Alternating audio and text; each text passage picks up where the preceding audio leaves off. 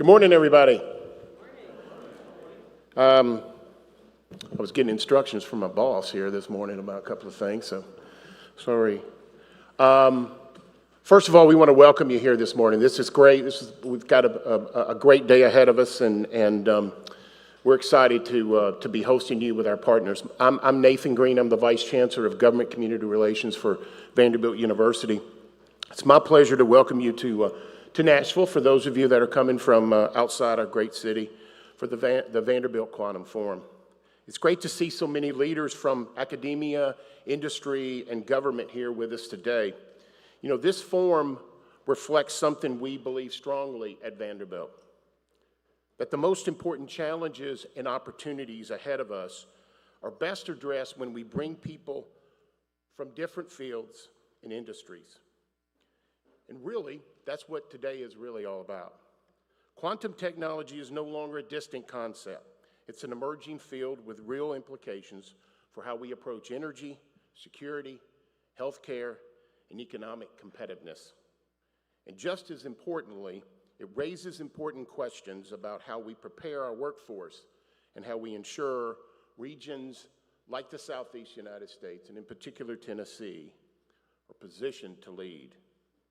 As this field continues to evolve, there's a growing need for thoughtful public policy and a shared understanding of how we move forward in a coordinated way. Throughout the day, we will hear recorded messages from several members of Congress sharing their perspectives on the role of policy in this space. And we're thankful for their engagement, along with the many partners who are part of this effort today.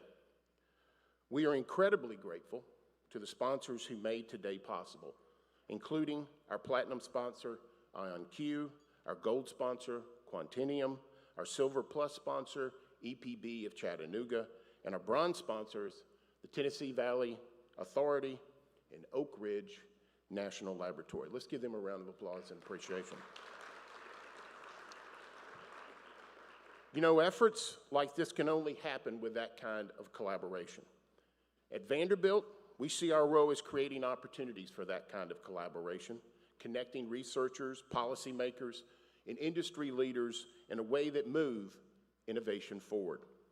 Today is very much about that spirit of connection. It's an opportunity to learn from one another, to ask questions, and to think about what this space could look like in the years ahead. Now, I'd like to introduce someone who's been instrumental in shaping Vanderbilt's vision in this space. An internationally renowned political scientist, Daniel Diamar is a management scholar and visionary leader. He's also the 9th Chancellor of Vanderbilt. Since 2020, Chancellor Diamar has led a number of ambitious initiatives to increase Vanderbilt's impact and reach, and to expand its global presence and reputation. A nationally recognized leader in free expression and civil discourse, he drives efforts to create a culture of radical collaboration, open dialogue, and personal growth that embraces wide-ranging points of view so that Vanderbilt students and faculty can realize their potential and lead in an ever-changing, complex world. Before arriving at Vanderbilt, Chancellor Diamar served in faculty and leadership positions at Stanford, Northwestern, and the University of Chicago, where he served as the Dean of the Harris School of Public Policy and later as Provost. Chancellor Diamar is a Fellow of the American Academy of Arts and Sciences and the Guggenheim Foundation. He's written 6 books and more than 100 research articles in various fields, but mostly in the fields of political science, economics, and management. Ladies and gentlemen, please join me in welcoming Chancellor Daniel Diamar.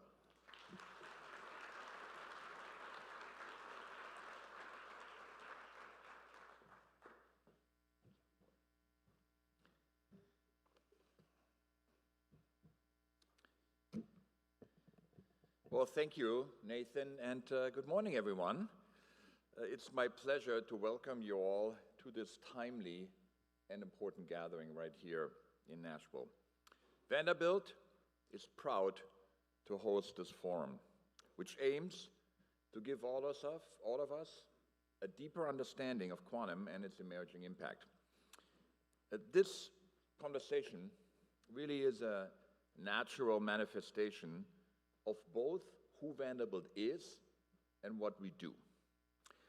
Since at least the Second World War, universities have been at the heart of transformative innovation. And I think that's sometimes a feature or fact about the success factor for the United States innovation economy that's overlooked. At Vanderbilt, this innovation, this participation in the innovation economy is central to our mission. We are tremendously proud to have shelved breakthrough technologies from foundational research that contributed to COVID antibodies, to our alumnus John Jumper's Nobel Prize-winning work using AI to predict protein structures, to our BioVU program at Vanderbilt helps researchers better understand the links between a person's genetics and diseases and treatment. This is a proud history, but as we say at Vanderbilt, we're proud but not satisfied. We're investing more than ever in research, with $1.2 billion in annual funding across Vanderbilt and Vanderbilt Health. And by the way, that means that for every dollar of federal research funding that we're receiving, we're adding 50-cent match. We have a strong track record of translating research into patents and licenses and startups, and we're intent to double down on that commitment. And we believe that it is research, especially university research, that is needed to fuel innovations for society. 2 years ago, to advance that agenda, we co-founded the National Innovation Alliance with Mayor Freddie O'Connell to expand Middle Tennessee's innovation ecosystem. And we're literally making innovation part of Vanderbilt itself and enhancing our role in Nashville through a proposed 40-acre innovation neighborhood in the heart of Midtown, right next to campus. In short, we believe universities and their unmatched innovative capacity should be at the center of any conversation about innovation and technology. And so we're delighted to bring all of you together here. Of all the speakers you hear from today, I might actually have the easiest task. It's not always true, but today it is. I've been asked to explain, to give the reasons why Tennessee should be the capital, the center of quantum in the United States. The reason that's an easy task, because it's an easy argument to make. Quantum is no longer a far-off exotic concept. It soon will have the power to shape energy, healthcare, national security, logistics, finance, and critical infrastructure. And the places that will lead in quantum will be those that can most quickly connect foundational research to real-world use and match talent with opportunity. And this is why we are so well positioned in Tennessee, because we're not building from scratch. We are building on a foundation that already exists, and our task is to take this foundation as a step to greater things. Tennessee is home to EPB, which has launched one of the nation's first commercially available quantum networks, and through a partnership with IonQ, will soon offer commercial access to quantum computing as well. With the help of a $4 million federal grant, EPB has also launched a quantum computing fellowship to help build a local quantum-ready workforce. Tennessee is home to Oak Ridge National Laboratory, with its federally funded Quantum Science Center and Frontier, the well-known, world-famous first exascale supercomputer. Among other advantages, Oak Ridge is one of the world's leading sites for the integration of classical supercomputing with quantum, a necessary pairing for quantum's application and for unleashing its true capabilities. We are home to a state government that gets it. Earlier this year, Governor Bill Lee launched the Tennessee Quantum Initiative with the proposed $20 million in funding. That initiative aims to attract investment, drive job creation, and make quantum a pillar of Tennessee's innovation economy. We're lucky to have industry ready to serve as test beds for quantum, from manufacturing to healthcare, logistics to energy, national security, and so much more. And crucially, we are home to universities that are all in, already serving as engines of research and sources of tomorrow's talent. We have UT Chattanooga and its Quantum Center. We have UT Knoxville and its close partnership with Oak Ridge and its work on quantum materials. We have Middle Tennessee State University's program for developing the quantum workforce. And I'm proud to say that at Vanderbilt, we are not only leading in areas such as quantum nanophotonics, sensing, networking, applications for multiple sectors, we're also creating a whole new platform for quantum innovation in our collaboration with EPB.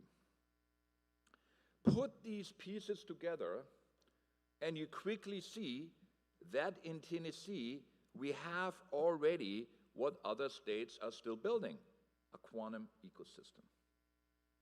And as today's forums will demonstrate, we have something even more important: the shared purpose that makes progress possible and the culture and values that sustain it. At Vanderbilt, we know that breakthrough innovation does not happen in silos. It happens when people and institutions work together across disciplines, across sectors, and across viewpoints, often in unexpected ways. We call this radical collaboration. Radical collaboration at the root. And that is not just a phrase. It's how we operate. It's how we do things. Let me share a couple of examples of what this looks like. 2 years ago, I had a conversation with Mayor Tim Kelly of Chattanooga at Launch Tennessee, Launch Tennessee's 3686 conference, the complicated title. He told me his city was interested in partnering with an R1 research university to expand its innovation ecosystem.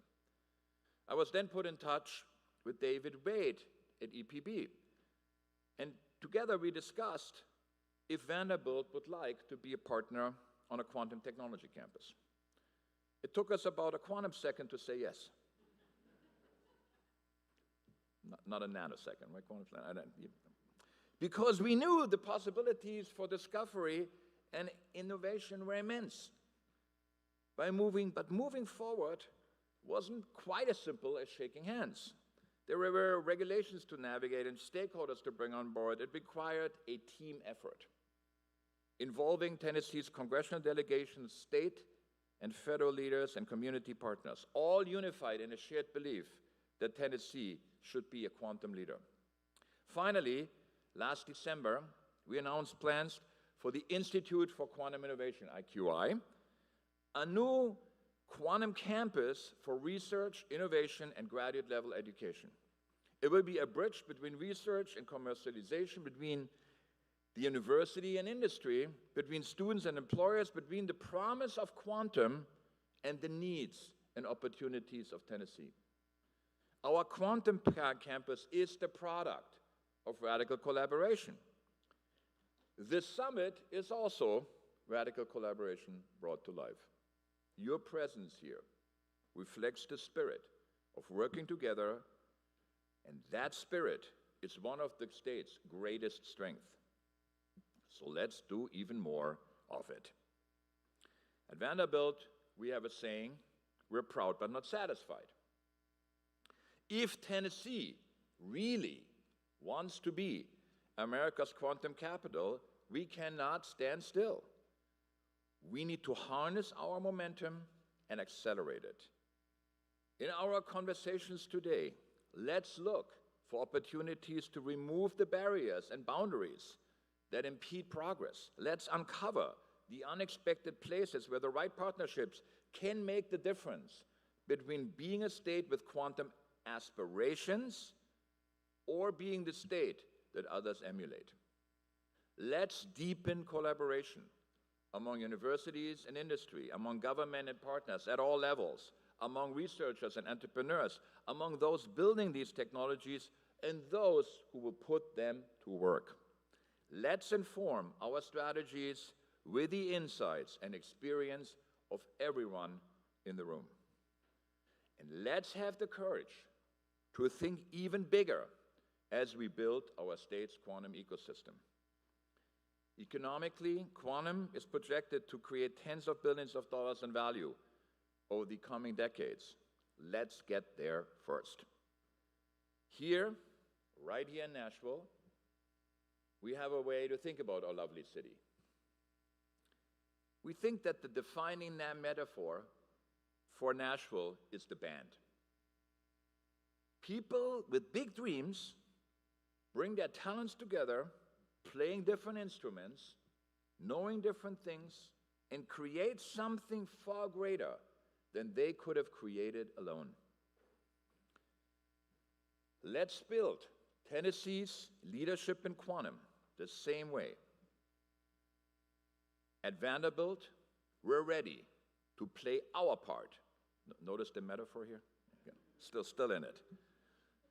We're ready to play our part through radical collaboration at the core of what we do together. Thank you very much and enjoy the conference.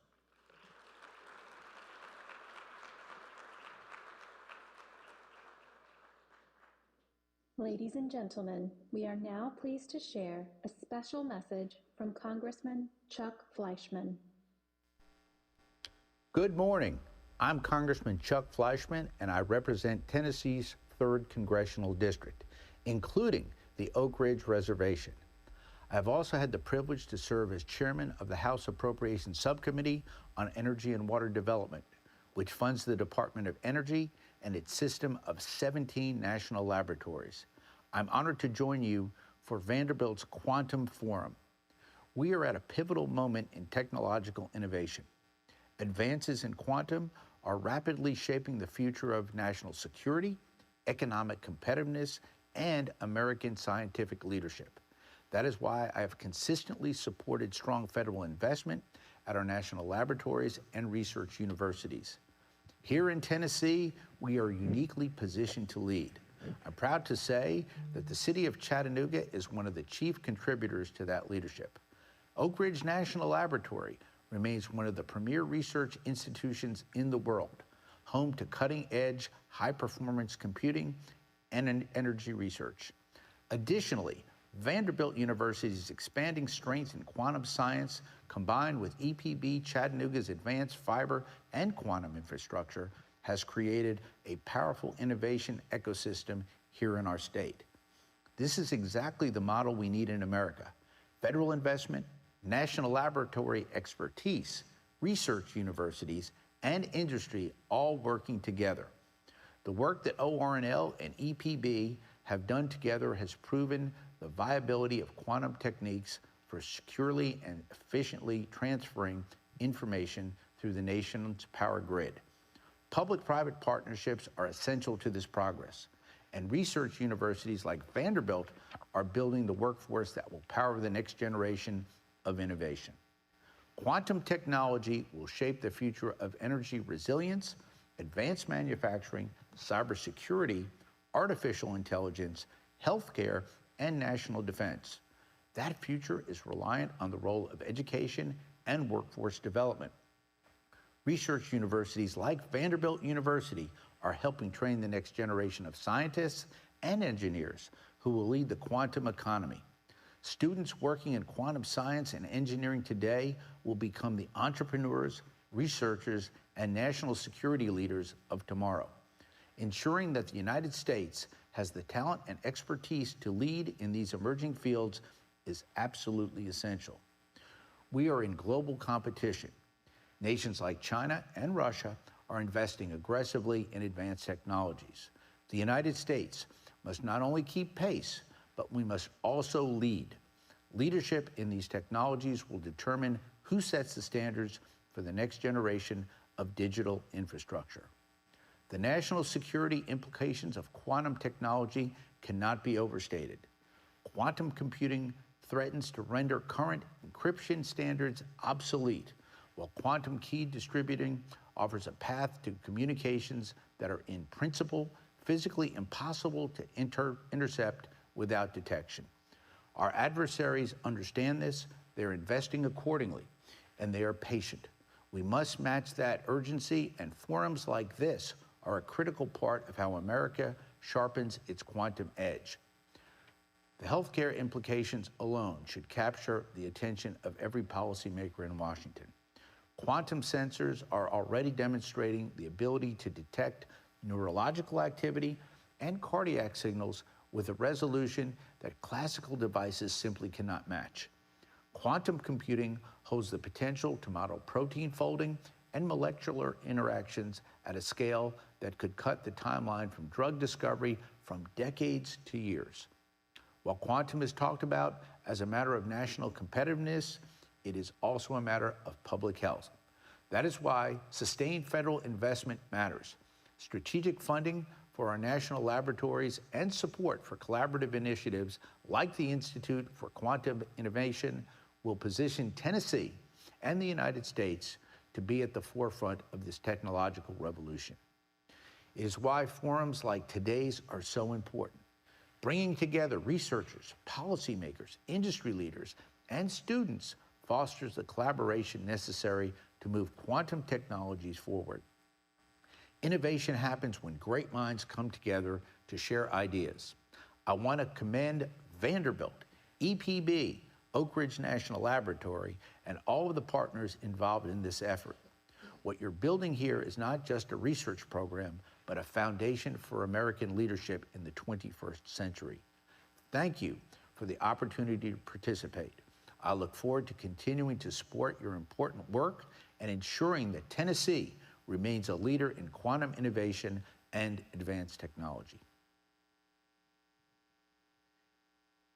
Good morning, everyone. I'm Matt Smaglia. I'm the managing partner of Quantum Coast Capital, and it is such a privilege to be here today. And I want to quickly mention how much of an incredible job the Vanderbilt team and the team here at the hotel has done today in putting this together. So again, thank you all for your partnership and your support in pulling this important day together. One of the themes, obviously, we keep hearing this morning so far is working together, and I think that this panel embodies a lot of that. So we have arguably the three best quantum companies up here that are out there, and they're largely working together in some cases, and sharing ideas, and again, I think it's important that we all sort of embrace that. And so I'm gonna jump in because we have a very short amount of time and we have a lot of topics to discuss. But Ryan, I'm gonna start with you. In terms of being here in Nashville and what IonQ has been building and the momentum of Tennessee, can you give us a quick intro? And again, we're keeping this at a high level into how does your approach at IonQ work compared to others on the stage? Yeah, thank you very much, and I appreciate the opportunity to be here today. Thank you to Vanderbilt, and then of course Quantum Coast Capital and the residence team for inviting IonQ to this conversation. So from a momentum perspective, it doesn't really center or focus around one specific quantum technology vendor or company. I think it really takes the community to be able to create the momentum. So without the community's effort and input, there would be no momentum that's generated. So that's hats off to many in this room, many of the leaders that have been working tirelessly to bring these quantum technologies to bear within the state of Tennessee. Now, as far as IonQ is concerned, as far as our momentum and how that's generated and what that's really bringing to bear is we have radically shifted a little bit of our strategy from just focusing on quantum computing platforms, full stack compute technologies into more of a platform company. So what does that really mean? Well, that really means that IonQ is not only focused on generating the qubits in the machines that build and calculate against these qubits, but we're also focused on quantum networking, quantum sensing, quantum security, application development, and workforce development. We feel that these things will really help generate the momentum that it takes to bring quantum economies like Tennessee to the forefront. And Lorenzo, let's kind of get into D-Wave a little bit and your role there, but how have you guys focused on more of the real world applications, if you will, and also how do you describe your approach? Great, well thanks very much first of all for inviting me to this event. I live here, it's nice to be able to attend an event without traveling. So my team at D-Wave is focused on helping customer be successful in the application of our technology. So all the way from professional services, sales teams, whatever. My global team basically is past the technology. It's about how to apply this. Now, why are we focused on that, and why? So let's step back for a moment. You know, there are two main platforms, modalities of providing quantum computing. You will hear of gate model, which is what everybody, all three of us do, and you also hear of annealing, and we happen to be the only company that, because we started 20 plus years ago, to also have annealing. Annealing is a lot simpler to implement, so we've had systems now capable of supporting production workloads for over 3 years. We have had customers just renewed over 3 years of production use. And my whole team is only focused on helping customer take advantage. And so what is the approach? That's your question. Number one, most people I talk to are blown away that you can actually do real work today, actually for the last 3 years, with a quantum computer. So anybody here in the room, that whether you're doing research or you're doing commercial world or defense world or government, there is possible today to apply that technology to solve real problems. And now, which problems? Well, the default that everybody comes to, I just want to learn how this works. And so you got an innovation team that are curious about, let's do a toy problem that we can do on classical and also do it on quantum. Well, I'll tell you from that is the wrong strategy. So imagine that you have the owner of a Formula One car. Pretty unique, a couple $100 million. And the job you want to do is go down to the corner and get some milk from your 7-Eleven. What do you think is going to be easier to do? Have a Formula One car or jump on a bicycle and go down? Well, guess what? They both can do a job. It's just, it doesn't make sense to have a quantum computer. So the next question people ask me always in conversation is, what problems? And basically, the power of quantum is solving computing problems that it's hard to do or impossible in a classical computer. No matter how many GPUs you put at it, it takes either you just can't handle the complexity of a problem or it takes too long.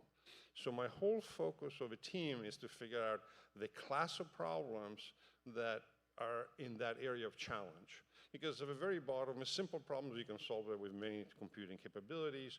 We go after the ones, whether in optimization or AI or blockchain, there are problems where classical computing struggles. Maybe you have to dumb down the problems, which means the answer is not as good, or it takes hours or days and calculate, and you really want an answer in minutes. So the whole approach we have is to help people identify those, and then, of course, you don't know the value of that until you actually put your data on it. The same problem that one company could have great results, some are not, all has to do with data set. So the whole approach is, let's try very quickly. And we're talking about not these big, long things.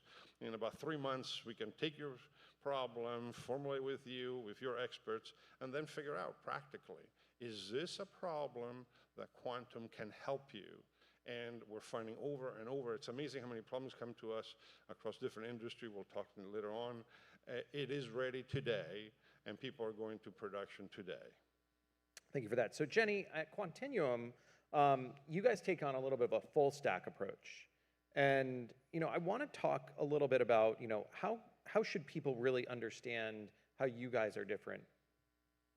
Yeah, and I'll echo the other two panelists of thanking the organizers of this event. This looks like to be a really great day, and Quantinuum's pleased to be a sponsor, and thank you for letting us be part of this panel. I'll talk a little bit about what a full stack means. So that's a buzzword, but there's a lot of buzzwords in quantum, a lot of very complicated words, and I'd say full stack is probably one of the more transparent words to understand what it means. But what it means is that you're looking across the whole compute, all the compute layers. So for us, what full stack means is that we have the metal layer, that's the quantum chip. So a lot of times these quantum chips are the size of your thumbnail. That's where all of the quantum computation is done on something the size of your thumbnail. In years to come, that might become the size of your hand, but still all the quantum pieces are happening at a very, very small scale. And then there's a lot of infrastructure around it, a lot of things that are lasers, electronics, classical compute, GPUs, CPUs, magnetic fields, things like that that go all the way around that part of the stack. So it's a real hardware part of the stack.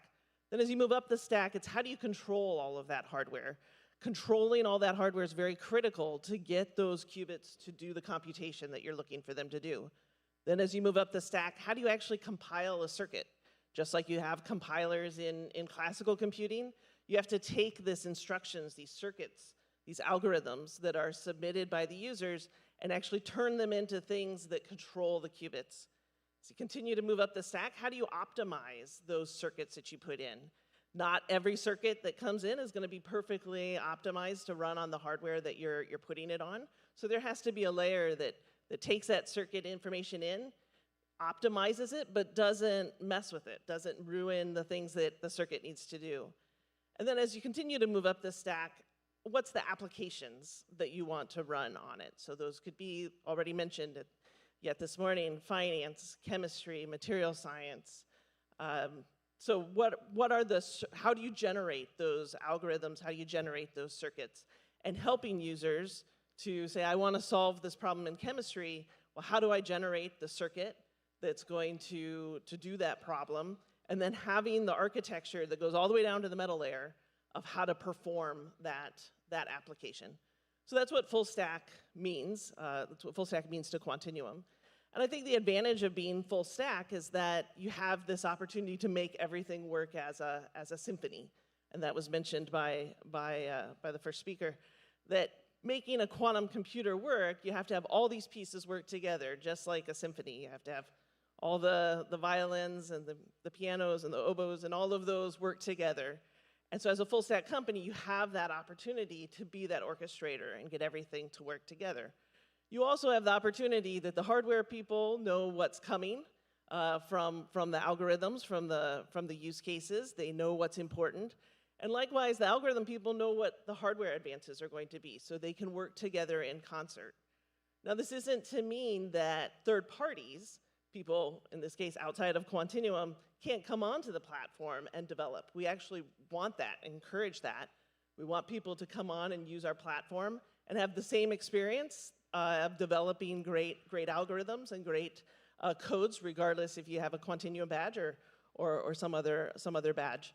So that's what we're working on as a full stack company.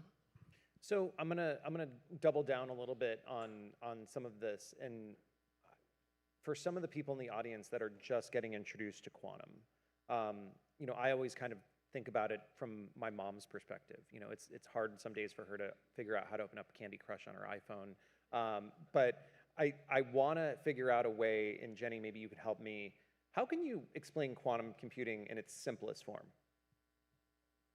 Yeah, quantum is a super humbling field. So it is hard to explain in simple forms, but let me give it a try.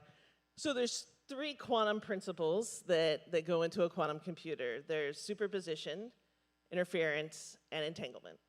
And so just saying the word superposition, maybe you have an intuition of what that means, and I think if you looked it up on Google, you'd probably get a pretty good answer. Interference, I think people have a good, if you've used Bose noise-canceling headphones on a plane, you understand interference pretty good. But entanglement is it's really hard to get a real good intuition about entanglement. And if you struggle with that, you're in good company. Albert Einstein struggled with entanglement, what it means, and how you could think about it in the physical world, because it just doesn't seem physical. But if you can kind of get behind that and understand these 3 principles, you're using these 3 principles to process information. That's what a quantum computer does. And just pausing there, that's like amazing. That's completely amazing that you're using these quantum principles to solve a problem. And that works. I think the fundamental theories of quantum information are not new.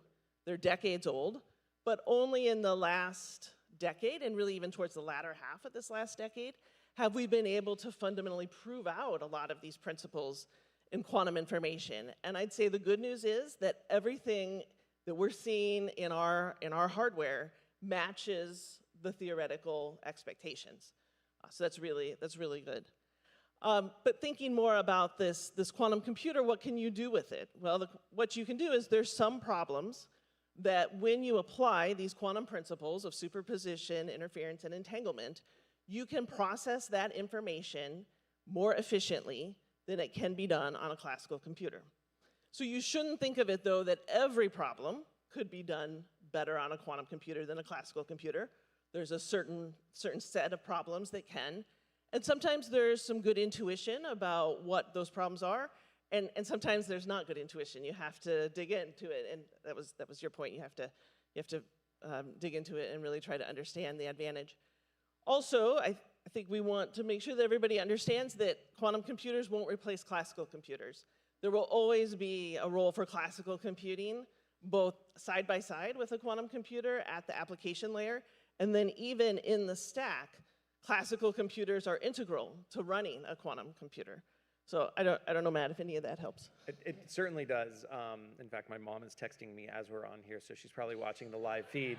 But I think there's going to be some follow-up questions for you on that one, Jenny. But the thing that, Ryan, I want to throw it over to you, and I absolutely love technology, and I've been very fortunate to be following technology my entire life. But when I look at quantum, the speed in which things are happening, and even preparing for this panel, I think I gave the organizers some heart palpitations because I said I wasn't really going to prepare any questions until about a day or two before this panel, because candidly, things are changing at that crazy speed.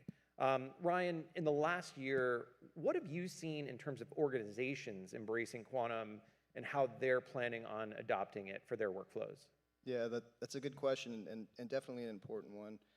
What I've recognized is that we are moving to a realm that is outside of the lab space. I think that it's pretty well understood, at least for the most. Everybody has heard quantum, or at least the word quantum. And some of those individuals have decided that they're going to double down on how they can actually integrate these sort of technologies into their current development workflows. So what we're seeing today is that we are seeing individuals and organizations and institutions similar to those of EPB trying to understand how can we actually develop quantum algorithms that are going to shape the next generation of our internal technologies. This has been a fantastic realization. I think that you're going to see more and more of this as the conversation broadens and as these ecosystems develop more and more. I would say that that is probably the most important change that I've seen over the past year. I also think that there's been a big understanding and realization that it's not just going to be the qubits that run the next generation of these applications. We're going to quickly have to figure out how to move these quantum computers into infrastructure environments that will allow for the better communication between the classical infrastructures that we have, and then of course the current networking infrastructures that we have as well. Problems like solving, grid security is something that everybody is really focused on. So how can we integrate these new QKD devices into critical infrastructures in a way that doesn't give our government heartburn? And I think that is something that from a realization perspective has been recognized. So with any technology, hype is always a big risk. Quantum especially, I feel like, has been 5 years away perpetually for decades. But truly, I think that we're at this incredible inflection point where the technology is massively maturing. Lorenzo, you were talking a little bit about some of the applications. Can you explain sort of the value of quantum today without overhyping it? Yes, absolutely. And first of all, as you walk away from this, how many of you know how this thing actually works? Well, is that stopping you from using it? No, you know what to do. So think of quantum that way, because it's easy to get caught up into the technology, but value is not driven by the technology. Value is strictly driven on what are you trying to achieve. So if you're a business person, you're trying to obviously improve your cost structure, your efficiency. If you're a researcher, you want to drive that research. Let's say you're developing new pharmaceutical, you want to compress that time. If you're a military and you want to protect an area from incoming missile, You were talking about, which is yield ratio and how quickly you can respond. If you're a police force and want to place vehicles around the region and you want to provide an SLA, you want to optimize where those vehicles go, you are trying to solve a real business problem. And then value is driven by how much better is quantum compared to a classical way of doing it in addressing that specific problem.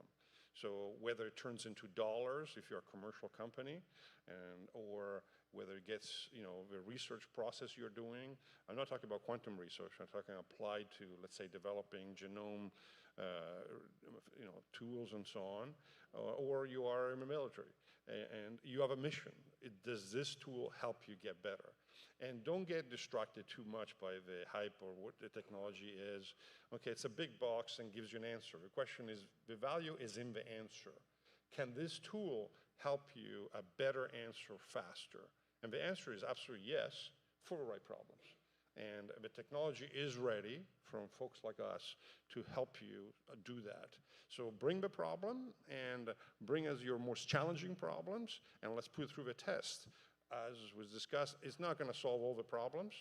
And I certainly do not want to get into one that I clearly see. For example, I have a huge discussion every day with banking folks that always come to me and they say, oh, I want to solve a portfolio optimization problem. Well, guess what? We've done it 15 times. It works. But the mathematics for that problem so far, classical can do it fine. Pick a problem that is really hard and one that maybe you haven't even tackled yet because you just couldn't do it. That's where it can be really fun. And that's where you justify getting to production because the business case is there. So in the end, it's always the same thing. You're trying to solve a problem, and you're trying to figure out a better, faster way to solve the problem. Just like you use a mobile phone. I mean, I use Google Maps to get here because it's the best way to get here. I don't care how it does it. I happen to know how it does it because I spent 25 years in the electronics industry, but it doesn't matter. Thank you for that, Lorenzo. So let's switch gears a little bit into decision makers. So there are a number of decision makers in the room and watching online. Ryan, what is the first step in terms of a leader could make in starting to approach quantum? Yeah, it's a good question and one I'm asked on a regular basis. I would first maybe underscore what Lorenzo had mentioned. Thinking about those classically challenging problems that you currently have in your organization, and then trying to find ways that you can leverage quantum technologies to sort of break that down and turn it into something that's a little more palatable. Maybe what this will do for you is allow you to generate a new intellectual property that you wouldn't have been able to otherwise. But I think at the end of the day, trying to figure out creative, thoughtful ways to work with your internal technical teams and your business teams to really leverage the power of quantum technologies to create that next generation application is something that we should all be focused on as business leaders. Now, I do understand that most business leaders may not have the R&D budgets available, but if that's the case, then work with your local institutions. Middle Tennessee State University, University of Tennessee Chattanooga, University of Tennessee Knoxville, and others across the state have teams that are available. And working with those internal teams would help you guys get to that next level. Now, there may be some intellectual property share, but it'll give you an opportunity to start developing if you have a couple people available. Jenny, Ryan was mentioning working with universities. In terms of educators and policymakers, what could they be doing now to prepare? Yeah, I'll start with policymakers. I think trying to encourage how we can get quantum technologies faster into end users is something that policymakers could be and are playing a critical role in. I think it is as I said, it's a humbling field. It's a complicated field, and though I agree, you don't have to get down into the technology. It does have a long adoption curve associated with it, and so getting people engaged with it, getting people access to it early on is very critical, especially in some industries that have notoriously long adoption curves. We are within probably one long-range plan for a company before there's going to be a lot of quantum impacts into P&L. And so people should really be planning for that at a business level, and policymakers can help play the role of making sure that information, that capabilities are accessible to companies. and to end users. On the educational side, there's a huge role to play in workforce development. And I think it's a bit of a myth that everybody needs a PhD in quantum physics or everybody needs to be a physicist. That's not true. At this point, Quantinuum's hiring more engineers than physicists. Still, I'm a physicist, so still a job for me, but a lot of engineering fields are now contributing in quantum because there is going to be a big manufacturing challenge that's ahead of us for manufacturing these quantum computers. And so we'll need people with those capabilities, advanced manufacturing skills, engineering skills to come on board and to help with this. Also, the people then that can help be those translators between the quantum experts and the users. Today in AI, that forward deployed person is a very, very critical piece of AI adoption. So I think from an education perspective, what I'd encourage is to go out and talk to folks like us and ask about our workforces. Come spend time, come visit us. Spend time, we let you walk through our facility and go talk to employees and say, what skills do you need to do your job? It's in our best interest that we help you develop the right curriculum, develop the right coursework, develop the right opportunities to make a successful workforce.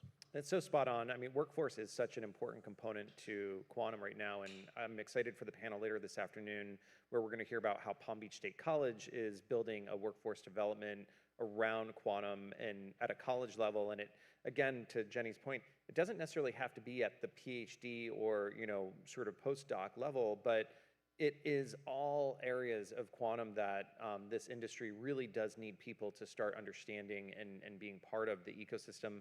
Lorenzo, you kind of quickly highlighted a few of the use cases around how quantum can be applied. Can you give us one example that D-Wave has done in a real world scenario on how your technology has been applied? Yeah, let me rattle through a few of them. They're all public, so I can point you to the customers presenting that. Our oldest one is if you're running a retail, let's say a grocer. One of the biggest problems you have is scheduling your staff based on demand. People are calling in sick and so on. So our very first customer in Canada, Patterson Food Group, has been live now for 3 years of scheduling every hour the different changes of the shift of people that are sitting both in the grocery store as well as doing home delivery. Classical scheduling problem, they show up in all the different industry. In logistics area, we have a lot of people doing work around how do you optimize the route to deliver things. For example, we have a food distributor company because they're trying to minimize gas consumption. You have an example like Anduril and Davidson in the missile world where they're trying to figure out if you got a multiple attack with drones, missile, and so on, and you have so many assets, how do you optimize our response? And the public, you can see them, real example of what they'll be able to achieve to improve their response time. You have folks developing pharmaceutical, like Shinogi in Japan, that think by using our systems to, in the small molecular area to kind of optimize the right data set to train a Gen AI model, they can reduce time to develop a drug by probably 40–50%. So more and more example over and over again. North Wales Police in the UK that is talking about where do you place police cars in their region so that you can hit a service level of response, because if you have an emergency, minutes matter, deaths are in order. How do you place those cars? And over, Ford Otosan in Japan is about assembling, trucks and minivans, and they're all custom made. And you want to optimize the flow, but also you want to smooth out the labor demands, very complex optimization cases. And I can go on and on. And these are all discoveries from people. I mean, last year we had a company came to me and said, well, it turns out that pharmaceutical pricing is a very complex problem. I'm going, really? I didn't know anything about it. I said, are you sure? Yes, I'm sure. Well, how are you sure? Well, for one customer, it takes us 6 hours to optimize this. And going, Jesus, I didn't know that was complicated. And, once they can get that into 7 minutes and getting an answer that's 10–15% better, very appealing, obviously, as business case. So over and over. So again, we're certainly not an expert in your industry, but the people we have are people like me that have an operational research background, is basically taking the problem, turn it into mathematics that works properly on our systems. The results in 3 months we can figure it out. It doesn't take a lot of investments to just figure out, is this a good fit? And is the results you're getting and the time that you're getting worth moving to quantum? It's pretty obvious the answer. I'm so excited to hear more of these examples over the next 6 months as they all emerge from all of your companies. As a shameless plug to Quantum Beach on October 22nd, if you guys are all able to come and join us there, you'll see most of these folks as well. So Jenny, I want to throw it back to you a little bit and talk about a little bit of the changing landscape of quantum. Why is the shift towards performance and error correction right now so critically important? Yeah, I think one thing that people will hear a lot when they start thinking or talking about quantum computing is they hear this word fidelity. And that's kind of a strange word when you talk about computers. It's not something that's really come up in a compute language before, not at least in a commercial sense.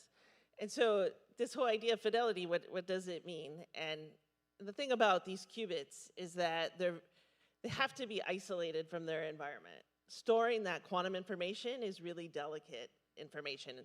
So you have to go to great lengths to isolate those qubits from their environment. And sometimes that great lengths means you're putting them into pretty complicated cryogenic environments. Sometimes you're putting them into ultra-high vacuum environment. There's a lot of great lengths that all three of us go to isolate our qubits from the environment so that you can hold on to this quantum information. No matter how good a job you do to hold on to this quantum information, isolate them from the environment, the qubits themselves will have some inherent noise properties associated with them, or will lose their quantum information over time. And so when we talk about fidelity, we're talking about how well can the qubit hold on to its information while you're doing operations on it. And there's multiple factors at play that make these qubits decohere, is a word, or have an error over time. And so it's pretty much accepted that to do these large-scale calculations, you're going to need some type of error correction. So error correction means you're taking all of a group of qubits together and you're encoding that information over a group of qubits. So I think you can take an analogy of saying, if I have a secret, I'm going to share it amongst a group of people so that if one of us forgets the secret, that secret is not lost. So that's kind of the idea behind what's called a logical qubit, which was Matt's question. So I think while today quantum computers are absolutely at the brink, and I'm talking about a gate model here of quantum computers, there's absolutely on the brink of demonstrating things that are better than classical computers, and in fact there's multiple demonstrations now of things that quantum computers can do better than classical computers, and that's a really exciting time to be in. But as we look forward, this topic of error correction and this topic of how well can you make these quantum operations, how low noise, how high fidelity can you make these quantum operations, that's going to be a very important space to keep track of and to watch over the next couple of years. So Ryan, the shiny object in the room often is talked about AI. But can you outline for the audience how will people actually interact with quantum, classical systems, and AI? Yeah, it's a good question. So if you can think about AI essentially taking the breath out of the majority of the rooms right now, especially from a funding perspective. Although I'd say that we've done a pretty good job, and the communities have done a pretty good job of elevating the conversation around quantum technologies. I don't think that there's ever going to be a world where we live without classical computation. I think classical computation is going to be a part of the stack for some time. Now, is it going to be good for some problem solving? Yes. Is quantum going to be better at some problem solving? Absolutely. But I think that in order for us to be able to do both of these things in parallel, we're going to have to figure out a way to bring these infrastructures together. And I think everybody on stage is currently working on trying to figure that out. And we're working towards achieving the goals of fault-tolerant quantum computing, error-corrected quantum computing in such a way that is a cleaner sort of ramp and a communication connection. If you think about large language models, just generally speaking, for instance, you can probably build 5 different ChatGPT models out of a frontier data center, maybe 5 of them a year. But you're doing that at the cost of megawatts of power per large language model. If you think about a quantum computer coming in and try to optimize some of that actual energy load, this is the power of quantum computing as it pertains to AI. And so figuring out ways that we can bring quantum computing technologies into the AI bit stream to maybe build off part of that communication with those supercomputers, maybe have the quantum computer process something that's really hard that the classical computer has to crunch on, equating to a lot of energy, and then bringing that information back into the bit stream and then continuing down the bit stream to your next super complicated problem, splitting that information off and letting a quantum computer be able to answer that question and then bringing it back into the stack. I think that most of us on the stage are working on things of this nature that will allow for a better optimized communication between quantum technologies and then classical technologies, specifically as it pertains to AI.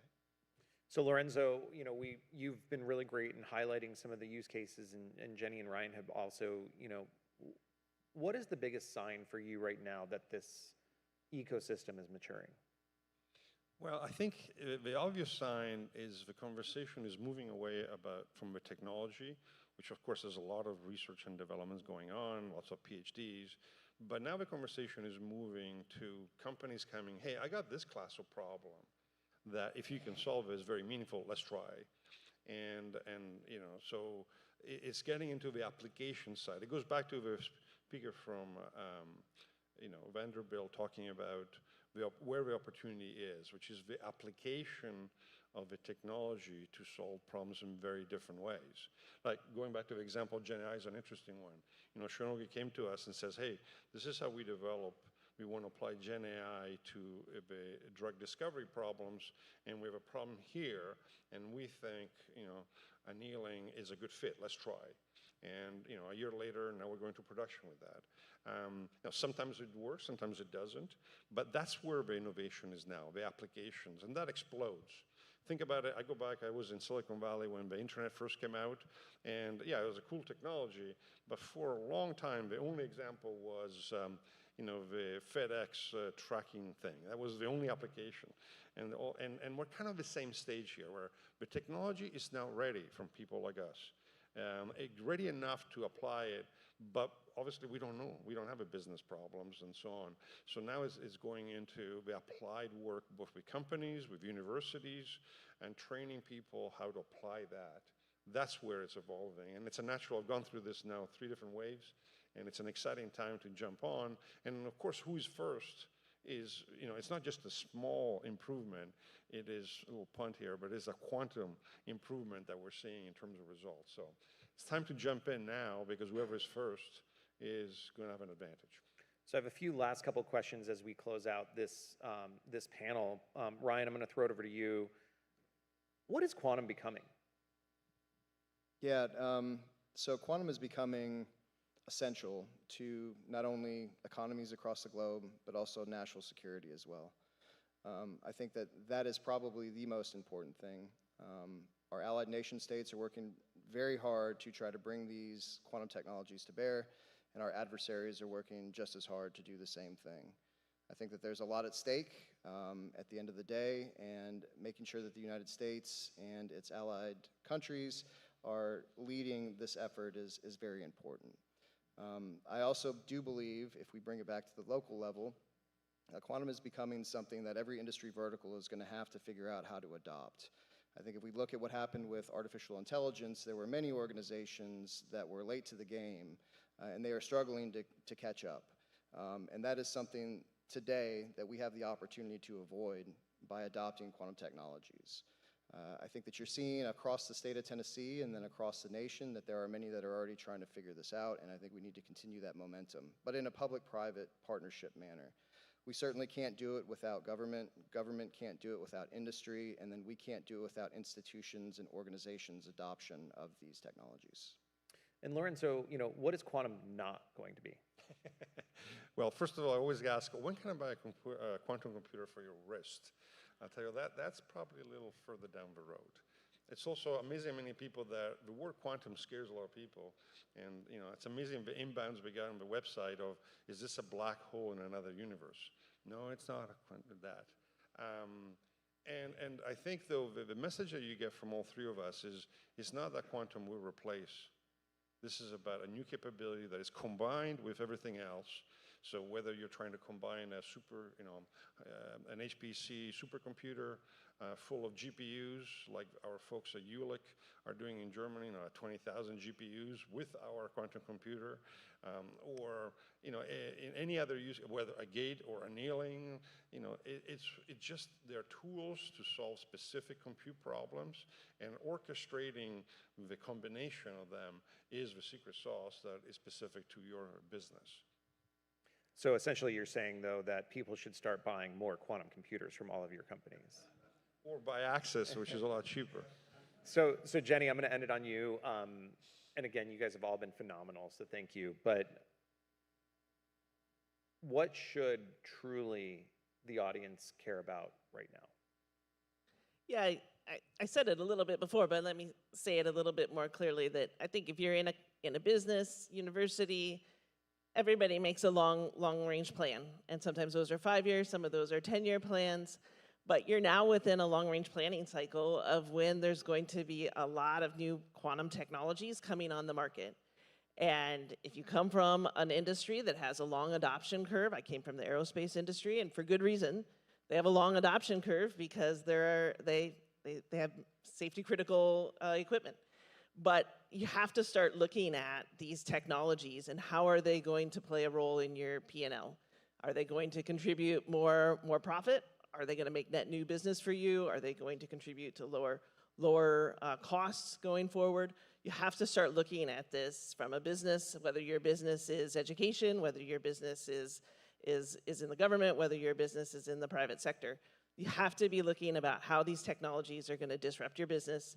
How can you make them be a disruptor for your business? And how are other people, mentioned the adversaries, how are other people looking at this and making sure that you're not caught by surprise? And so I think trying to go get this in part of your business strategy is really an imperative at this point.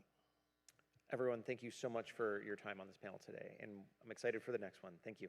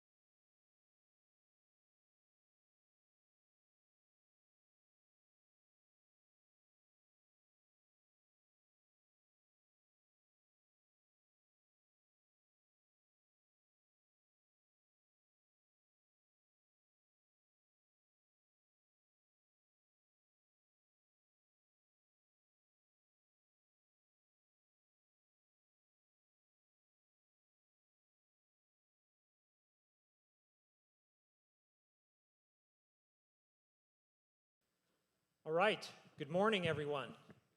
Happy New Year. It's the year of quantum security, 2026. I'm Doug Adams with the Institute of National Security at Vanderbilt, and we think it's exactly the right time to talk about security. You might wonder why. Criminals and adversaries, they don't have access to quantum computers yet, so why is now the right time? It's data. Data, as you know, fuels everything in our society. Data is how we control power plants and water treatment plants, communication centers, banking, healthcare. Everything is controlled with data, and we protect data by scrambling it using a process called encryption. So if somebody intercepts the data, right now they can't do any harm with it because they don't have a quantum computer to unscramble it. But adversaries and criminals are very clever, and they've found a back door. What they're doing is they're capturing the data, and they're waiting. They're very patient. They're waiting until they have the capability, the quantum capability, to unscramble that information. This is exactly one of the reasons why Vanderbilt established our Institute of National Security. We want to develop practical, pragmatic solutions. So under the leadership of General Paul Nakasone, former director of the National Security Agency and commander of Cyber Command, we are spearheading a project called Lattice. And this project is focused on building a dashboard. And this dashboard is helping us understand who is adopting, essentially, strategies to prevent this kind of theft and who isn't. Who has adopted what's called post-quantum encryption technology and who hasn't. And we want to develop that so that we can inform partners who we work with. So what we intend to do in this panel is give you a sense of what it means in our nation to have safe infrastructure, quantum safe infrastructure. And I've asked my friends, panelists here, not to go too deep into the quantum weeds. There's a jar. Every time you use an acronym, you have to put $25 in it. So we're all committed to using plain spoken language here. So, okay, I want to start off, I think, with the question that certainly is mostly on our mind at the Institute, which is, like, what keeps you up at night? What are you most concerned about from a standpoint of security and quantum? Jeremy, I want to start with you in your organization. And before you answer, please just introduce yourself and say a few words about who you are and kind of what your connection is to quantum. Yeah, thanks, Doug. So my name is Jeremy Lawrence. I work for EPRI, the Electric Power Research Institute. I did ask Doug beforehand, that does not count for $25. EPRI is allowed to say. So my focus is on protecting power plants, protecting the grid. We look at what's called operational technology, or OT systems. Really, these are the small computers that are used to drive pumps, motors, wind turbines, really the grid and any real power system that's used. These are also used in manufacturing and other critical infrastructure as well. So really, when I think about what quantum means, my biggest concern is that we know we have to migrate to post-quantum cryptography. We know there's a migration that will have to take place. Now, when we think about this, there are layers and layers of these systems, right? It's not uncommon to go out into the field and see Windows XP, Windows 7. So we know there's a pretty long migration process that's needed. So really, when we think about from a risk perspective, I think if we were to fast forward to maybe 50 years, I think we'll have a pretty good handle on it. But really that in-between phase, what does that look like, and how do we accelerate that ramp up to some of these quantum-proof technologies? Yeah, very good. Thank you, Jeremy. I want to move to Mohammed next. Okay, I'm Dr. Mohammed Shaban, a research assistant professor at the Cybersecurity Center, CROC, at Tennessee Tech University. My background is in computer science, and my research sits at the intersection of quantum networking, cybersecurity, and AI. My work focuses on building a quantum communication, a secure and scalable quantum communication architecture to support the future quantum Ethernet. What attracted me to quantum is that it is not just about fast computing. It introduced a completely new way of processing communication and protecting information. So it creates both new exciting opportunities and new security challenges that we need to address carefully. Regarding the question about the most concerns, I will add to what Jeremy mentioned is the harvest now, decrypt later problem, where adversaries can collect encrypted data today and decrypt it later once quantum technology become powerful enough. So this is especially critical for the data that need to be secured for many years, such as governmental data and medical records. So the risk is not a future facing, it starts to happening now. Also, another concern is the post-quantum cryptography protocols might not be sufficient to secure our existing infrastructure. This is because these algorithms are still classical and still depend on the hardness of the solving certain mathematical problems, so it might be broken in the future. Yeah, I think more fundamental architecture will involve also quantum security itself, where these are unconditionally secure. So these are unconditionally secure and cannot be broken because they are not depend on mathematical problems. So another concern is that quantum itself or quantum technology itself introduce new types of attacks we are just starting to learn about, such as malicious entanglement. In malicious entanglement, a compromised node can interfere with entanglements that used for communication between two nodes.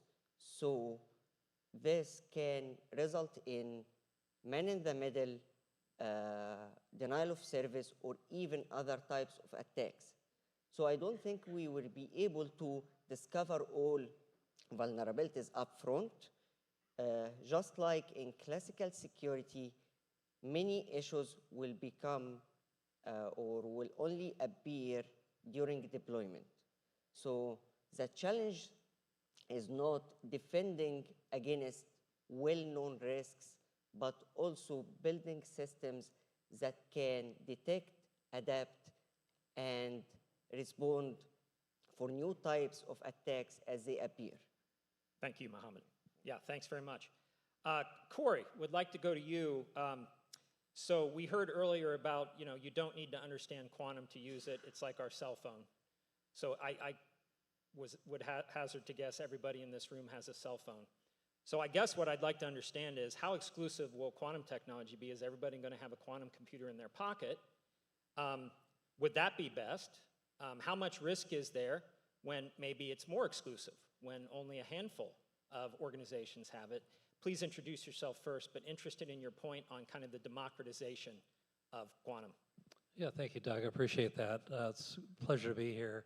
And to answer your question about what keeps me up at night, it's usually my grandkids. So, but quantum in itself is now. We've got quantum computers that are actually being used, as we heard today, from D-Wave. IonQ as well has quantum computers that are available on the web. We also have, on-prem with EPB as an example. I came to quantum about 2014 when I was running a cybersecurity research and development program for the state of California, and we had a problem of looking for really out-of-the-box solutions across, electric grid protection.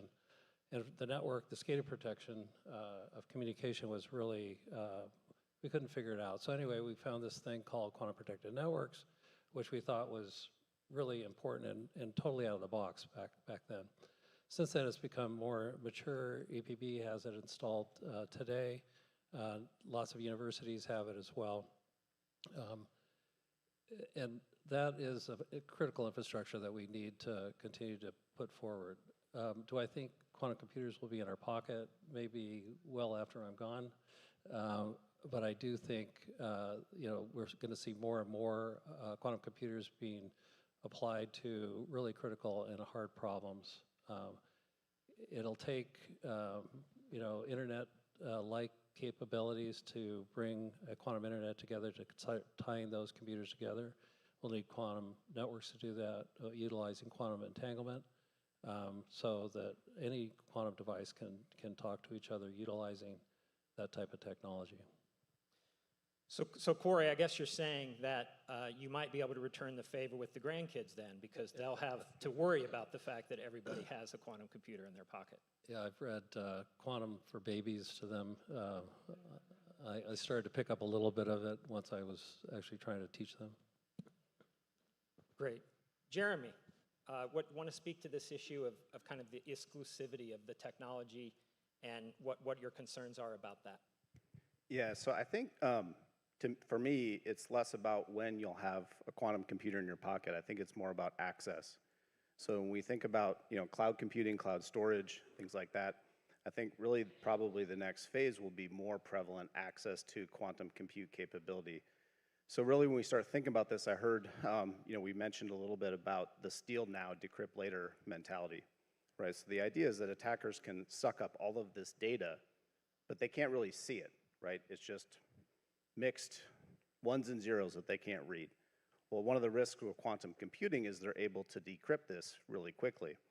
So the idea, and one of my concerns, is that as the access becomes more and more available, becomes cheaper, it's easier for attackers to decrypt that data. So I think that's one of the kind of concerns I see coming down the road. Okay, so now that we've terrified everyone, I guess I'd like to turn to the question of so what? So what do we do about it? Would really be interested, maybe Corey, start with you. We heard from our friends from the Bureau just a moment ago, and I'm sure they provided a lot of great guidance to the audience, but would really be interested from your points of view, what can organizations do? What can individuals do?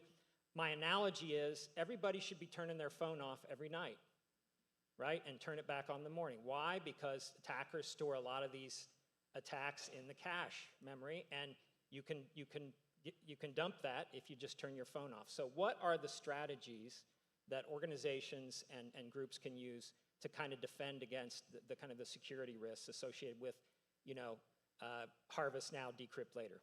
Corey. So NIST has really put forward post-quantum cryptography and the algorithms involved around that, very important.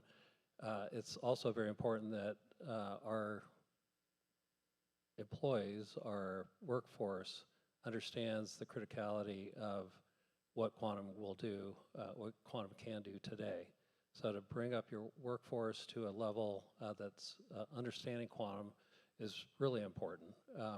And so installing a quantum network, getting access to quantum computers today is really important to get them quantum ready, and because it's coming. Q-Day is right around the corner. If you look at roadmaps from most of the major quantum computing companies, it goes anywhere from 27, 28, 29, and beyond, that the possibility of enabling Shor's algorithm comes up.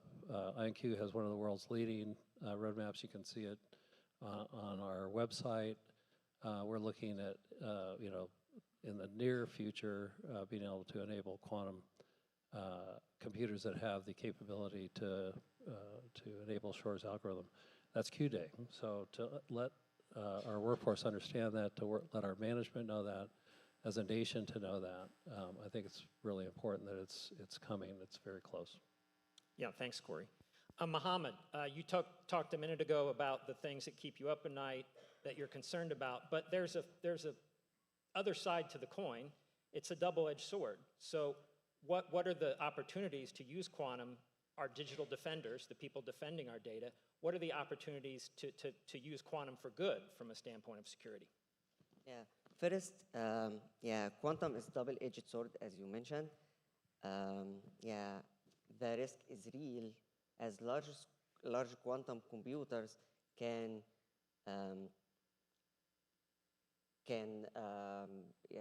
large quantum systems can break most of the public cryptography protocols, such as RSA and elliptic curve that protects our today's internet. So, these are the foundation of secure communication, public identities, and financial transactions.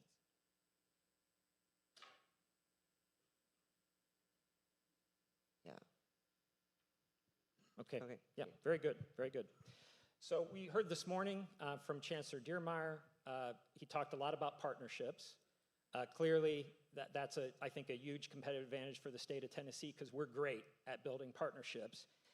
Would be really interested in getting maybe your sense, Jeremy. First of all, like, you know, what role can local companies play in building these kinds of partnerships to address kind of quantum security, but also to develop the technology itself?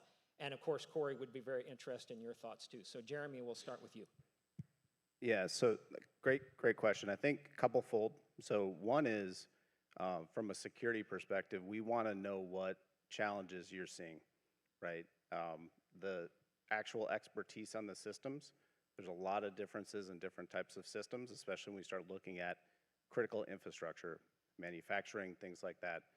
So I think really one of the big things we're trying to understand are what are those use cases, what do those systems look like, so we can start thinking about how either quantum technologies can help address some of the challenges today. We heard earlier today it's not a one-size-fits-all type of tool, but understanding where it could potentially solve some different challenges. I think the other is understanding risk profiles. So when we start thinking about security, really risk profile is one of the paramount considerations there as well. Some people have different risk tolerances, and that really plays into how much that you want to invest into security, and then how we tackle that as well. So I think kind of understanding both those use cases, but then also the risk profiles is going to be paramount as well. And from a partnership perspective, you know, EPB is a perfect example of that. We partnered with them early on, and it's been an incredible relationship. They saw the vision of a node on the quantum internet back when we first started working with them on Department of Energy contract to do quantum protected networks for the electric grid. And they caught the quantum bug, and now, you know, it's self-evident where they've gone with that. That partnership is going to be really important as we create quantum nodes on the quantum internet of the future across the country and start connecting them together. Partnerships are really important for that. The FBI is also a great partner to have.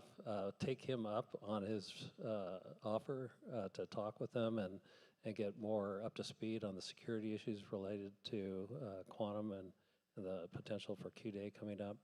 They're a great resource to partner with from the national perspective. And also, you know, our other agencies like Department of Energy, Department of War, et cetera, partner with them. They have obviously a vested interest in national security and pushing forward with public-private relationships and partnerships to keep the United States at the forefront. Yeah, thank you.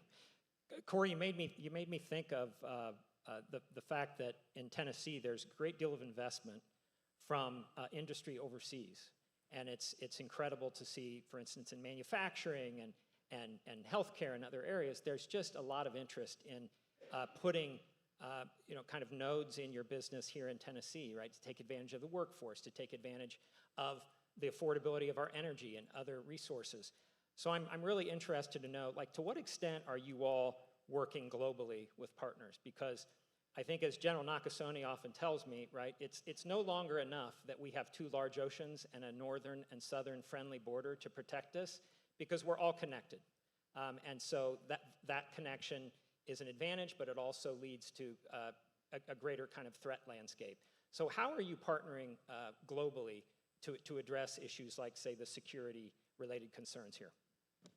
So IQ has acquired numerous companies all over the world because we see the outreach and the need for quantum computing, networking, sensing, and security across the globe. You know, we have adversaries out there that are pushing hard. As an example, China, quantum is always in their top 5 every time they renew their 5-year plan. That's an adversary that we really need to pay attention to. So a global outreach, a global footprint for a quantum company is very important, and we'll continue to move forward on that. We bring in expertise from across the world. The workforce is so important, and it's not just in the United States, obviously. It's spread all over, and to get that brain power is really important no matter where it is. Yeah, no, thank you. You know, Jeremy, earlier today, and I think you pointed out this, Corey, which is, you know, you often think when it comes to cybersecurity, you often think that you need to really think about the software, you need to think about the technological solutions to address security. But if you look at what's in the news, what's in the headlines, you know, think about Colonial Pipeline, it almost always is a human factor associated with it, right? Don't use the same password 6 times, because if somebody steals one of those passwords, they can use it to potentially gain entry into your systems and plant ransomware and create, you know, a huge headache for, in that case, the entire eastern coast in the United States. So I'm really interested in, you know, how does, you know, with EPRI, for instance, how do you all message, on the one hand, we need to get ahead of threats around, for instance, what quantum poses from a standpoint of undermining cybersecurity, but at the same time, re-emphasizing that human element is even more important, right, as we have technologies arising like quantum, like AI. How do you approach that, kind of that balance? Yeah, that's a great point, Doug. So really one of the things that we know is that the data shows that a lot of these attacks start with some form of the human element, social engineering, attacks of that nature for initial compromise. I think some of the data I've seen is on the order of 75 to 80% of the attacks originate that way. So one of the real things that we recognize is that the human layer is important and one of the most important lines of defense. So one thing that we found is that we start to shift the mindset beyond just, you know, the cyber nerds are the ones that are responsible to protect the plants, the systems. It really gets down into the people that are out in the field. So when we start to look across organizations, whether it's Empower or other organizations, we start to look at what we consider role-based training. So if you think of individuals like procurement specialists, right, they're the ones that are, to some extent, the front line of defense to make sure that cyber requirements are built into contracts. Operations staff, for example, if they start to see a mouse move on a screen, that might be a cyber attack. It might just be something glitching out, as my kids say, but it really starts with that kind of awareness. So really it's a multi-tiered approach, and that is one of the things that we've tried to embrace within the power industry, but also across the board. Thank you. Corey, do you want to mention anything about this? You're the one that kind of raised the human element. Well, again, it comes back to the workforce and getting them quantum enabled so they understand the types of attacks that can come in, but you know, it's just some basic cyber hygiene as well that we need to all be practicing. And it doesn't matter what field you're in, what industry, that's really important to keep your system secure. Okay, so what I heard Corey advise is everybody should get a password manager, and don't share your passwords with anyone. Okay, last question.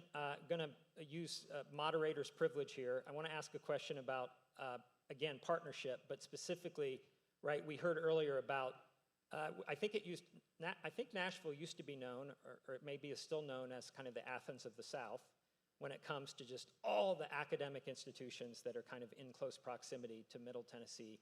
But clearly we have universities that reach east to west in our state. And so I'm really interested to know, you know, Jeremy, when you leave today, what are the opportunities that you can imagine reaching back to Mohammed, you know, and Tennessee Tech, or reaching to other academic partners, right? What are the ways in which these institutions, which are developing the next generation, of folks that will come and work with you. What can we be doing better? But also, what are the opportunities for you to partner with our academic institutions? Yeah, it's a great question. So I really think it's twofold. I think one is it's a great opportunity to share some of the foundational research that's taking place. You know, we think of, you know, one of the things I do is I try to look at where there are innovative solutions, maybe in other verticals, other industries, that might be applicable to the energy industry, right? So I think that's one, is really understanding and having that information exchange, both on what those foundational technologies are, but then also how we might have that conversation about how they might be applied specifically in energy or other industries as well. I think the other is just an overall awareness as we look at the workforce coming out of the universities. It's a really good opportunity to also share what day-to-day activities might take place. When we engage with students, a lot of times the first question is, well, do you have any jobs? That's always the question on their mind. But then also if we look at, you know, what does a day in the life of a security analyst or practitioner look like? So I think that kind of exchange also helps to give back so that that gets built into the curriculum, and then it's a more advanced workforce coming out. Mohammed, if there was one area that you would be excited to work with IonQ, with Corey and his team about, what would that be? Talk a little bit about that. Yeah, I think the future go toward integrating quantum computing with quantum communication. So if I have the chance to work with industry, so I will work on this. Also, there is a major opportunity in workforce development where we work together to train the next generation of engineers and security professionals. Fantastic. And notice that I asked for one thing, and like an amazing university researcher, he gave us two. So Corey, thoughts you want to share, just closing remarks regarding maybe partnerships with academia, but really any thoughts that you have about where Tennessee is headed here? Well, reflecting back on the Chancellor's thoughts this morning, you know, radical collaboration is so important, and tying together industry, academia is incredibly important. We've had programs where we take interns out of the universities, very important to get them up to speed, understanding what industry is doing, so they can apply that either to, you know, post-grad work or in their careers as they move forward. That's really important. Partnerships between industry and academia. Very good. Jeremy, any final words from you? Yeah, I think just overall recognize that quantum has an impact on cybersecurity is going to be one of the biggest things to take back to your organizations. Multifaceted, but then also we talked a little bit about kind of the sword and the shield as well, right? So there's potentially a risk from quantum. We talked about that. But then also opportunities to, if I were to throw $25 in the pot, say QKD, QKD, for example, quantum key distribution could be a solution for certain things as well. So I think just understanding that and the implications that it might have on your organization. Very good. Mohammed, any last words today? Okay, I will get back to collaborating with industry. So I think there is another opportunity where universities and industry share test beds, so we can work together on testing quantum protocols, quantum secured protocols, as integrated with post-quantum cryptography, so we can secure our existing infrastructure. And we leverage or get benefits of quantum and bridge the gap between theory and real-world deployment. Yeah, so important to have real-world opportunities for our students and for our researchers to kind of validate their ideas. Everyone, I want to thank the incredible panelists, Mohammed, Corey, Jeremy. I want to thank you for your time and attention. Thank you so much, and have a great rest of your day.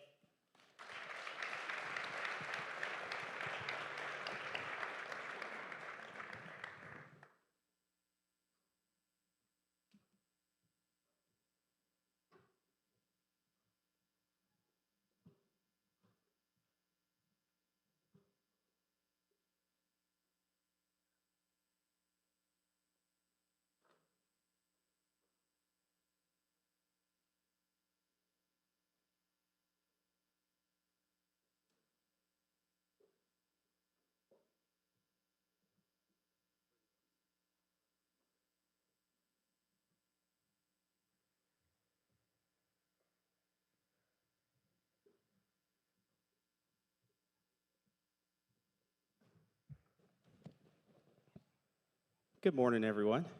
I'm going to go off script for just a second real quick. Does everybody mind standing up just for one brief second?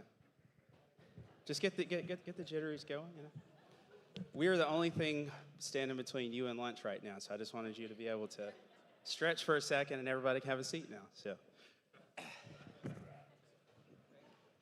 good morning. My name is Evan Freeman. I'm the Vice President of Government Community Relations for EPB in Chattanooga. Excited to be here today and really excited about this panel.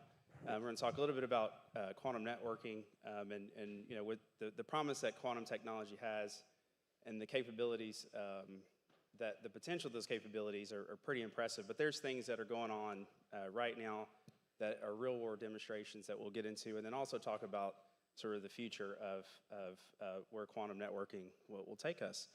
So with that, I will get it started with our panel. I'll let the panelists just introduce themselves, a little bit about themselves. Start with you, Mina. Sure. Good morning, everyone. My name is Mina Sartipi. I'm the Interim Vice Chancellor for Research at the University of Tennessee, Chattanooga. And I had the privilege of this interim role the past 3 months, but my previous role was I direct UTC's Research Institute, which Quantum and Quantum Center is one of the pillars of the Research Institute.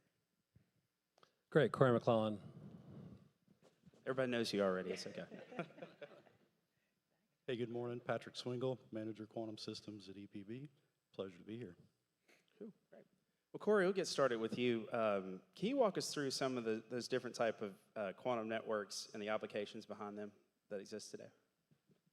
So, you know, there's a lot of quantum networks out for research, which is really important to see that EPB was the first commercial quantum network in the United States. Really excited when we started working with EPB to bring those forward. We acquired a company called ID Quantique out of Switzerland that has a quantum safe network, and they've deployed that in numerous countries, and that's based on prepare and measure type of quantum key distribution layered with post-quantum cryptography. So those are 3 basic areas that you can start with. Obviously, quantum entanglement networks are going to be really important as we have more and more computers and quantum devices talking to each other. And Patrick, as we think about where the technology stands today, could you talk about the deployment, the types of network that's deployed today? And I know Corey mentioned what's at EPB right now. Could you just talk a little bit about that network and where you see it going in the future? Sure. So I think we've got a few different types of quantum networks in the world today. We'd say general purpose quantum networks for entanglement distribution and the ability to run multiple quantum applications across those pieces of infrastructure. And then we've got maybe application specific or application centric quantum networks.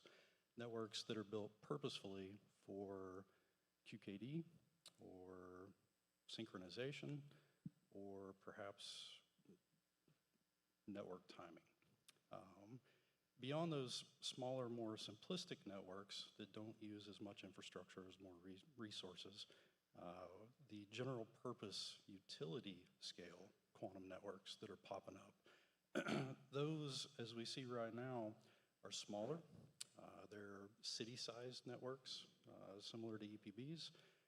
We have at EPB in Chattanooga 2 quantum data centers, and those locations house articles of infrastructure that customers can come and use across that network. We have quantum entanglement sources, automatic polarization controllers, we have SNSPD detectors, all of these things that make quantum networking possible.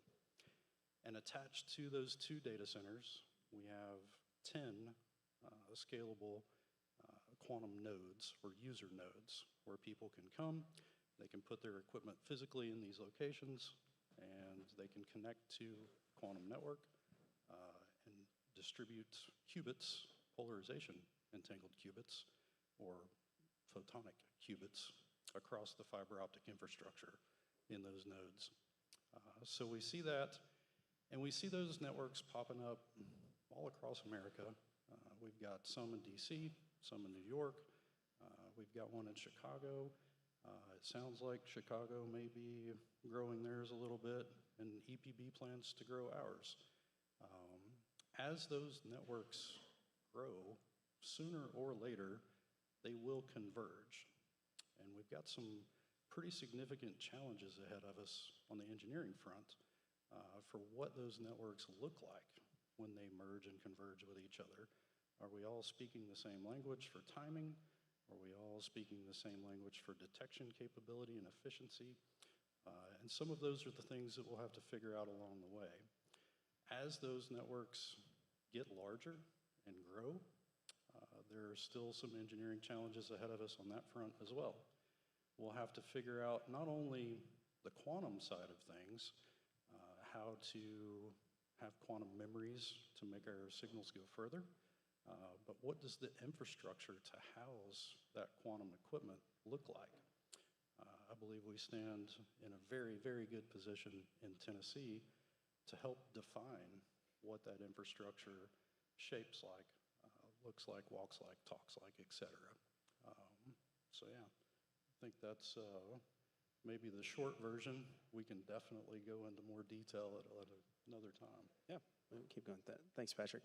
And Mina, taking you for a minute, you have a very interesting perspective with the research that you do around smart cities and mobility. Could you talk about where you see the quantum network going and how that will impact some of your research and in the future? Absolutely. So one of the things that we have been working on for several years now in Chattanooga is a smart city, or intelligent traffic transportation system. So basically, we have been leveraging fiber for quite a time. Like, how can that be enabling us in the world of transportation, energy, and health? But now that we are looking at it from the lens of quantum, there are three areas that I would say that we are leveraging quantum network related to three areas that we are working in Quantum Center. One of them is quantum networking, quantum sensing, and quantum algorithms. So how are those really helping us? When we are talking about, Jenny earlier mentioned about fidelity and quantum computers being a smaller number of qubits at the moment.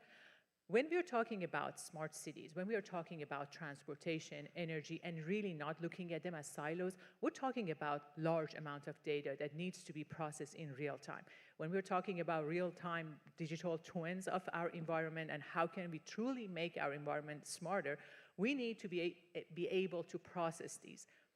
We have quantum computers with a smaller number of qubits. One of the ways that we're seeing that how can we leverage this, and this is the area of work that Dr. Rick Mukherjee at UTC, who is the director of Quantum Center, is working on, is quantum algorithm and quantum machine learning, leveraging distributed quantum computing. So this is where we can see that quantum devices, quantum computers be connected with quantum network to really enable us to make larger systems. So this is not just connecting them, but really taking a system to another level that enable us to be able to process larger amount of data.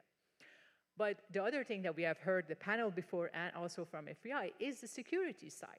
You know, we're talking about energy, that this is a national priority. Like, this is something that it can get, you know, we can't afford the system being hacked. And we at UTC, with our partners at CQC, Chattanooga Quantum Collaborative, CoLab, and EPB, we do have an NSF grant that it is working on making our grid security quantum enabled. That's exactly the work that we are trying to do there, that how can we leverage quantum network that Patrick was talking about, that EPB has deployed, is how can we leverage that and with our power grid system to really make sure that our power grid system, our energy system, is secure.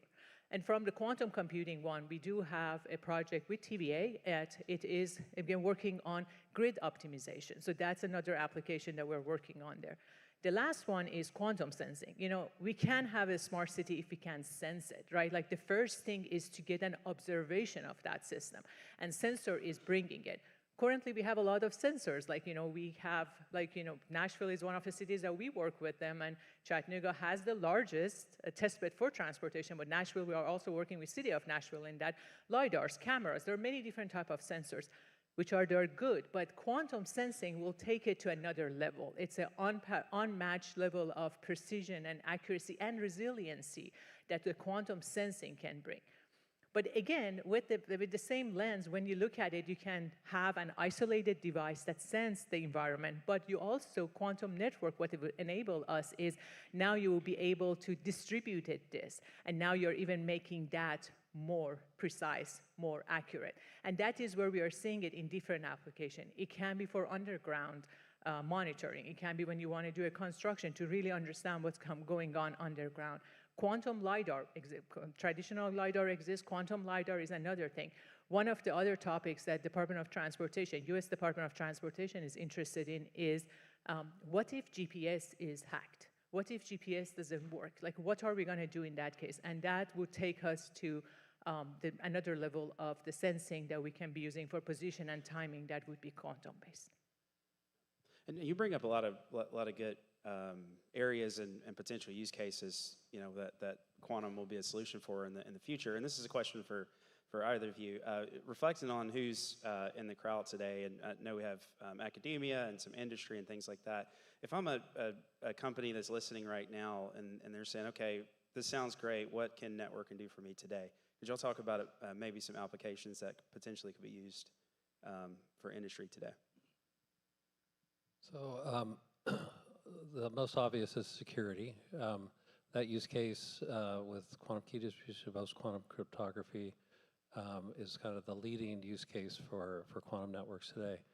But research is also very important, and we have lots of areas that are looking at, as Mina brought up, position navigation and timing using quantum sensors, which will be, change the field as far as autonomous driving vehicles and things that we can use on a daily basis.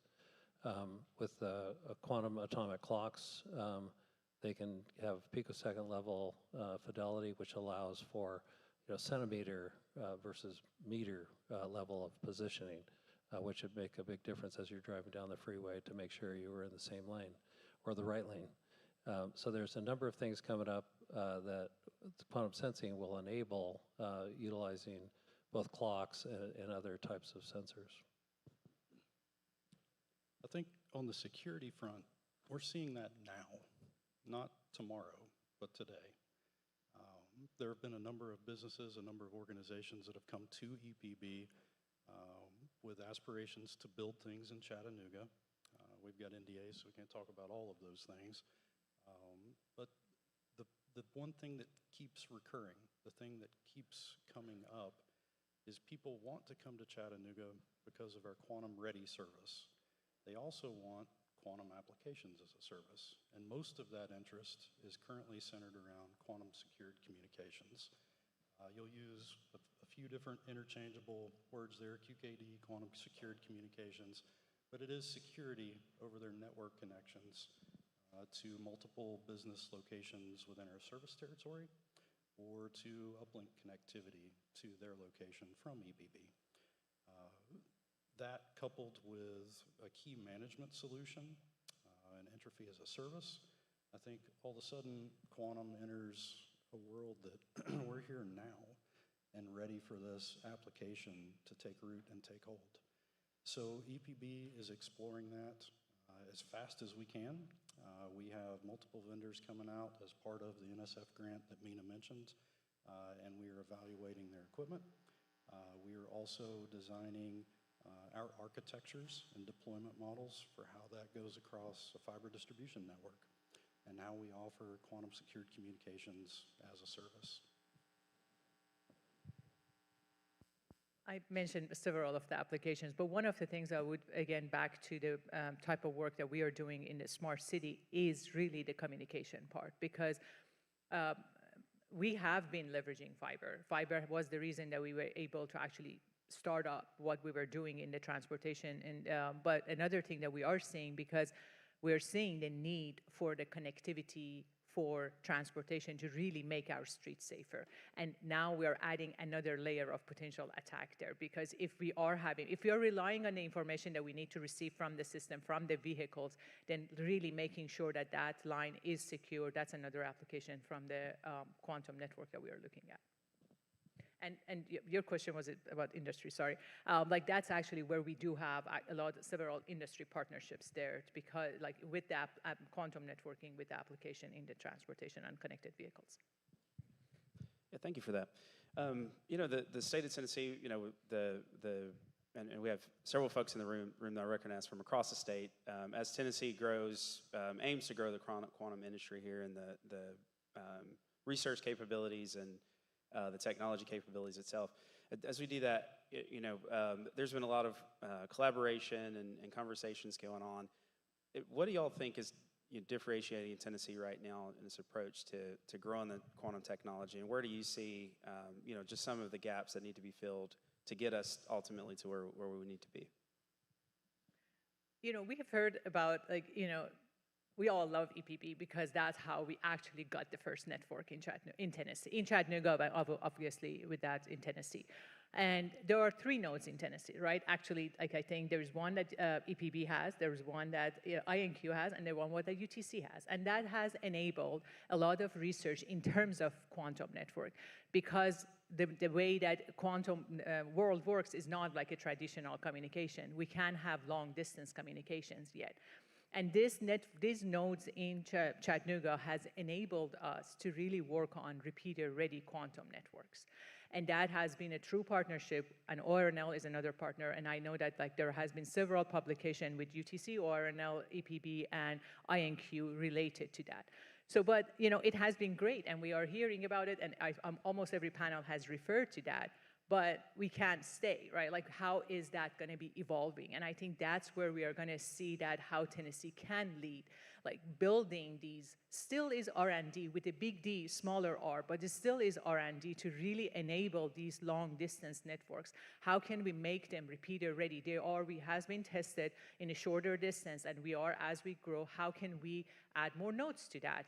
Other part of the state, other cities to be added to it, to really be testing that. So I think that would be truly a case that other states have not been doing. So starting back when we first engaged with EPB back in 2019, it was actually before that with the Department of Energy grant. We've seen the momentum in Tennessee grow and grow and grow, and I speak all over the world, and there you know, are a handful of areas in the world that even come close to what's happening here in Tennessee. Tennessee has an infrastructure developed that is really unique, and to explore how to expand that, utilizing a more expanded network, getting over some of the distance-related issues, which the industry as a whole is working on, is going to be really important. But Tennessee has the basic infrastructure already built, which very few places in the world can say. So, you know, leveraging that and moving that forward is going to be a big asset for Tennessee, and it's great to be partnered with all the groups in Tennessee today. IQ takes that as a very valuable asset that we have, and look forward to moving that even further. And then one more question, and we touched on it a little bit just on as far as industry, but what are the industries you think are impacted the most first with quantum? So I'll take a leap here to say that utility scale industries may be affected or benefit from quantum secured communications and quantum networking first. Beyond that, I would say industries, businesses located within our geographic area that are in proximity to connect to these networks will benefit first. I would also go as far as to say that the academic institutions that are connected to this network will benefit first. The connection is a physical thing. You have to be located in proximity to a node to connect to it. And that is what gives the advantage. So as the networks get bigger, more people can connect, more customers, clients can be accessed from a distribution standpoint. But the connection is where the advantage lies. So To that point, and to dovetail into the conversation on Tennessee having an advantage, we definitely have infrastructure in Chattanooga that people can connect to, get that advantage. That infrastructure is going to continue to grow. We're definitely working on expanding the network, making it go longer distances, et cetera.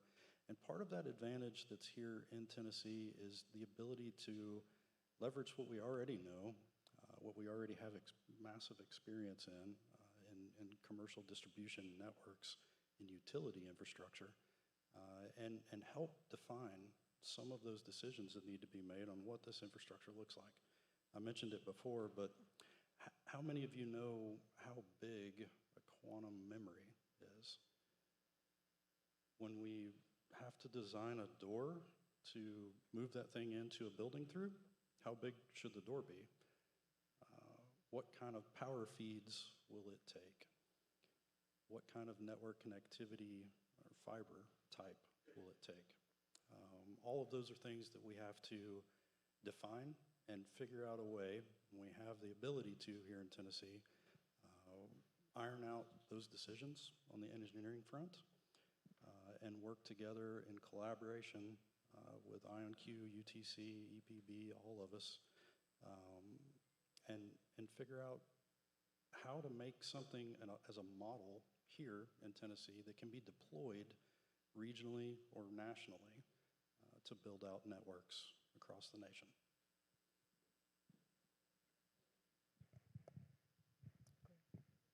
So I think there's two aspects of that. One is we don't know what we don't know, right? It's kind of like the internet back in the early 90s. We had no idea that Amazon was selling books and then become one of the largest, companies in the world.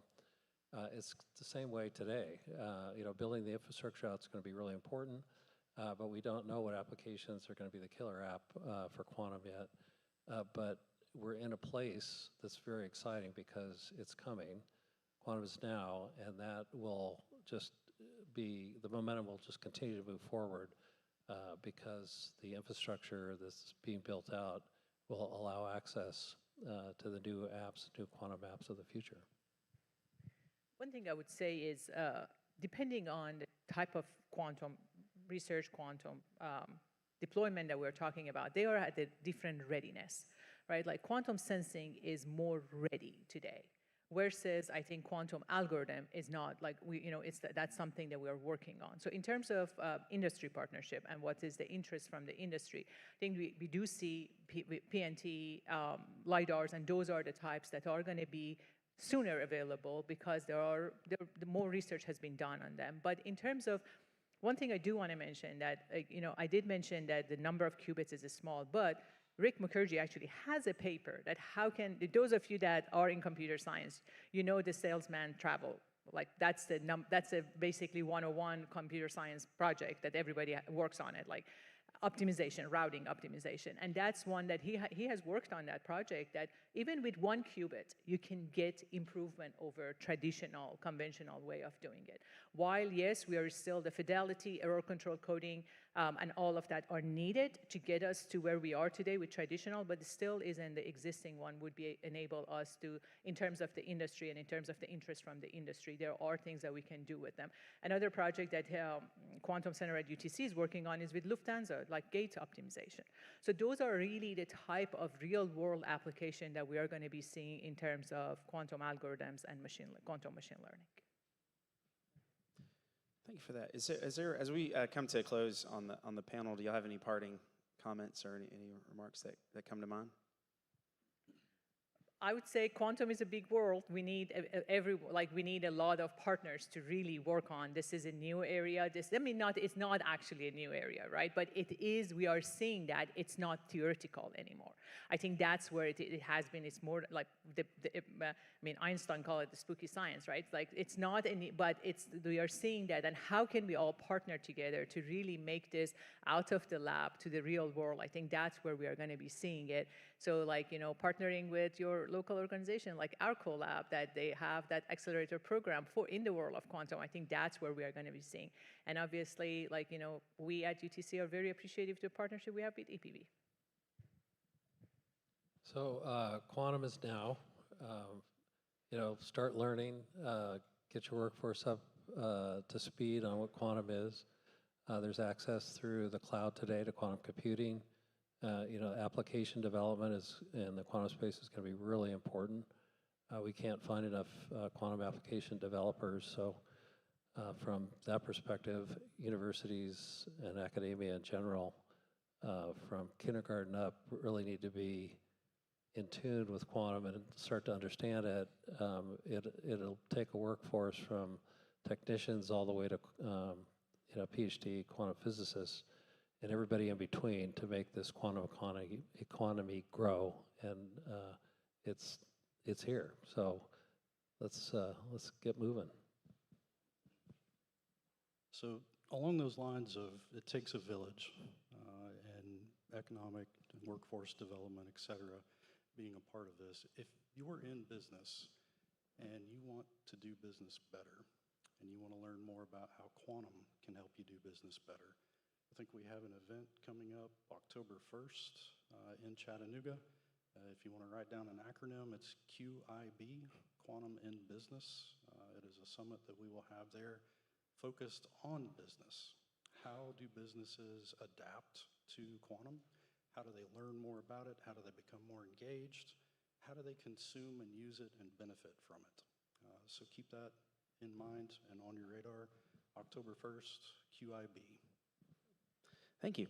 And before we wrap up, I would be remiss if I did not, speaking of Tennessee and how Tennessee's growing quantum, a huge thank you to Governor Lee, Deputy Governor McWhirter.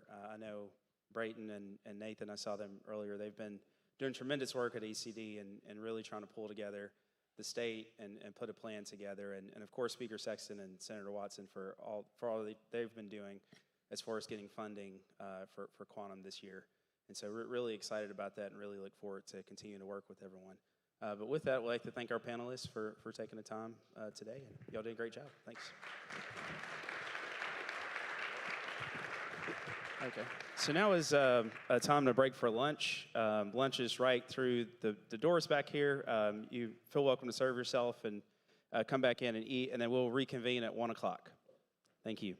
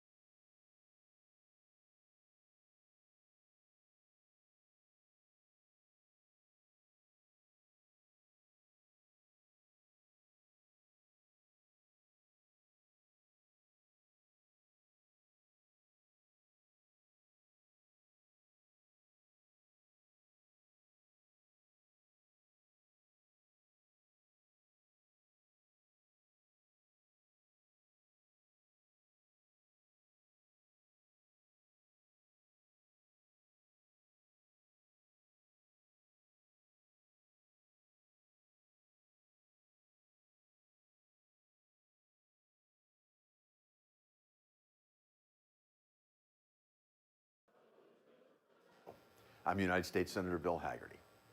Though I wish I could be with you there today in person, I commend the important work you all are doing to advance Tennessee as a leader in quantum technologies.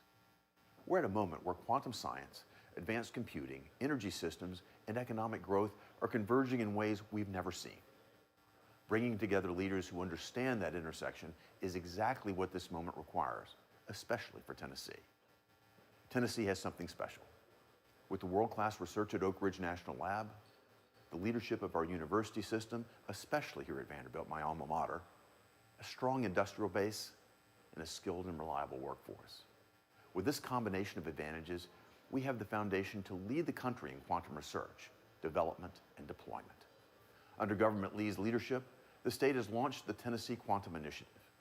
Its $20 million in state funding will position our state as a national leader in quantum research, infrastructure, and workforce development, building on our strengths and attracting federal and private investment to create high-wage jobs across key industries. Quantum technologies won't just transform computing. They will reshape material science, pharmaceuticals, energy optimization, logistics, cybersecurity, and even national defense. The applications span every major sector of our economy. The global race for quantum leadership is already underway. Nations and states that build capacity now, who build talent pipelines for the future, who fabricate facilities, testing environments, and commercial partnerships, will be the nations that attract the next generation of investment. And that's where Tennessee stands out. We already have leadership in supercomputing, in materials research, and in energy systems. EPB's groundbreaking work launching the nation's first commercial quantum network and the EPB Quantum Partnership will make Chattanooga the forefront of real-world quantum development, providing accessible infrastructure for innovators, for researchers, and for businesses in order to turn all of this into breakthroughs that have very practical applications, not only for our state, but for our nation. But this opportunity goes beyond any single institution. It's about building an ecosystem that connects universities, national labs, startups, manufacturers, utilities, investors, and policymakers around a shared strategy for quantum advancement. If we get this right, the payoff will be enormous. Tennessee is already attracting interest across advanced computing, secure communications, and emerging technologies. Companies are looking for places with research depth. They're looking for infrastructure capacity and certainly long-term stability. They're looking for partners who understand how to move breakthrough science into scalable industry. These opportunities aren't just about economic growth. They're about economic security. Quantum will define the next era of cybersecurity. Now is the moment to build the quantum systems, the workforce pipelines, and innovation networks capable of sustaining discovery and deployment, not just for the next decade, but for the next century. I want to close where I began, with optimism. With strong leadership, with committed partners in business and in government, and with the talent and the work ethic of Tennesseans, we can seize this moment. We can make Tennessee a global hub for quantum innovation where breakthrough science becomes real-world capability, powering prosperity and security for generations to come. I look forward to what we can build together. Thank you.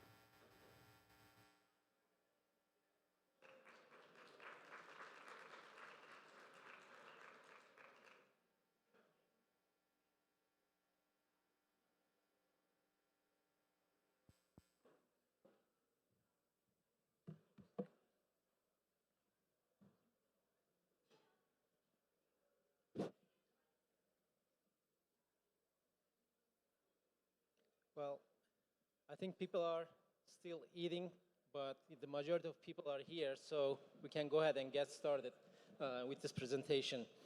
So I am Mehmet Aydenes, professor at the University of Tennessee, Knoxville. So today I'm going to talk to you about the intersection between quantum AI and health. So the question that I am asking the community is, how do we turn advances in AI and quantum into real-world medical innovations? Because we know that there are a lot of problems in the medical space, and the reason why is nature. One, chemistry is complex, and we need a lot of science. We need a lot of technology to understand the science of our human body, animal body. So it's really a complex nature. Then we have, data fragmentation problem. We have a lot of data, and that data, is it echo? Good? Okay. So, and then there's a timeline problem and the cost problem. And although we do not agree on the time and cost of developing a drug from first initial phase to bring it to the patient, but we all know that it's a costly process and it takes time to achieve that goal. But now nature has sided with us. It has showed up for us. It tells us that those quantum properties exist, and then companies like IonQ, D-Wave, and IBM's, all others, Quantinuum, they're telling us that they can control those qubits and control nature, and to tell nature to behave in certain ways. And with AI, if you are not familiar with the role of AI in medicine, look at the 2024 Nobel Prize in Chemistry. As you know, that the team who won the Nobel Prize, they won it because they were able to use AI to pretty much predict 3D structure of all known proteins using their amino acid sequences. And do you know how many proteins exist? 8,000. Good guess. 200 million. 200 million.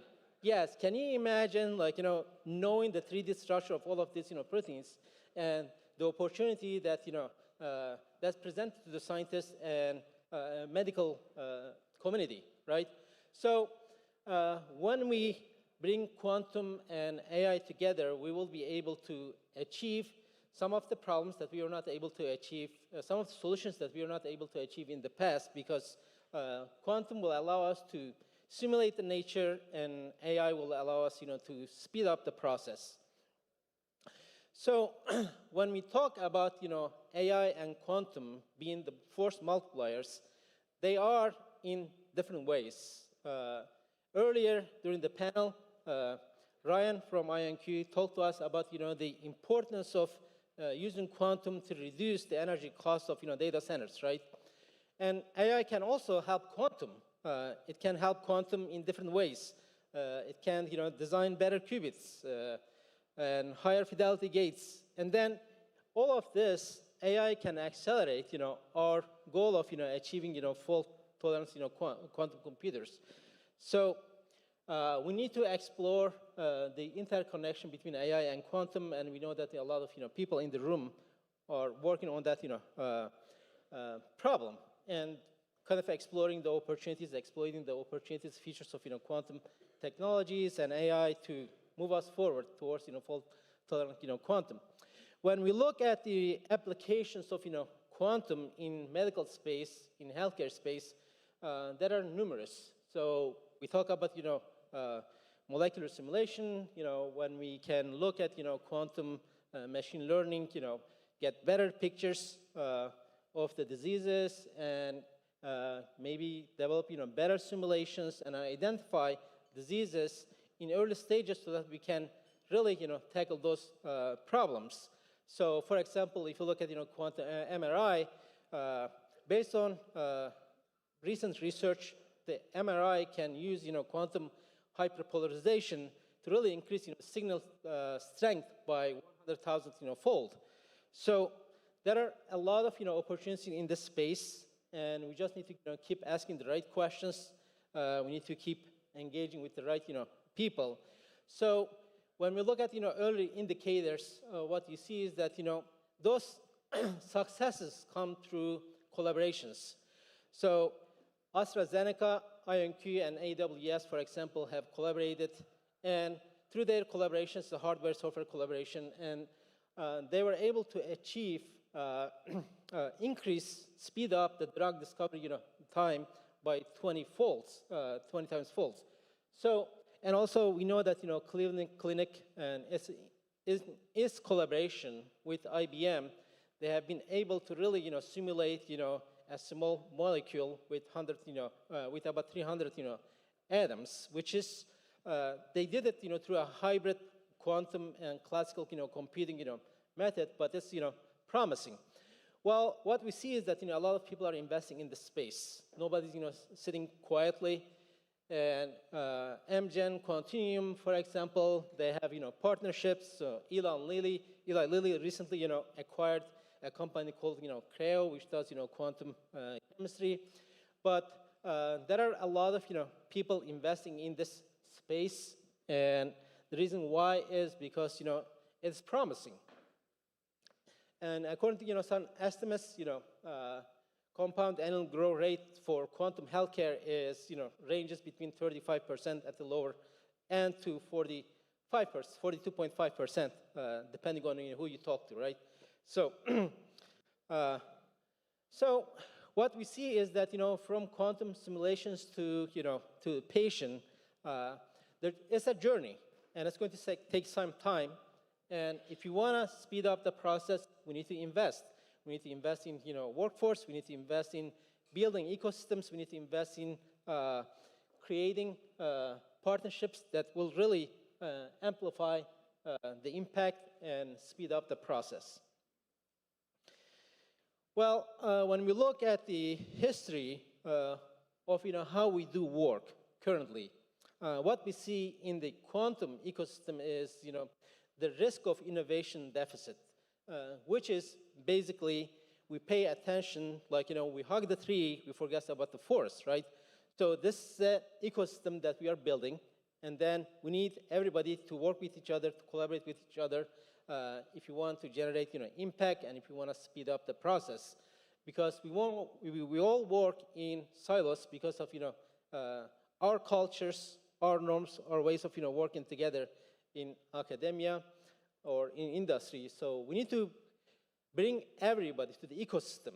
Not only should we bring everybody to the ecosystem, but we need to create effective collaboration structures so that, everybody is focused on the same purpose and everybody is working together to achieve the greater good for the society and obviously, for their own business.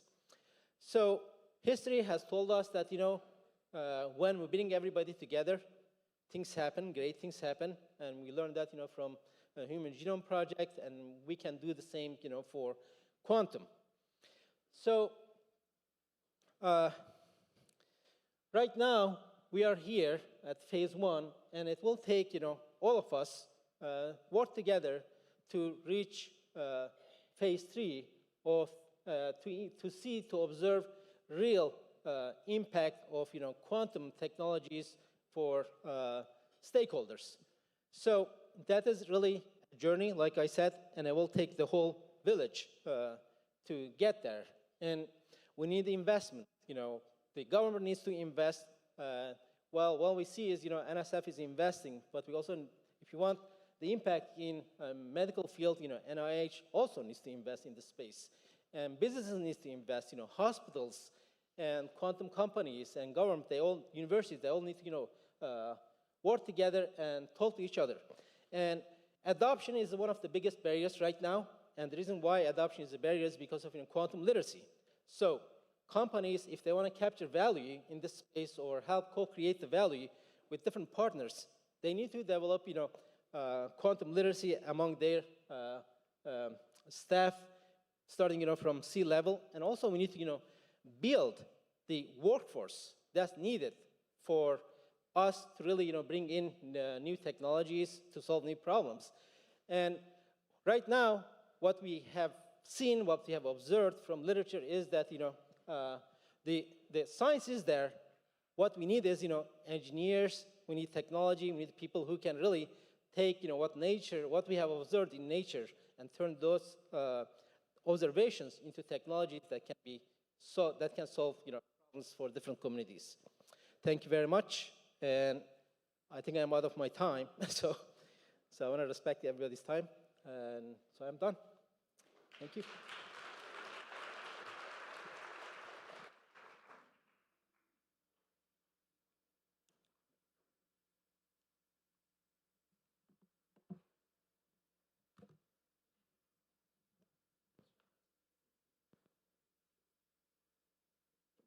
I guys. Coming on second after lunch. I know some of you are asleep. It's okay. Just finding my way around. Hi. I don't actually see my notes, but that's okay. I'm going to get them over here. 1 second. I don't have a ton of time to go into a very big case study. So my name is Duncan. I'm with Classic. I am a transplant Hoosier, so don't hold that against me. I drove down yesterday. Love being here. What I did originally in my career was I started my career at Microsoft as an engineer. I spent the last 30 years or so focused on helping developers and companies work at the edge of technology. So what I do for Classic now is help engineering teams understand how they can write quantum software today and actually use it. I'll go through some case studies here. I've only got a few minutes, so I won't dwell on it. If you don't know who we are, there we go.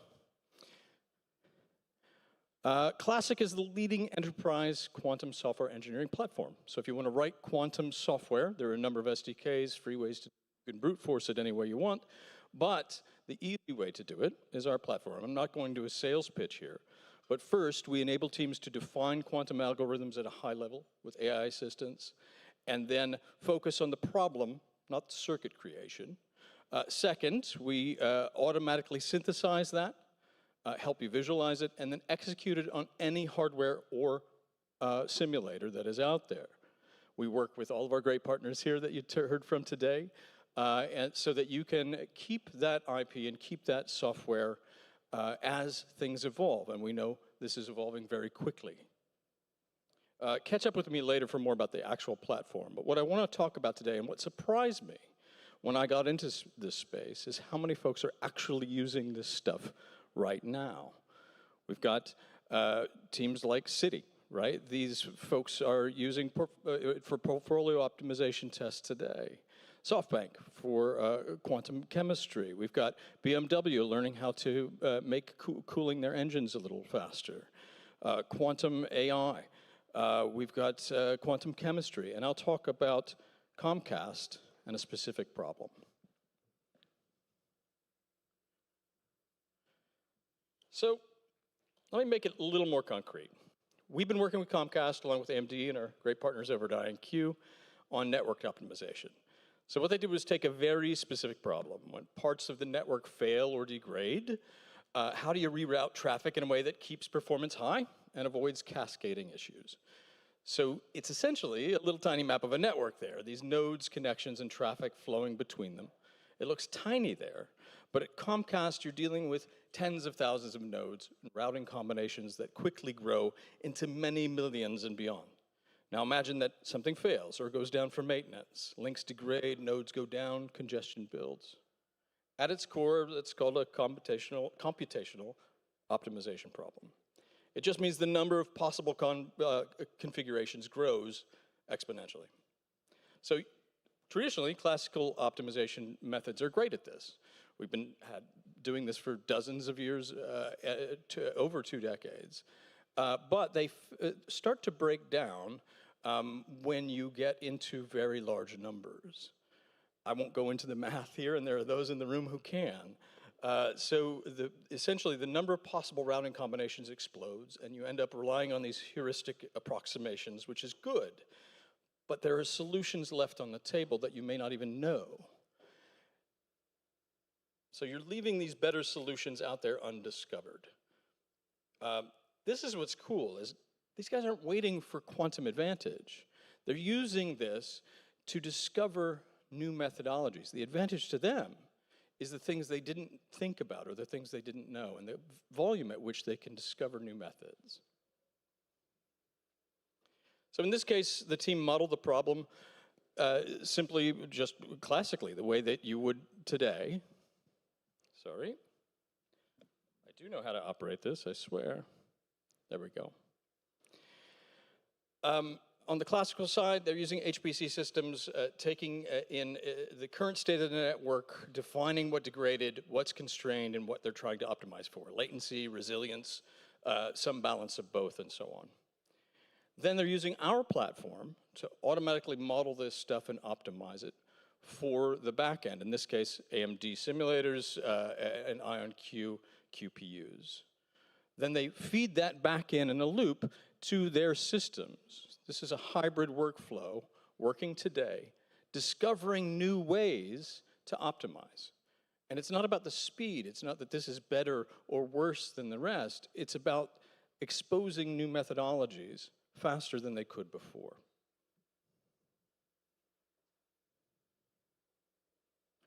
This is what comes out of the process, and again, I won't go through the math, but you're not getting a single answer. You're getting a set of rotating strategies and routing strategies that perform differently under different conditions.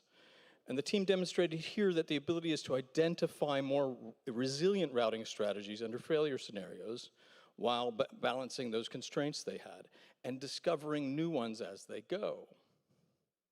You're not relying on a single sort of heuristic solution the way you would traditionally. You've got a flood of new ones coming in dynamically as you feed new systems in.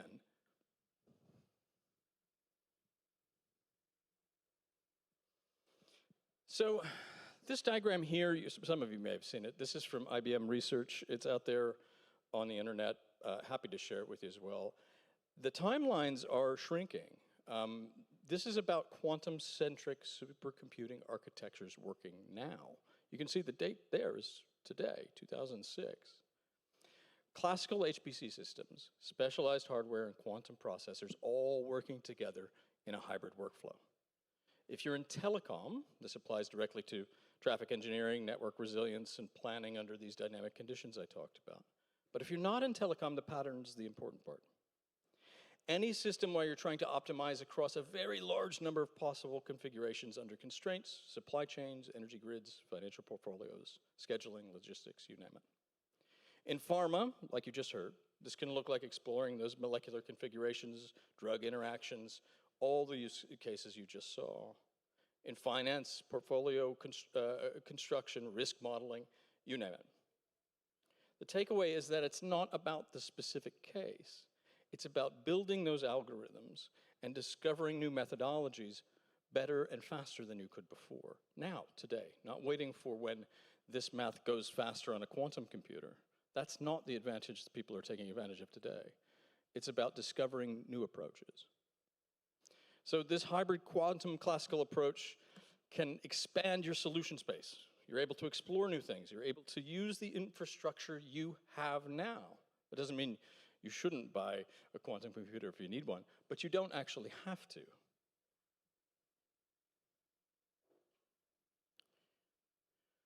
So one of the biggest misconceptions here is that you need to wait. You need to wait for better hardware, for more maturity, for a clear quantum advantage moment. You don't. What we're seeing work today is actually pretty simple. You start with a problem you already have. Optimization problems, simulation problems, things where your classical approaches may be running into difficulties. Then you start hybrid. You use simulators, you use your classical infrastructure, you use the teams, the engineering teams you have now. If you have quantum engineers on staff, even better, but you don't necessarily need them. You can use algorithm design methodologies that they're good at. That's what Comcast did.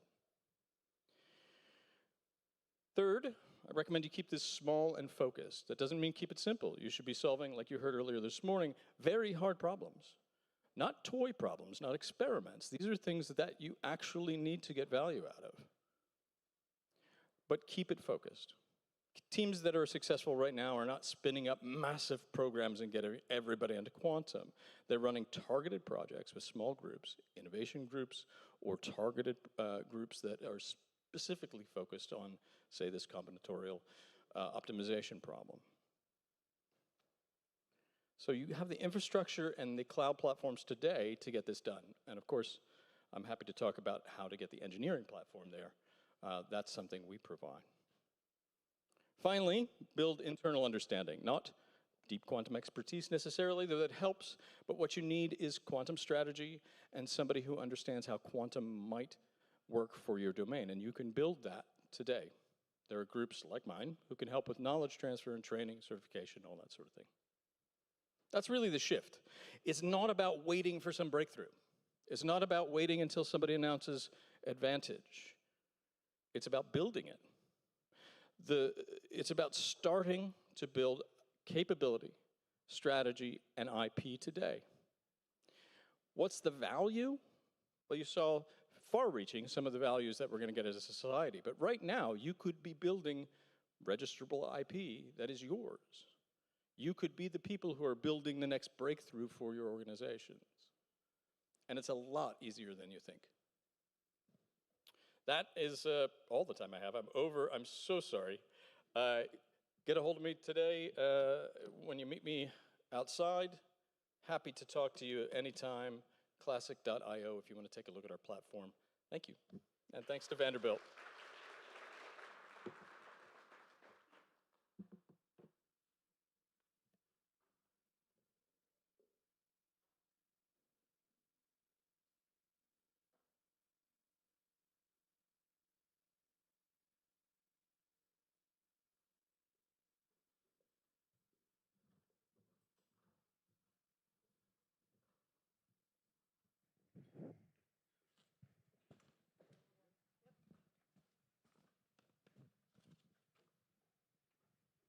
Okay, good afternoon. Ladies and gentlemen, before we get started on our panel, we've got a special message to show on the screen from Senator Marsha Blackburn. I do wish that I was with all of you today, but thank you to Vanderbilt for hosting this quantum symposium. We all know that quantum technology is going to do so much to improve our lives, to speed the work that is being done in R&D, to look for new advances in healthcare, in payment systems, in financial services, encryption, to protect our data. And whether it's energy, logistics, or research, we know that quantum is going to be present. And quantum technologies are expected to generate $100 billion in activity over the next decade, and we know this is going to be essential as we continue to race against the Chinese Communist Party as we look at the computational sciences, at quantum, and at artificial intelligence. I do think that it is vital that we continue to have work like we see happening at Vanderbilt with the Quantum Center, at Oak Ridge National Labs, at the City of Chattanooga and the Chattanooga EPB that is doing your first industry-led, commercially available quantum network. This is good for our state, and it is good for innovators that are wanting to utilize this technology. Now, President Trump started the National Quantum Initiative in 2018. We are working to reactivate that, and I have a couple of pieces of legislation in that mix as we're working on the Quantum Initiative. One is a sandbox bill for near-term technologies so that you can move from development to commercialization. And it is bipartisan, and we look forward to moving that forward.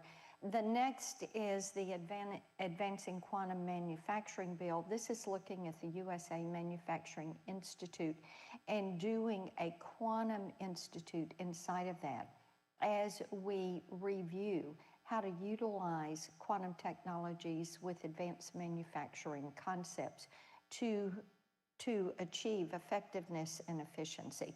So thank you for being there. I hope you will stay in touch with us. blackburn.senate.gov. Excellent. I'm thrilled to be the moderator for my panel that I have had the joy of moderating, I think, for 2 years almost now. We're kind of the loudmouth panel because we focus on policy at the US and the state level. And what that means is that we obviously need to learn about what the important messages are that need to go beyond just this room. So let me kick off first. Please state your name, your title, and how many years you have been in that position. Hi, my name's Lamont Silvis. I'm Head of Government Solutions for IonQ, and I've been with the company for about 4 years. Hey everyone, my name is Ryan McKinney. I'm the Director of Government Relations and General Counsel of Compliance at Quantinuum, and I've been here for about 3.5 years. Hello, Allison Schwartz. I'm the Senior Vice President for Global Government Relations and Public Affairs at D-Wave, and I've been with the company for about 5.5 years. So I think that's important to know that there's many years on this panel talking about what has been going on at the federal level, what's been going on at the state level, that this isn't sort of a new thing for any of my panel members. They are committed to making sure that we are all aware and that we know what we need to champion for. So with that, I'm going to grab one question and go down the line, if you don't mind. Add on, challenge. Sometimes there's challenges up here, which I like. But let's start, Lamont, with you. So why is quantum technology increasingly seen as critical to national security and economic competitiveness? It's a really good question, particularly in the way that you framed it, because there are a couple of aspects to quantum technology that are important for policymakers and users to understand. The first is around national security. I think it's fairly clear to everyone, and if you're here, you have an interest in some of this, that quantum technology is fundamental for national security as this technology evolves. The other thing I would say is it's evolving more rapidly than people anticipated. Those of us who are here on the inside, we kind of had the inside track, if you will, on how that was going to develop with better algorithms, better hardware, and so on. But now we're actually starting to see it play out. That's part one. The other is for economic competitiveness. It's absolutely fundamental.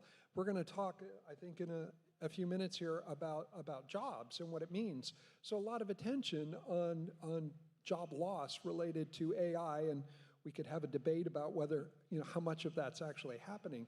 But what is clear is there are going to be about 250,000 new jobs created in the next 4 years in quantum technology, with people coming from vastly different backgrounds, and this is so important for us. Ryan? Sure, I'll just echo that, and I'll also say we've heard from so many great speakers already today, so many different companies, and I think Chancellor Diermeier did a great job at the beginning of talking about how important quantum is across the state, across the nation, and across the world. There are very few issues that quantum doesn't touch. Quantum touches almost every aspect of national security. You heard Senator Blackburn mention that China spent about $15 to $20 billion on quantum. We've talked about some of the cybersecurity issues of quantum breaking public key encryption. When we talk about national security, when we think about chips, when we think about domestic industrial policy, when we think about the workforce of the future, how to job proof against AI, how to work with AI, quantum touches all of these issues, and it touches them at the local level, the state level, the federal level, and at the geopolitical level. And the amount of what I call quantum IQ that we have seen develop across Washington and across capitals in the US has been amazing the last couple of years, and it's awesome to be at a conference like this talking about all of these issues and the huge opportunity that states like Tennessee have to continue this leadership. I hate to echo everything, but I do. I echo everything that they said. I think what's most important for folks to understand is, not just China, but almost every country around the globe has a quantum strategy. They are all investing in some aspects of quantum. You have the EU Commission that has their quantum flagship program. The UK just announced £2 billion that they're going to invest in quantum across compute, networking, sensing, and what have you. This is where we're going to have to work with our allies and like-minded nations in order to win, because no one country, no one area actually owns the entire supply chain for quantum. And that includes even in the States. Tennessee is taking a lead. You have amazing universities here. Oak Ridge National Lab, you've heard about EPB, kind of really stepping out in front. Florida, you have Palm Beach State College that just got funding. Florida Atlantic University, there's a whole investment in Florida. Other states are doing it as well, New Mexico, Colorado. But we all have to come together because this is going to be the technology that massively impacts almost every aspect of life. We can optimize advanced manufacturing, agriculture, automobile manufacturing. People don't think their lives are going to be touched by quantum, but they might not realize that. We have a retail grocer in Western Canada that if you get your groceries delivered, guess what? You were touched by quantum. And that's kind of where it's going to come. Some of it's on a national security side, some of it's on a civilian side, but this is so critically important. And I am just so thrilled to have some of the conversations I've had today with the interest in what does this technology do? How do I help get involved in it? How do I build the talent that in your universities in order to get engaged? So it really is kind of at the forefront. And I hate to say this, but if you're not involved in quantum yet, I think everybody in the room here is somewhat involved. That's great. If you're not, you're a little bit late, but don't be too late. So come join the party. Excellent. So let's click on the federal efforts. So maybe Ryan, you can kick us off here. How are federal initiatives such as the Genesis mission or the executive orders, how are those shaping really research and commercialization across industry? Sure. So let me start by saying that the great thing of many about quantum is how bipartisan it is. Senator Blackburn mentioned that. There are very few issues related to quantum that are partisan at all. And the National Quantum Initiative Act, which was also mentioned in that video, is kind of the centerpiece of this, and it's due to be reauthorized. It has been due to be reauthorized for 2.5 years now. This is absolutely critical for us to push at the national level. This is the baseline of driving U.S. industry, of aligning the national labs across the DOE with NIST, the National Institute of Standards and Technology. It brings in NASA, it brings in the Small Business Administration. That is critical. What we're also seeing is that in the absence of that congressional action, things like the Genesis mission, which is kind of a moonshot across the Department of Energy to bring AI and quantum computing to the national lab and to make the U.S. and accelerate that leadership that we've already built. I think that is one of the reasons we're here today and why these conversations are so important, is that at the moment, we've talked about the basics of quantum. We've heard the sci-fi spooky piece of entanglement and superposition, the hardcore scientific stuff. I think it's really important when you're talking to policymakers, especially to keep it bipartisan. Let's talk about jobs, let's talk about real return on investment, and how do we drive the work already being done at the national lab level and build out larger partnerships across the public and private sector. It's another reason why Tennessee is so well positioned with Oak Ridge as the foundation of that. And I think we'll see both from the Genesis mission and other federal government programs a sense of building out from the lab to the universities to the private sector, and we all have a role to play there. And I think whatever your thoughts are about partisan politics, whatever you approve or don't approve of what Congress is doing, quantum is still a huge major issue. It is very bipartisan, and it will continue to be that way. And that's good for all of us and very good for Tennessee. Allison? So Senator Blackburn mentioned that the very first National Quantum Initiative Act was passed in 2018. And, that is something you should look at. So 2018, where was this technology then? Where has it gone to now? In 2018, you maybe had one quantum computer that was in the cloud, and it really didn't do very much. Now you have multiple systems from D-Wave and others, Quantinuum, IonQ, there's several others that have cloud access to their quantum computers. You have a whole host of, you just heard from Classic, of the whole host of the software stack. How can, now that these systems are in the cloud, how do you develop these applications? All of these type of policies, from the reauthorization of the NQI, the National Quantum Initiative, sorry, I used an acronym. I'll put money in the tip jar later. $25. Yeah. Looking at how do you reauthorize it to have this new expanded view, to engage with the technologies that weren't even thought of in 2018, that are now able to be in the hands of researchers and industry and national labs. That's also where Genesis mission comes in. It's how do we start to look at, I started, as I said, 5.5 years ago, and I remember asking about AI and machine learning, and folks were like, yeah, that's a pipe dream, quantum's really not gonna be there. And now we have a quantum-powered proof of work for blockchain that D-Wave has done with another company. And there's other research looking at how do you optimize the pre-work of modeling of AI so you use more energy efficient compute. All of these technologies are coming together. The reauthorization of the NQI, Genesis mission, it's kind of letting us be at the forefront of this ever-evolving technology. And the one thing I think we can all agree to is government moves too slow, and we need these programs to move at the speed of innovation. And I believe that the way they're looking at the NQI, sorry, another tip jar, the way they're looking at Genesis mission, they are going to move in the, or at least try to move at the speed of innovation. Lamont? So I've been talking to policymakers about quantum technology for eight and a half years now. And the conversation has evolved, and it continues to evolve. And I was on Capitol Hill 3 weeks ago, and had a full day of meetings. And my takeaway from that was how rapidly the conversation has shifted from what is quantum to what does it mean. We're not getting asked anymore, tell me more about quantum. That's not the conversation. The conversation is, I accept, now tell me what it means. And they sort of have intuitively grasped a critical point for all of us, which is this. There's a lot of really great tech development happening in AI and hypersonics and other things, but there's a key point that all of us need to understand, which is arguably the US could be second in hypersonics and AI and still catch up. But if you're second in quantum computing, for example, the race is over and you lost it, and there's no prize for second place. It makes it so important for policymakers to understand what they can do, what they should do, what the limitations are for what they're able to influence, and the important role that they play, not just in funding quantum technology, but in sending a signal to the capital markets that the time for quantum is now.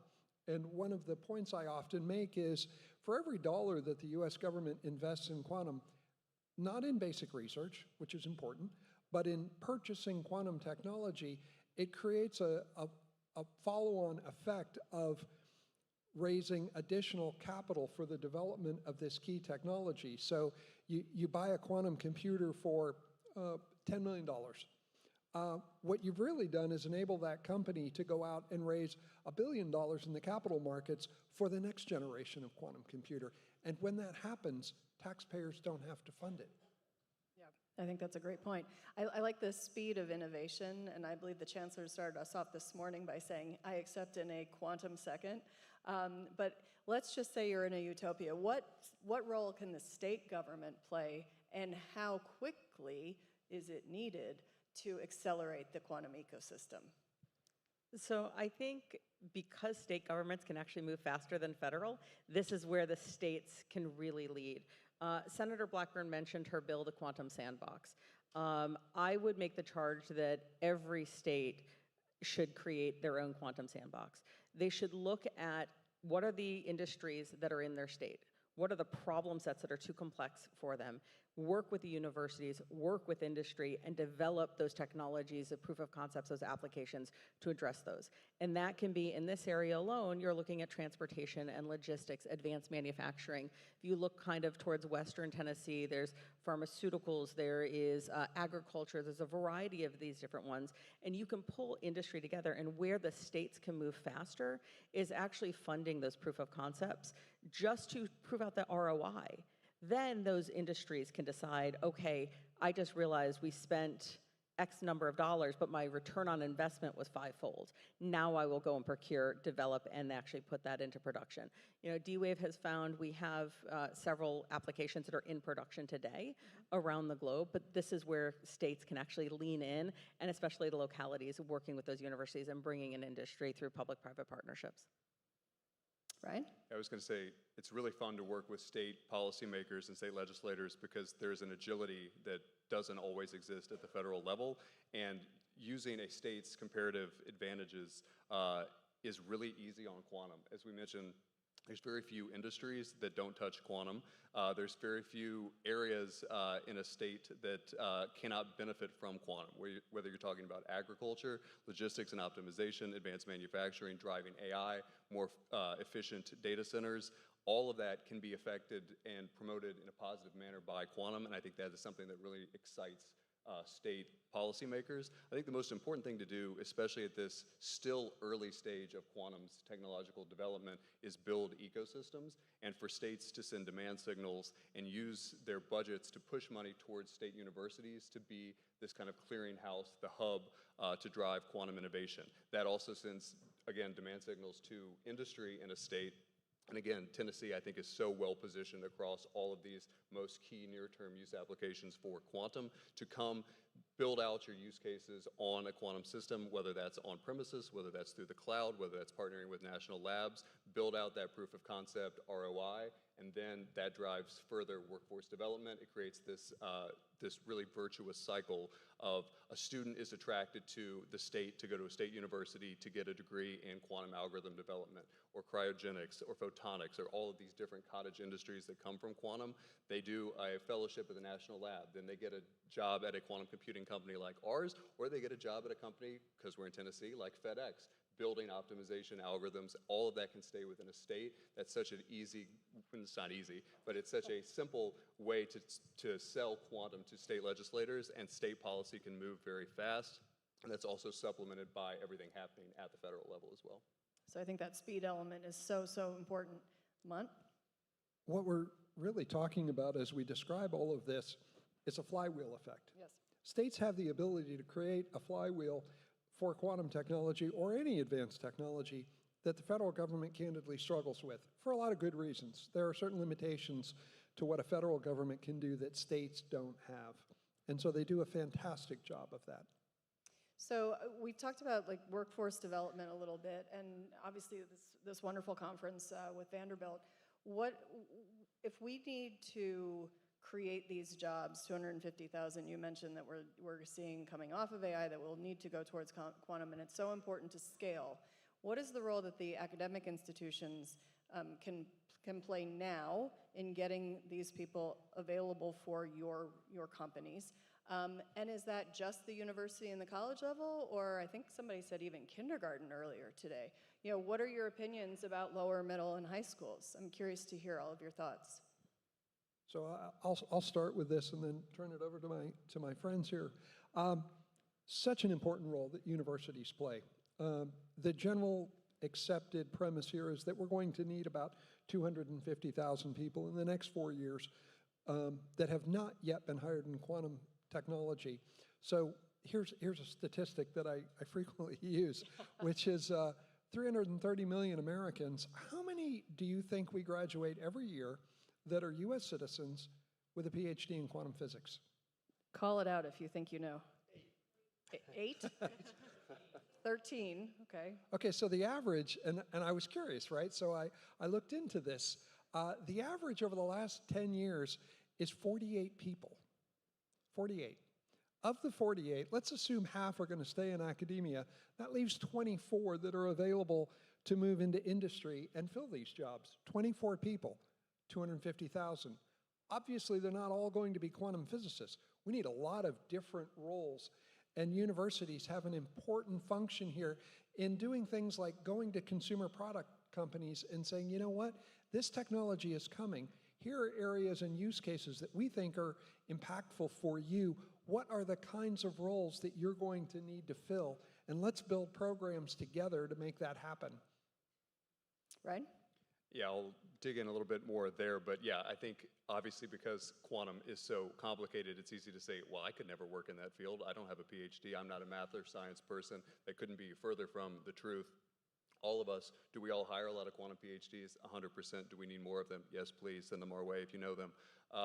But the most important thing I think we can do beyond that, again, to send these signals to federal policymakers, state policymakers, and the larger business community who stands to gain so much from quantum computing, quantum networking, quantum sensing, is building out use cases today. And that is mostly a software problem. That is building quantum algorithms, which are very different than classical algorithms, and building out these near-term use cases from an algorithm perspective, testing them over the cloud, building out those proofs of concept that I mentioned, and then creating, again, this virtuous cycle across the universities, the end users, and the quantum companies themselves. Those are jobs for the most part, not done by quantum PhDs. And I think you're seeing universities, MTSU I know is on this, UTC obviously is doing a ton in Chattanooga, UTK, Vanderbilt is opening its Quantum Institute in Chattanooga, driving those jobs of the future, the folks who will not necessarily work for a quantum computing company, but will work for the end users building those algorithms, creating that IP, so important. And that is a workforce issue, again, all the way down to the kindergarten level up through trade schools. We hire a lot of technicians, we hire a lot of welders. This does not even require a college degree at all points in time. And so that is a statewide effort that is really, really exciting for this industry. Yeah, I always start with, I have some young children, and my son, who is now in 6th grade, when I started in the company, he was in like 2nd, and he came home and he said, I figured out what you do, Mom. I was like, what? And he goes, a quantum computer is a mother's mind, because you just told me yes, no, and maybe all in the same word. And Brilliant, absolutely brilliant. I love the fact that NSF is focusing on K through 12, and I'm glad that my son found that like fascinating, and now he knows what I do. But you know, honestly, where Ryan was talking is really critically important. Focusing in on the students that are in high school, that are undergraduates, the algorithm development side, we do need those scientists. We do need the folks that are going to work on the hardware. We do need those theoretical physicists and the PhDs. But the algorithm side, because these systems are getting bigger, because they're going into the cloud, that's where you're really going to need it. And so, you know, if you are a mathematician or computer science, or you're building algorithms for business optimization, you should also have a quantum course. You should also figure out what are these problems that quantum can solve. Earlier today, you heard quantum is not going to solve all problems. That is true. Most people get stuck in that discovery phase. So if we actually graduated in the next 4 years, people who could just figure out what problems are good for quantum and which ones aren't, we would probably cut down the amount of conversations our teams are having with those end users by probably about 4 months. Because they would come in with okay, I have a problem, and we'd say, yes, that's actually a problem quantum should help with, versus, nope, that's a hybrid solution. No, wait, that's an AI problem. You don't even need quantum for that at all. And so really leaning in on, if they're looking at coding, if they're looking at algorithms, and that is in the high school level, that is in the undergraduate level, they should be working with one of our companies or another company on training up on quantum algorithm development as well, and understanding that problem discovery phase is so critically important. Well, kids say the darndest things, but I think they sum it up really well. So that's the best, you know, definition of superposition I could ever hear. So, all right, in the last, I think, about 3 minutes each, I want to ask, what are the biggest policy gaps and opportunities that each one of you see that will get us to where you believe we need to be in the next 2 to 4 years? Lamont, I'm going to start with you. So a couple of things. We've talked about the National Quantum Initiative. Those of us that kind of deal with technology policy are really familiar with it. It's a very important thing because, as I was saying earlier, it sends this demand signal to industry and to the capital markets that enable companies. We're publicly traded, so it's less of a factor for us. But as you were saying, Allison, there are a lot of companies out there that are starting up and working on algorithms and working on applications and things like that. We need the whole ecosystem to develop. So policymakers have a key role to play there. Okay, Ryan? I'll give one on the federal, one on the state side. On the federal side, I think really building in quantum as part of domestic industrial policy is really, really key. We talk about the National Quantum Initiative Act, we talk about Genesis, the work being done at the national labs, really thinking about building quantum chips and the domestic supply chain here is critically important. I say for every penny we invest today in quantum, that is hundreds of dollars that we will not have to spend in 2035 and 2040 on a CHIPS Act the way we had to do for semiconductors with Taiwan and losing that domestic industry. We want to build quantum chips here. We want to build cryogenics. We want to build lasers and optics. We need, and the supply chain is very brittle. There's a lot of single points of failure on the quantum supply chain for quantum hardware companies. Building that in the US is critically important, and getting that discussed at the federal level is key. On the state side, again, I'll keep hearkening this, pushing budgets towards state university systems to make it easier to build a quantum workforce, to build quantum literacy across states, and also to make it easier for these end users across industries to start to play with quantum computers to be able to test their problems via the cloud and through on-premises systems and build out those algorithms. That is key, and there's a huge role for every state university to do that. Allison. So for me, the biggest gap is the speed of government. And it's really hard to fix that. Job security. Yeah, I mean, look, the National Quantum Initiative expired in 2023. I mean, like, this is ridiculous. We should have had it. It's bipartisan. Everybody supports it, but Congress just hasn't been able to get it across the finish line. And it's not because of quantum. It's because of everything else that's happening. I think that also looks at what Ryan said is the supply chain. There are single points of failure. There aren't enough domestic foundries that can actually tackle all the different things that we need them to do. If one foundry goes down or is not able to help, you have a whole industry that's now hampered. So how do you get multiple foundries in here that are able to domestically to help out with the R&D side as well as up to the commercialization side? But I think that's where the opportunity lies in the states. That's where the economic development teams can come in. That's where states' ability to work nimbly can come in. That's where states' ability to pull in the local colleges to help with not just the physicists, but also with the folks that are working on welding and electrical engineering and all of that that we all need and getting those end users. So for me, the slowness of the federal effort actually allows a huge opportunity for states to come in and kind of fill that gap and work regionally. There's a Southeastern Quantum Collaborative that we're all part of that also has Alabama and Tennessee and Florida and others all involved in it. So that opportunity is where we can all come together at the state level. Love that. So I won't hold you to this, but what is your best prediction for the reauthorization of the Quantum Initiative Act?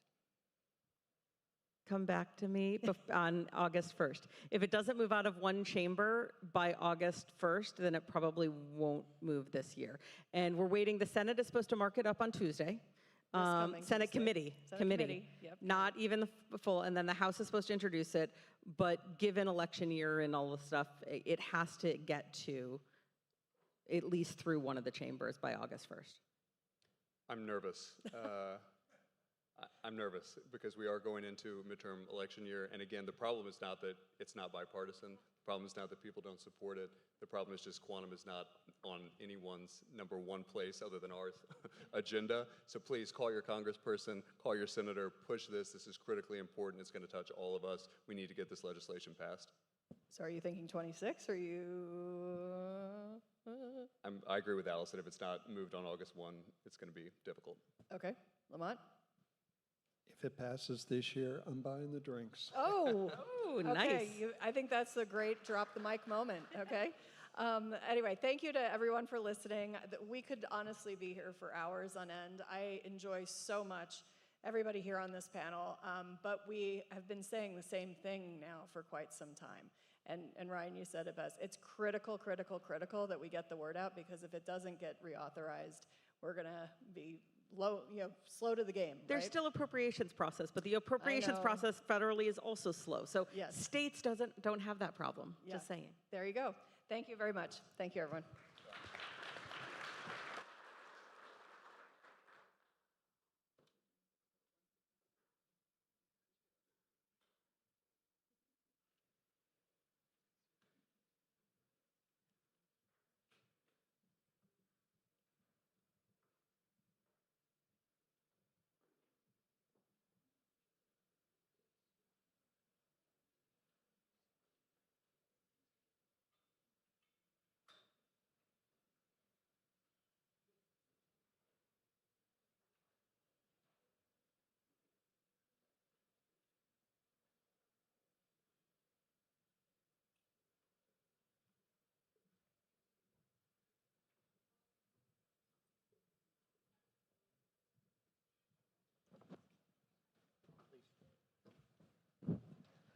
Hello.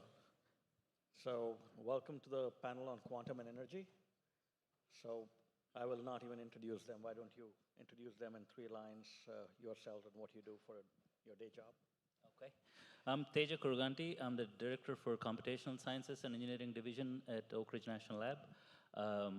All of the quantum information sciences is in my division. My background, I'm a EE. I'm an electrical engineer and worked on control systems, communication systems, my career. Thanks. Hi, everyone. I'm Amy Henry. I'm the Director of Innovation and Research at Tennessee Valley Authority, TVA. And the mission of our team is to research and develop capabilities for the future energy system.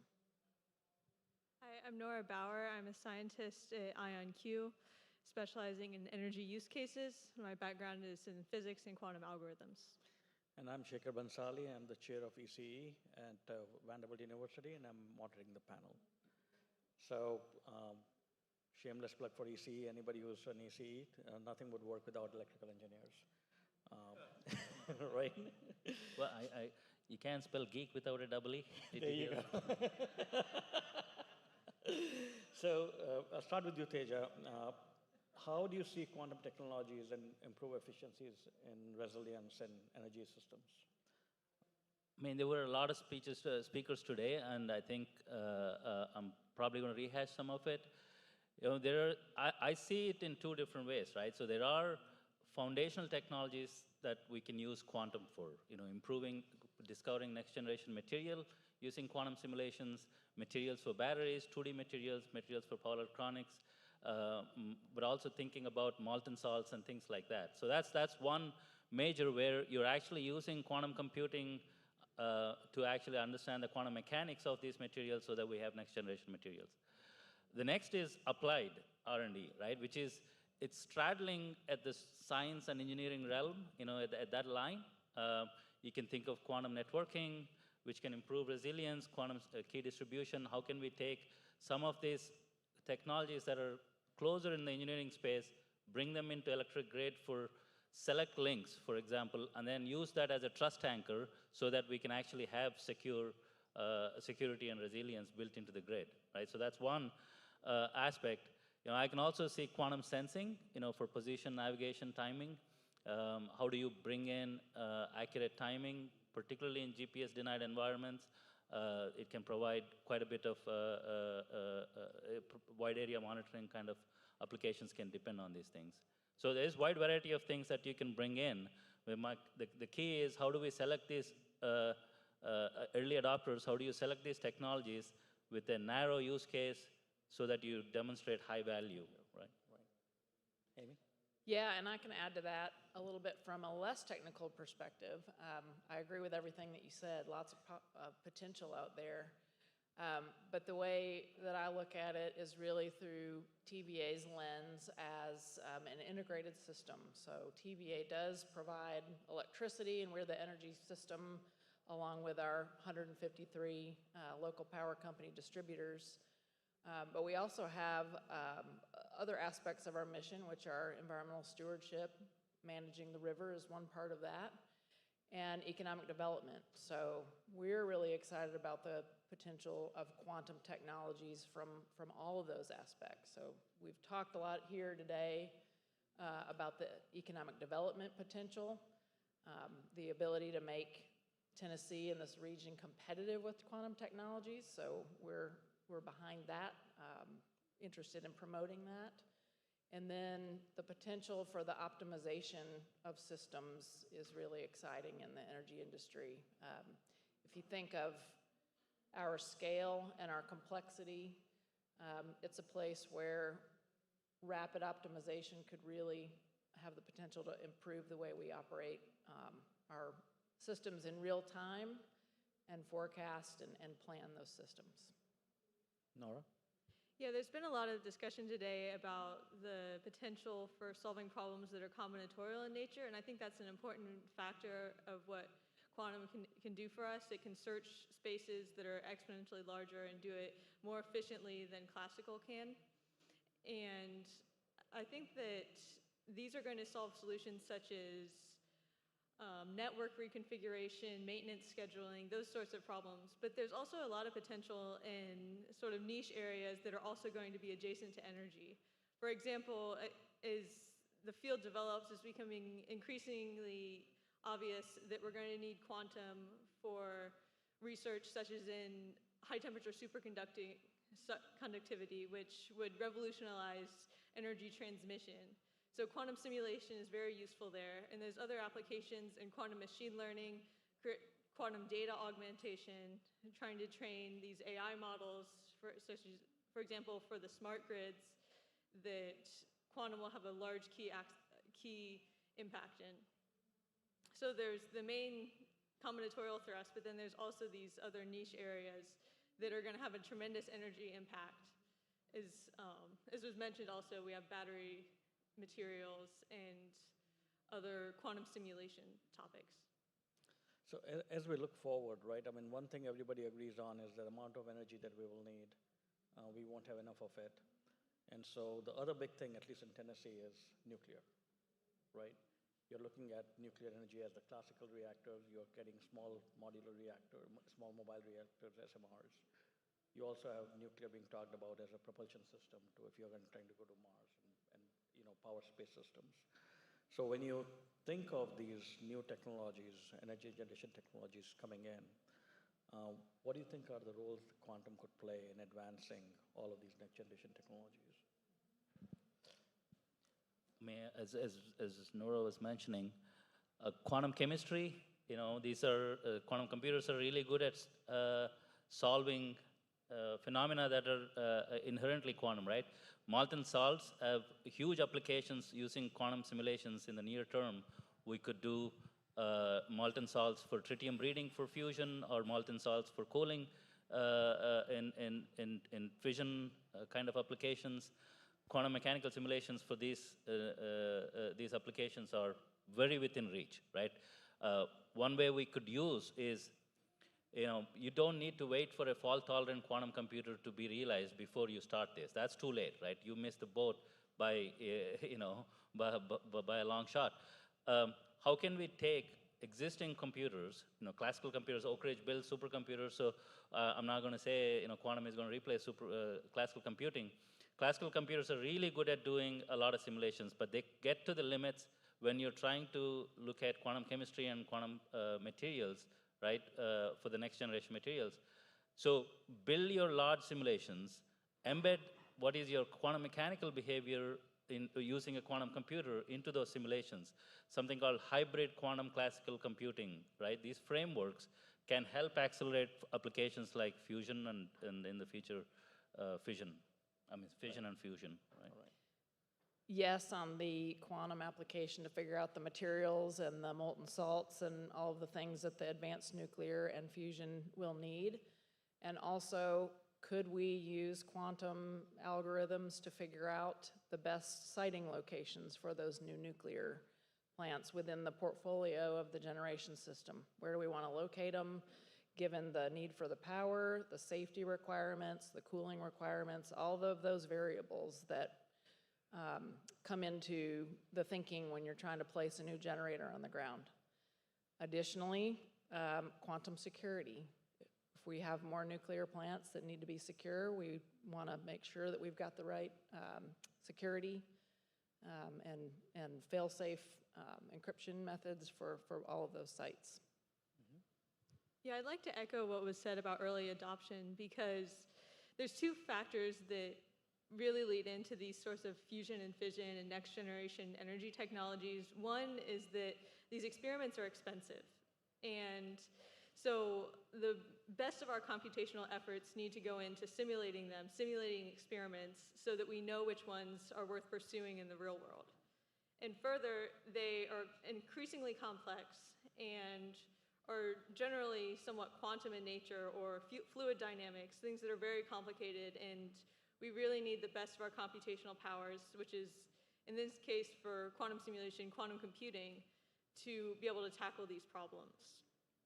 And so we need early adoption of these methods, because we're working with, for example, for nuclear fusion simulation, there's existing classical methods for simulating these very complex systems, and we need to be careful in choosing which ones have the maximal benefit to add quantum there.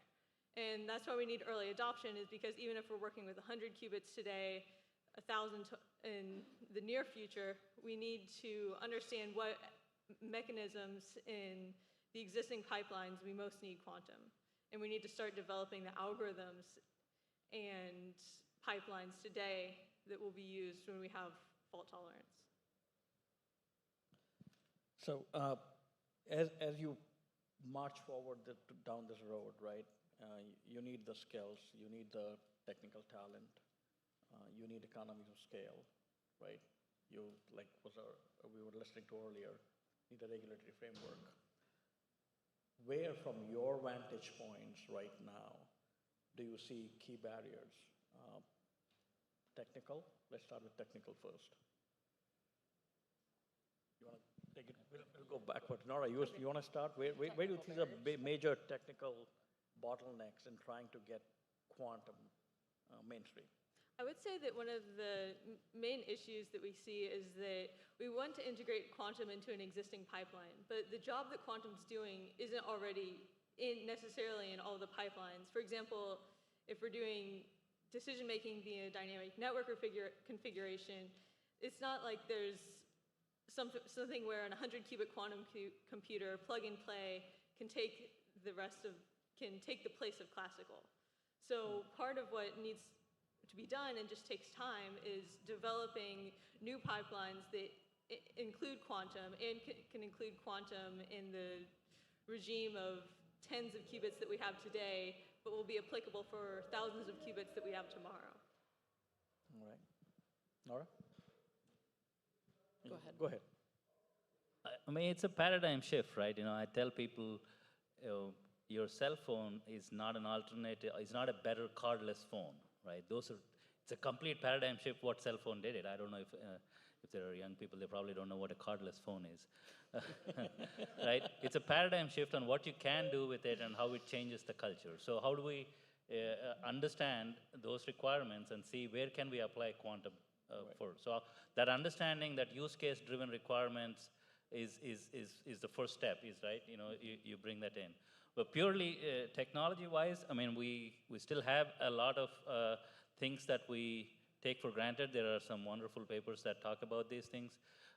You know, when physicists design the whole the system, they make a lot of assumptions. You know, state measurement is absolutely, we can do perfect state measurements. Well, some engineer has to go and figure that out. That how do I repeatably do this? So we have some technical barriers there that we still need to solve so that we can scale. How can we repeatably do these things? How can we scale a large number of qubits, and how can we reduce the error and number of physical qubits needed for generating large number of logical qubits? So there are a lot of those technical barriers that we need to address, right? Mm-hmm. Yeah, and I would say from our standpoint, the key technical barrier is just the newness to us. We're fairly new in this conversation about quantum technologies. We're seeing the great progress, and we're working to catch up to the conversation, and we can start seeing our place in the ecosystem.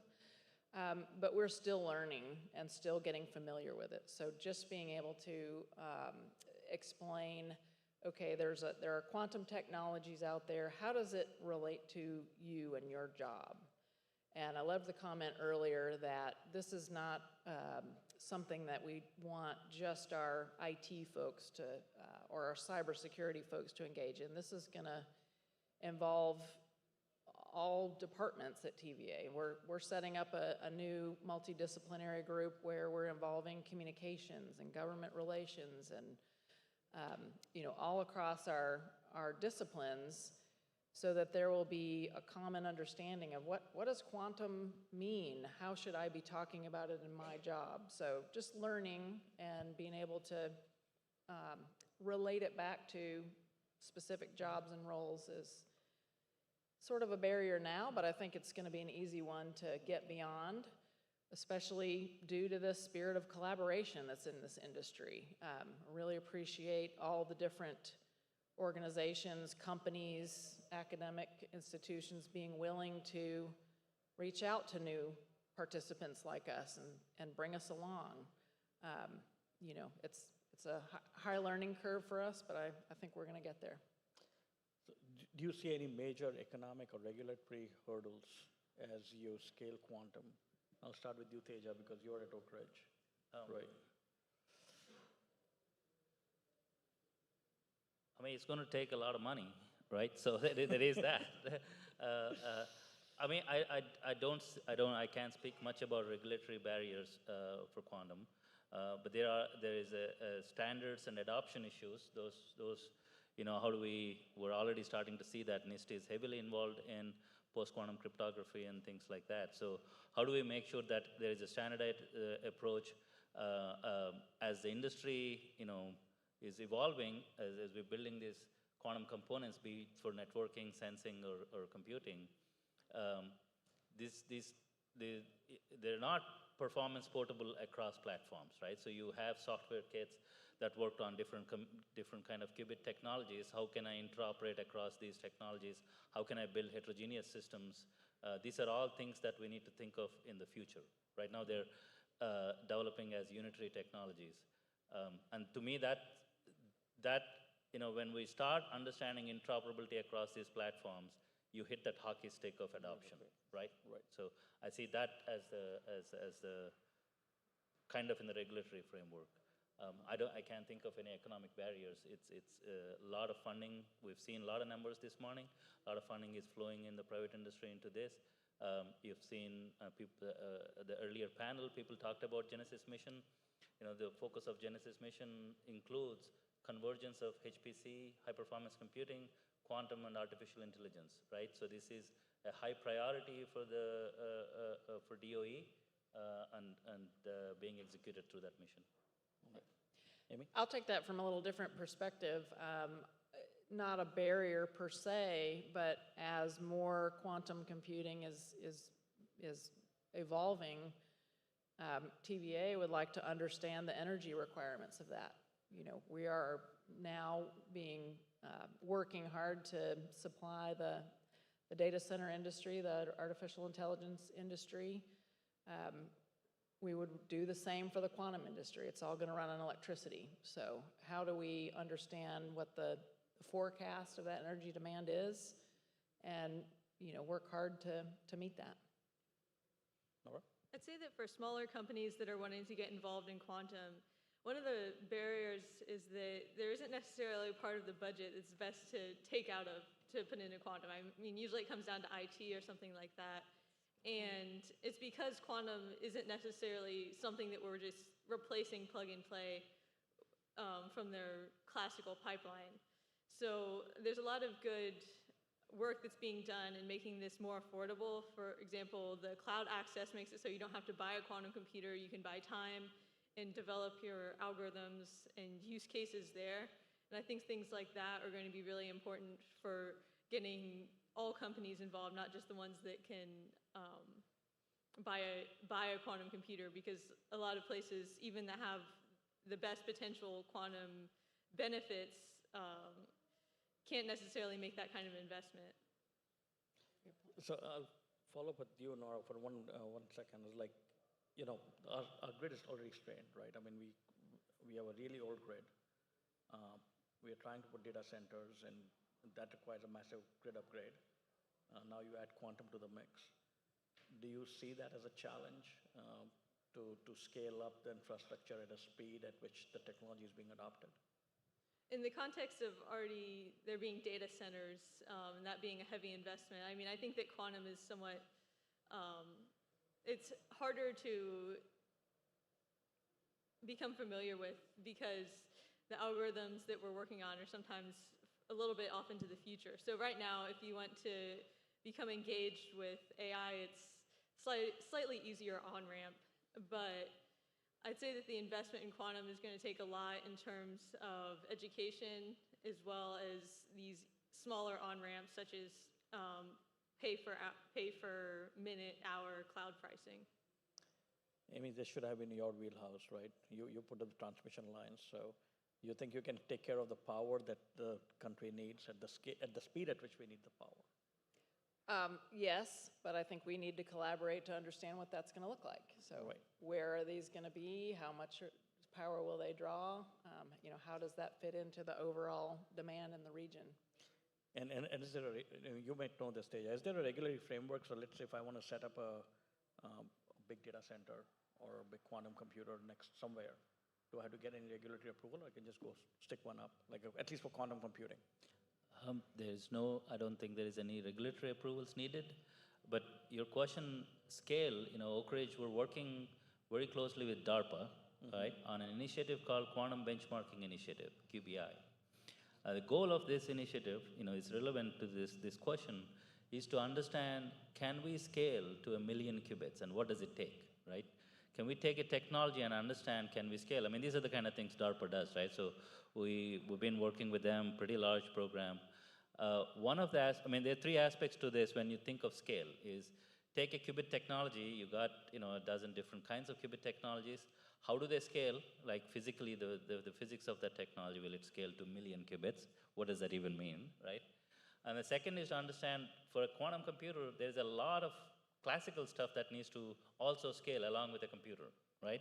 So you have to scale your networking, cooling, your cryogenics, if it is that kind of technology and things like that. Will they scale? And what is the energy footprint needed for those things? We're at the early days right now where that's not a big challenge, but as we, that's what we did with high-performance computers a long time ago, is we built them, megawatts, that was not a metric to optimize, right? And as we started putting AI data centers, now we think about PUE and energy efficiency. So at some point we need to understand that, but that's being studied pretty closely right now. I'll pick up on your last word, 1 million qubits, and I'll get to it in a minute. Quantum and energy, they probably both converge at some point. That's right. And 1 million qubits is 2 to the power of 1 million. I don't know whether I can wrap my head around it. To a kindergarten kid, I used to tell people, like, 50-qubit computer is 2 to the power of 50. That's more atoms than there's in the Earth's crust, and those many states you're dealing with. So 2 to the million, don't know. So as you're looking at, the technology and how we communicate in the technological landscape, right? How should we rethink training people? And we heard some of this earlier in the day, right? And upskilling people in the workforce. We are seeing major disruptions happening. How do we get people to upskill? What kind of partnerships do we need to create between the corporate world, the higher education industry, the government, the national labs? Do you have any thoughts on how you would love to see a structure, let's say, which is Tennessee-wide, that you say becomes a role model for the country? Absolutely. Looking at what's happening in Chattanooga and across Tennessee, I think we have all the, it's been said several times this morning, all the ingredients to actually lead this quantum revolution here in Tennessee, right? There's a big need for workforce, both workforce in skilled workforce, you have physicists and people who are classically trained in quantum technologies, so that's definitely, at Oak Ridge, we're constantly looking for people like that. More important thing is, how can we develop workforce that use these things, right? Applications like what Nora was talking about, you don't need to be a computer scientist or a physicist to actually start running stuff on a quantum computer. We don't do that with classical computers. So that education on how do we train these technologies that can actually come and practice and help in networking, help in sensing or computing, I think we need to do more. I think that probably roots back to how do we design this curriculum and focused programs so that we can generate this workforce. I think in the next 3 to 5 years, that's a very urgent need to scale. Yeah, and I love what I'm hearing in this room and among colleagues about all the holistic thinking about the workforce training. So getting into classrooms all the way down to, I think I heard kindergarten today, quantum for babies. I think that's great. Get people used to thinking about quantum or from a quantum perspective. And then also don't forget there's a lot of us already in the workforce who need training on this. So really love the programs, quantum in business, the work that the CoLab is doing now to reach out to CEOs and others to make this accessible and understandable. Totally agree. We don't need to know how to really build a quantum computer or how it all works, but what is the application for each of these people who are interested in learning? make it accessible, make it hands-on if we can, so that we can actually see what's happening. And then give it a little time too, to soak it in and really think about it and understand. But I think you can see from here, there's a lot of interest in it. And I think that will generate the learning and the training in the workforce. Yeah, I think that some of the important facets of integrating quantum is that not every problem needs quantum, and we need to be able to identify which ones do.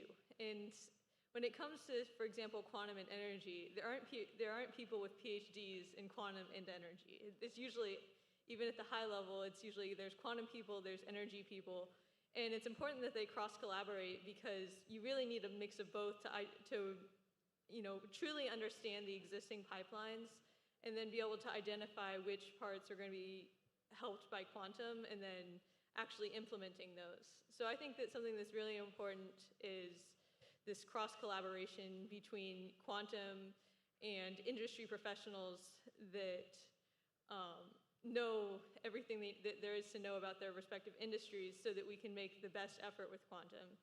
And I think the opportunities for collaboration and like funding opportunities to have them work together will be really important in developing a workforce that's quantum and energy native. No, this is good to hear because the Chattanooga initiative of Vanderbilt with the quantum education that we're imagining is completely different than the classical education that we normally envision, right, which is PhD driven downwards. But it's going to be very closely collaborative with industry. So it's going to be a reimagined curriculum, and we expect to work with all of you. I think it's a great combination. Thank you. Before we close the lightning round, what do you think is the most realistic opportunities on early pilots in the energy area for quantum? Want to take a shot at it? Me start? Well, I think that we have an opportunity to collaborate together and just, identify what are those questions that we think might be the ones that quantum can solve. So some of the complex ways that power flows through the system, or another opportunity with TVA might be thinking about how we manage the river, the miles of the Tennessee River and all of their tributaries managed for multiple uses, water supply, navigation, recreation, all those variables. Can we use a quantum algorithm to simplify that and think about it or solve the problems faster? Nora? Yeah, I think that some of the factors that feed into the pilot use cases are going to be things like quantum latency, the idea that if you submit a job to a quantum computer right now, you might not get an answer immediately, especially in the cloud computing paradigm. And this leaves the way for a lot of algorithms and applications in decision making, for example, dynamic network reconfiguration, or quantum machine learning, where we use quantum to improve our models and smart grid models. So I think that a lot of the applications that are going to come forward are not going to be real time using quantum to make decisions for us. It's going to be using quantum to enhance some of the pipelines that already exist and help us make decisions. There's several near-term use cases, right? Like mentioned, optimization comes to mind. There are a lot of hard optimization problems. Unit commitment dispatch, that's a very complicated problem. So definitely using this, we could do this with classically, but these are building workflows as an application. So I think in near term, having some narrow use cases with high value is going to be the key. There are also, just to add to that, beyond optimization kind of things, catalysis, you're doing quantum chemistry simulations, those are quantum simulations, they're already very near term. A lot of industry is asking for some of that kind of work. Quantum networking, trust and security are of course very important for the grid. It is a critical infrastructure. So how can we leverage these the quantum technologies to provide that security? I think that's probably one killer near term. And identifying where do we put this? You don't want to put them everywhere, but which are the key links, and then how can I derive trust from those quantum the nodes so that you can propagate that trust. Thank you. I think we are out of time, so it's a fantastic conversation that will continue. Thank you again. Thanks to all of you.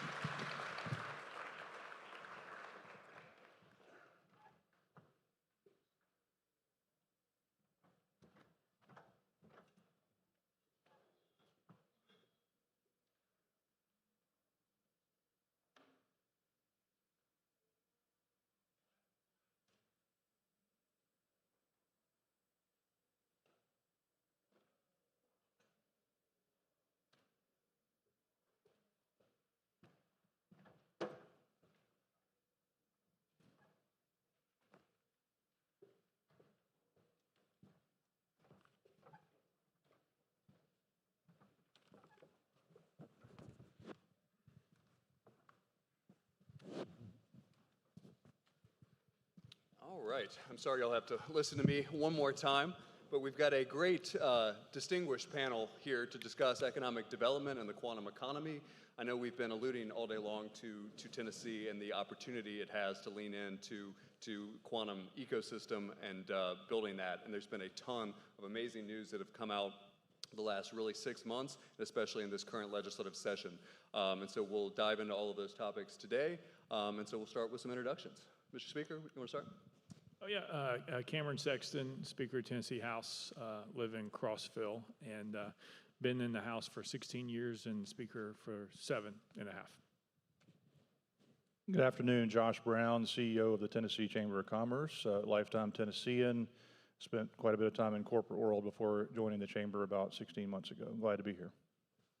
And good afternoon, everyone. Adam Myers. I'm the Vice President of Economic Development at the Chattanooga Chamber of Commerce, and I've been doing economic development now for about 15 years. So excited to be here this afternoon. I'll reintroduce myself. My name is Ryan McKinney. I'm the Director of Government Relations and General Counsel of Compliance at Quantinuum. And I've also got to take a brief moment of moderator's privilege. I'm a double Vandy grad. I bleed black and gold, and seeing how much Vandy has leaned into quantum has been amazing.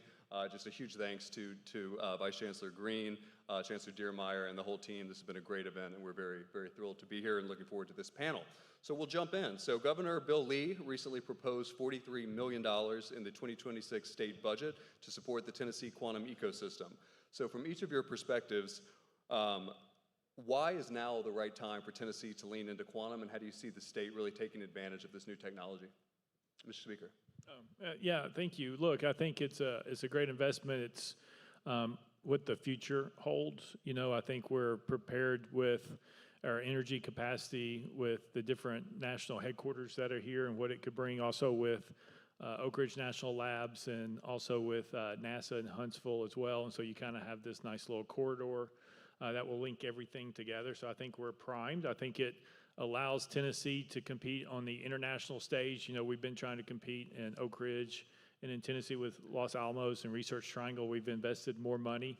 We were competing with them with less money. We've tried to increase the amount of money to compete even more. But get into quantum before these areas will allow us to go into international competition, which I never dreamed that Tennessee would be by itself in that regard. You know, and we can get to it, but there's other issues to work out. But I think if we can get this to a point, then the jobs and the investments, the degrees, and everything else that comes with it will be very beneficial for us long time as we try to solve K through 12 in our state as well. So, I think a couple of things come to mind about why the timing is right. One is that you look at other states that are making significant investments. I think about Illinois. I think I read that they're investing $500 million into quantum, building a campus. You've got Connecticut, Maryland, California. So some states that are bigger than Tennessee, some states that are frankly smaller. So other states are making these investments. So the time is right for us to keep pace. I think the other thing is, and it plays a little bit off what the speaker said, is it plays to our strengths. Investing in quantum plays to our strengths in terms of the industries that we have in Tennessee. You think about logistics, the impact that quantum can have on logistics. You think about what's happening at Oak Ridge with the technology there, healthcare, research institutions, drug discovery. So I think for those reasons, it's timely for us to make those investments and to step up. Yeah, and I would agree with that too. Not just saying for us to be able to keep pace, but where we are right now, just as a state, but also even in Chattanooga specifically, we're at a stage where we are seeing active quantum prospects looking at the community as they're trying to prepare for all of this technology to be commercialized, to be adopted by our existing industry, to be adopted by partners. So now is the right time where we should be investing. And frankly, we are ahead of the curve compared to some of those other states and some of the loud announcements that they are making, where not only does this help us keep pace, but this helps us stay ahead of the curve on that and keeps us in that prime position as companies are making location decisions. Let me dig in on some industries that could be seen as precedential for building out this quantum ecosystem in Tennessee. So let me start, Josh, with you and then the speaker. Talk about what the state has done to support the nuclear industry. This has been a huge piece of Governor Lee's administration, and what lessons we can learn from really propping up and promoting that industry here in Tennessee to drive quantum as well. It's actually a really good template, because you think about, I think for quantum, and I know probably the least about quantum of anybody that's been on your stage today, but what I do know about it is that it requires an ecosystem. It requires multiple stakeholders to be involved and be in the conversation, making investments, utilizing the technology. So if you look at nuclear, what the state has done with the legacy, I mean, we have the benefit of having a legacy at Oak Ridge, so we didn't have to create it. But we played on our strength there, and obviously you've got academic institutions that are involved, you've got the government that's involved from a funding perspective with DOE, you've got private companies coming in and making investments. Higher education is a big player in that, all the way from the four-year institutions down to the technical schools. So that ecosystem, I think, is a good template for what needs to happen with quantum, and we can learn a lot of lessons from that and how we build out a quantum ecosystem. But I think there's also the synergies even between quantum and nuclear. So they're not just totally separate from each other. There's ways that they overlap and ways that they can benefit each other, and there's some synergies. So I think it's actually a really good template, a good model. I mean, if you look at it, I graduated from Oak Ridge, so I'm from Oak Ridge, and I'm not glowing on the stage, just so you know. But look, I think that when you look at it, it's we kind of have the perfect place. I think Tennessee is the perfect place for quantum, for that type of investment, that type of working together.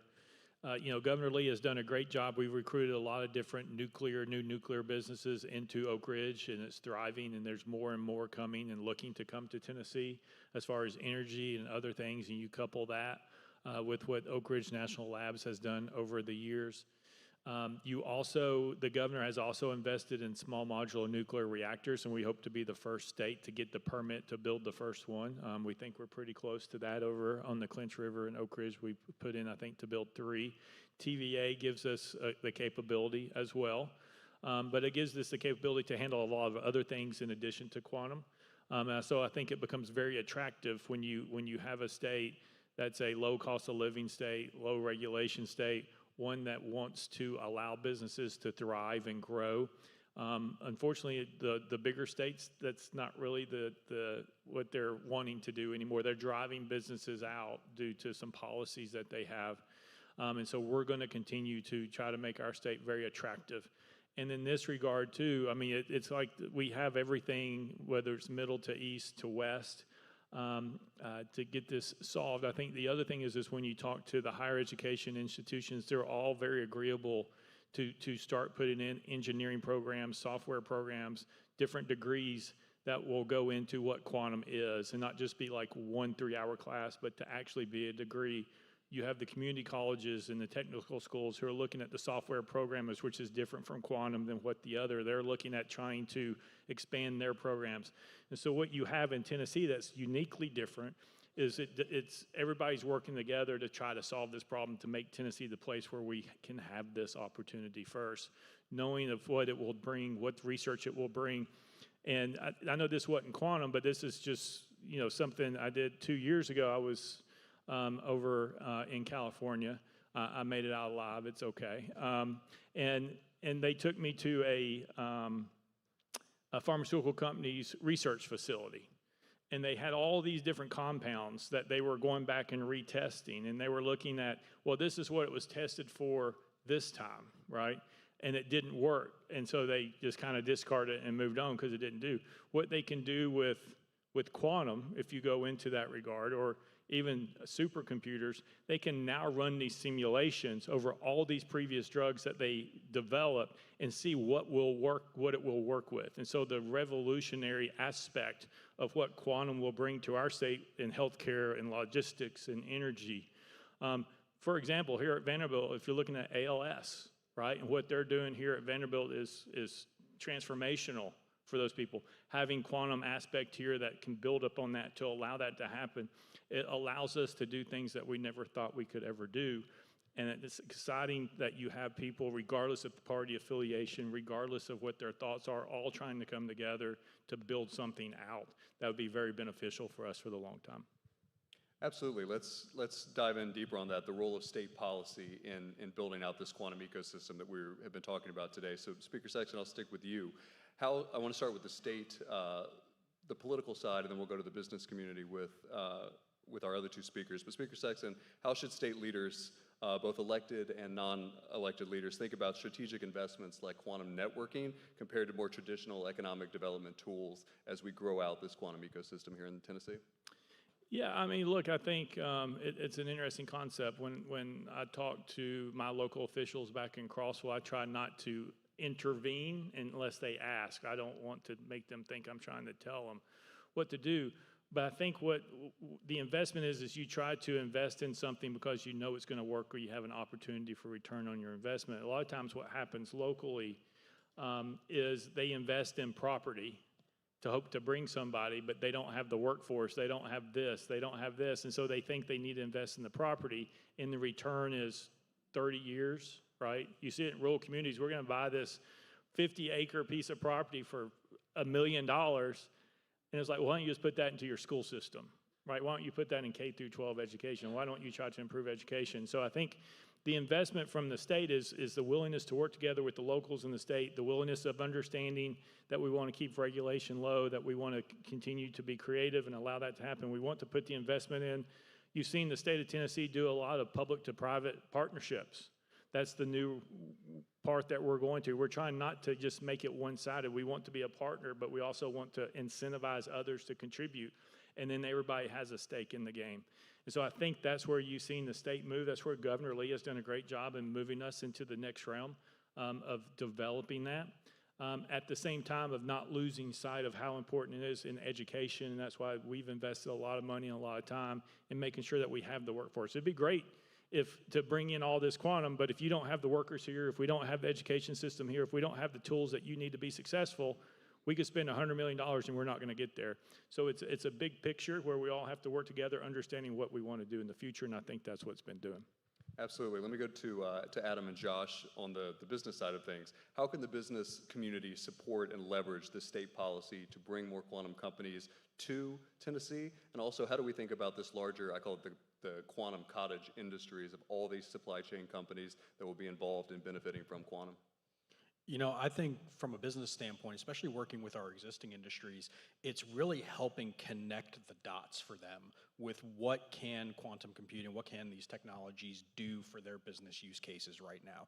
Those are things that we're working on at the Chamber of Commerce level, trying to take even our local CEOs, put them in touch with folks from EPB to accelerator programs like at CoLab, where they are having actual quantum startup companies that are looking for potential pilots. So businesses have the opportunity to partner with those companies then to be able to test out that technology on their systems, amplify their processes, help optimize things, and that will help us not only as we're recruiting more quantum companies here because the businesses understand the language, they understand the industry and the sector, and they understand what those use cases are, but then it'll help us also in really bringing quantum teams and helping those companies create quantum teams here in Tennessee as well. So that's something that we're really focused on, and to Speaker Sexton's point, making sure that we also have partnerships on the workforce side too, getting companies to partner not only with Vanderbilt, but also with UTC, UT, making sure that we have an entire ecosystem that they can partner with, because it's not just going to take one university to build out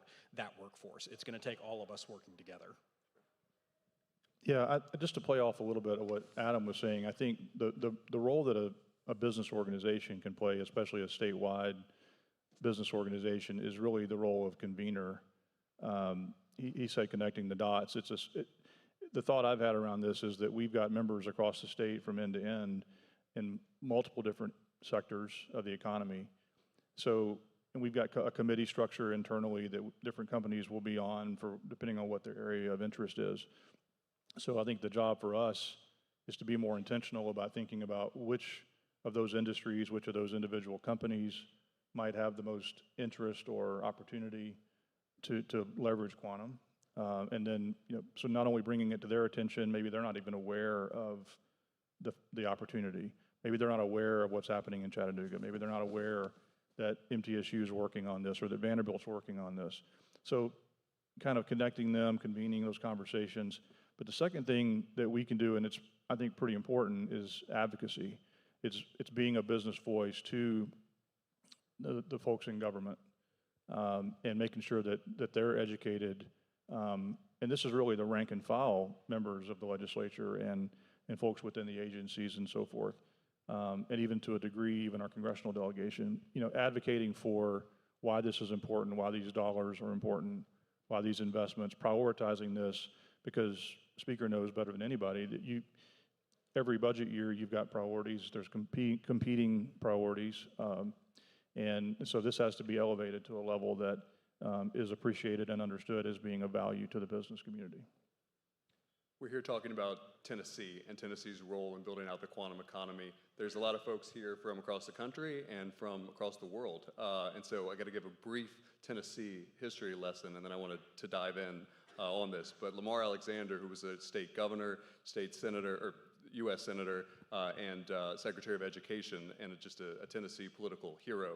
In his first campaign in 1978, he walked from Memphis to Mountain City. He walked across the entire state wearing a plaid black and red shirt, and that was how he met folks across the state, and it was the start of a very long and successful political career. We've talked a lot today about East Tennessee. We've talked about all the great work being done at UTC, at Chattanooga, at Oak Ridge. How do we make sure that this is fully a Memphis to Mountain City type of industry? How do we get the entire state able to translate some of these academic and national lab breakthroughs into real economic development? Mr. Speaker, we'll start with you.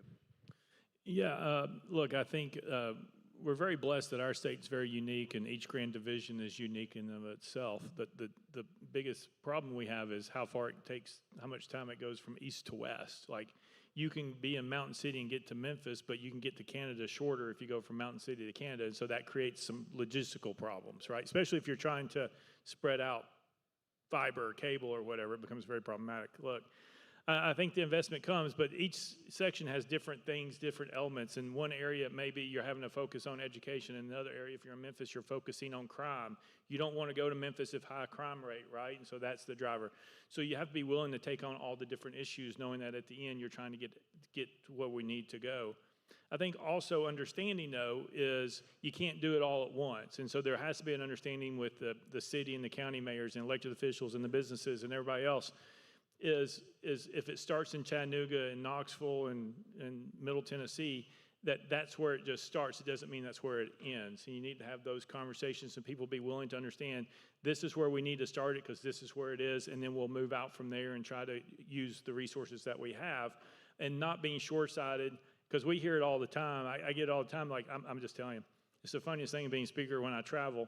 I'll be in West Tennessee, and the West Tennessee people will go, man, everybody in East Tennessee, they get every single thing in the budget. We get nothing. I go to East Tennessee, oh, we get nothing in the budget. West Tennessee gets everything, right? So no one's ever happy, right? They're all thinking the other gets it. But at some point, you have to sit down and say, even though this is going to be in this location to start, this is beneficial for everybody, right? And this is the start where we need to plant the flag, and where we go, Chattanooga, EPB, and a lot of people have done a lot of great work. And then you have the hospitals and the chamber and other people. And so you can't be short-sighted and get your feelings hurt because we didn't start with you. It's coming. We just might need to start somewhere else. And I think that's the element in the end. If we can accomplish that and have everybody pitch in, then we can become something much greater. But it's going to take people kind of, lack of a better term, checking their egos sometime and understanding that there's a bigger picture there. Yeah, I think that's a great point. I mean, part of what we talk about at the Chamber all the time is best practices and sharing best practices, and what one company's doing, helping facilitate conversations so that other companies can learn about that and how they can implement that and make it benefit their company. So again, part of building on what he said, part of what we can do, I think, as a business community is talk about where the success stories are happening. And so if Chattanooga's doing it well, then let's go to Memphis and talk about that. And let's try to find the pockets in Memphis that can embrace this, whether it's the university or whether it's the city. You know, you've got significant technology investments being made in Memphis and Shelby County, major investments. So companies have shown a willingness to invest there, right? So how do we leverage where those investments are already being made and let's build on that? Because, you know, the AI and the quantum are not necessarily competing, they can be complementary, right? So I think it's just kind of finding where you're already seeing things happening and then trying to build on that. And again, it's not the situation like he was describing where you should feel like you're being left behind. It's actually, you've got an opportunity to kind of create something and invent something for yourself in your area that's actually a better fit for your community. And again, that goes back to collaboration. One of the things I've read about was that other states are doing these campuses, this campus concept, where, you know, whether it's a few office buildings or however you want to think of it, where companies are coming to share best practice and collaborate and plug in, or there's incubation going on with different companies around the quantum space. But it's the fact that they're all located together, they're in one place. So, you know, what if we look down the road and we see that there's campuses, you know, all over the state that are doing the same kind of thing, but they're connected to each other in terms of sharing ideas and maybe not literally or, you know, physically connected, but at least connected as thought partners and that sort of thing. So I think that's the way to think about it, is it's not competition per se, but how do we learn from each other? Yeah, I would agree with that completely. It's, you know, we know we're in Chattanooga, and I mean, I'm selfish. I want things to come to Chattanooga. That is my role, is to bring these type of technologies, these companies to Chattanooga. But I also know that we're in a position, because of our partners at EPB, because of the infrastructure that we have that has been built in Chattanooga, because of the ecosystem that we have a chance to lead the state in this technology. But again, it's gonna take an entire state. It's gonna take more than one location to really make the state attractive for quantum computing.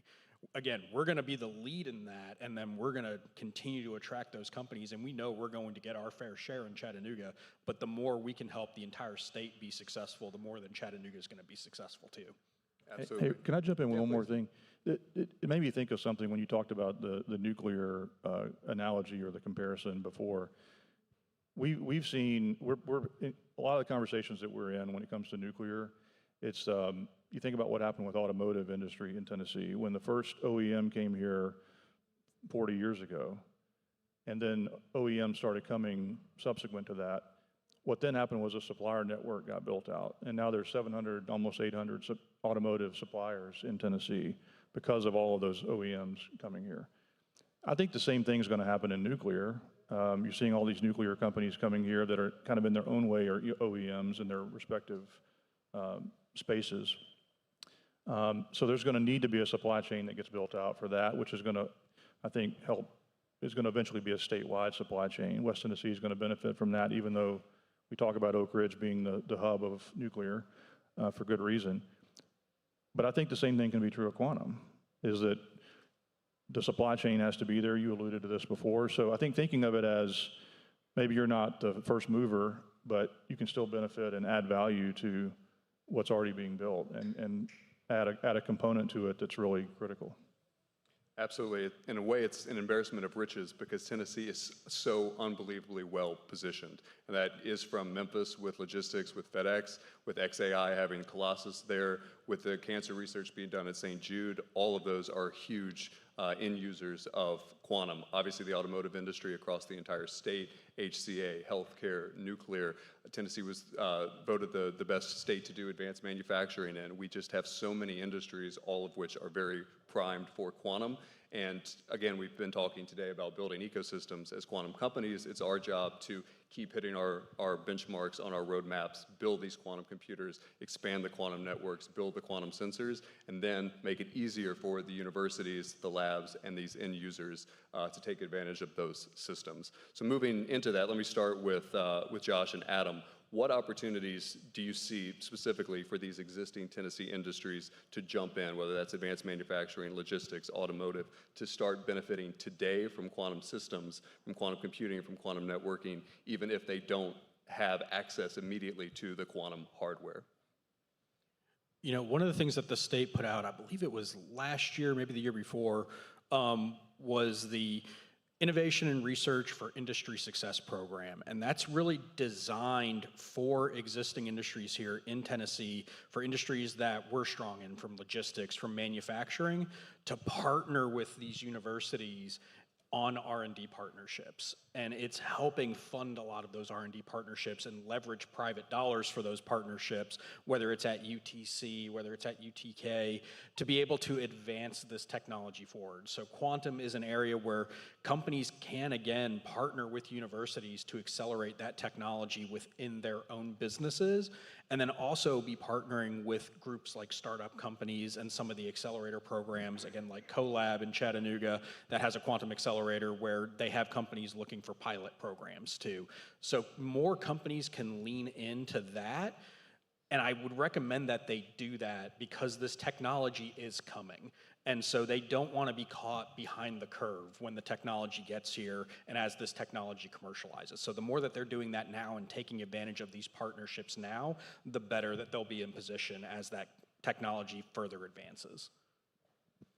Not too much to add there, except I would just say not reinventing the wheel comes to mind because, again, there is good work being done, good research being done. I think companies would be wise to just go to the universities where this is happening and learn about the ways that they can connect to it. But I think the biggest thing companies can probably do is just better define the use cases. And this is what Adam said earlier, which is completely right, that I don't think companies really understand, at least the ones we talk to, don't really understand specifically how quantum can impact their operations.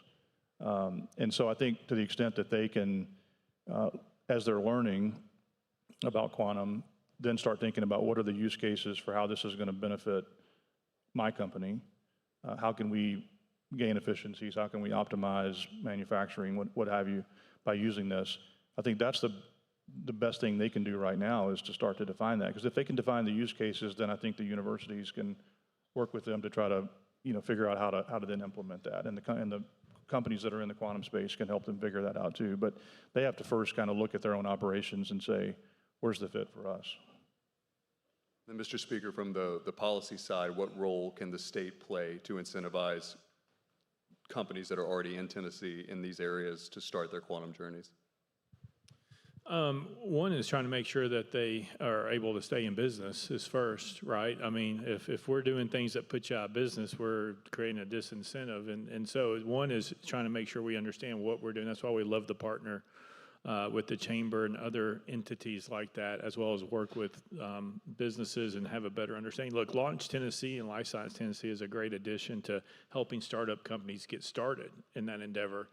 One of the worst things is in 5 years, so many businesses will fail because of not the product, but it's the implementation aspect of it sometimes, to Josh's point about efficiencies and effective, where you could using technology can help you where you don't have over inventory and you're sucking in a lot of money that you could use to put to something else.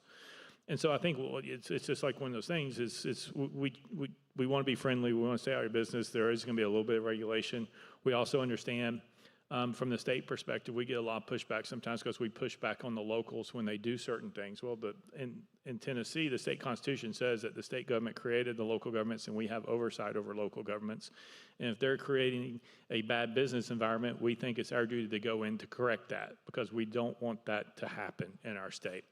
And we don't want to go down that road. And so there's things that we can be done. I would say, look, I would say Governor Lee's done a great job. Governor Haslam did a great job leading us to this point. The next governor hopefully will do a great job in continuing to lead us. And I will say Commissioner McWhorter is doing a fabulous job in this. He's really dived into quantum and really looking at it and really helping us out. Senator Blackburn is heavily involved in Washington and quantum, and what she's doing to help us as well and help the nation really helps us. And the quantum, there's a couple different ideas in the quantum. One is the cybersecurity side, which is extremely important to the country and to the state. And so there's like two paths, right? So you have the business side and the cybersecurity side, and the research side and all that, but they all work together. And so I think it's to be successful, we got to keep our eyes open. We hope to reuse some of the BEAD money. I don't know if we can. That would be really beneficial to the state of Tennessee to reallocate that into quantum. That would help us speed up the investments. But I think it's just a partnership, and I think that's when you've had two governors who came from owning their own businesses, who's worked in those businesses, it's a different perspective. And I think you've seen that over the last 16 years, that perspective has really paid off for our state. And then you have a General Assembly that's very diverse, that's made up of people who have different jobs. And so it's not, everybody's not an attorney and everybody's not this. Not that attorneys are bad. My brother's an attorney. I love him very much. But it just gives you a chance to where you can bring people together and then the best ideas bubble up and hopefully we can be successful. Absolutely, and I'll underscore a point that Jenny and Lorenzo and Ryan made on the first panel this morning, is that quantum has a long adoption curve. It has a long adoption curve because it's very hard to build quantum computers. It's very hard to lay and create quantum networks. It takes a lot of infrastructure, and there's a role for both government and the private sector in actually building out the technology. There's also a long adoption curve in using quantum computing and quantum networking for the end users. And so as you build out your AI strategy, as you think about how you're going to use these technologies of the future today, start budgeting for quantum IQ, start budgeting for a quantum workforce, and start working with, I want to highlight CoLab, and Vanderbilt is launching something called Dry Dock, which are basically quantum accelerator programs where you can work with students, whether undergrad or grad students, working on quantum use cases, quantum algorithm development, and companies can, again, start to prove this out today to build ROI and create these proofs of concept that will lead to big commercial benefits in the years to come. So we've got a few minutes left. And I want to kind of look to the future. So we've started to lay the groundwork. The $43 million in the budget is an unbelievable starting point from a state perspective. Obviously, Chattanooga, Oak Ridge have been leading on this for years, if not decades. Let's look ahead 5 to 10 years. What does success look like for Tennessee's quantum initiative? And how does it shape the state's larger economic development goals? Josh, we'll start with you. So conceptually, what it looks like is that there's collaboration. There's more collaboration happening. I think, if anything, just this is my observation, if anything, you see it happening in pockets, and there's success happening in pockets around the state. I'm not sure exactly how much we're tying it all together, right? So, and maybe that's happening in places I'm not aware of, but I think it's the collaboration and making sure that the left hand knows what the right hand's doing, that we're sharing ideas, that we're sharing best practices.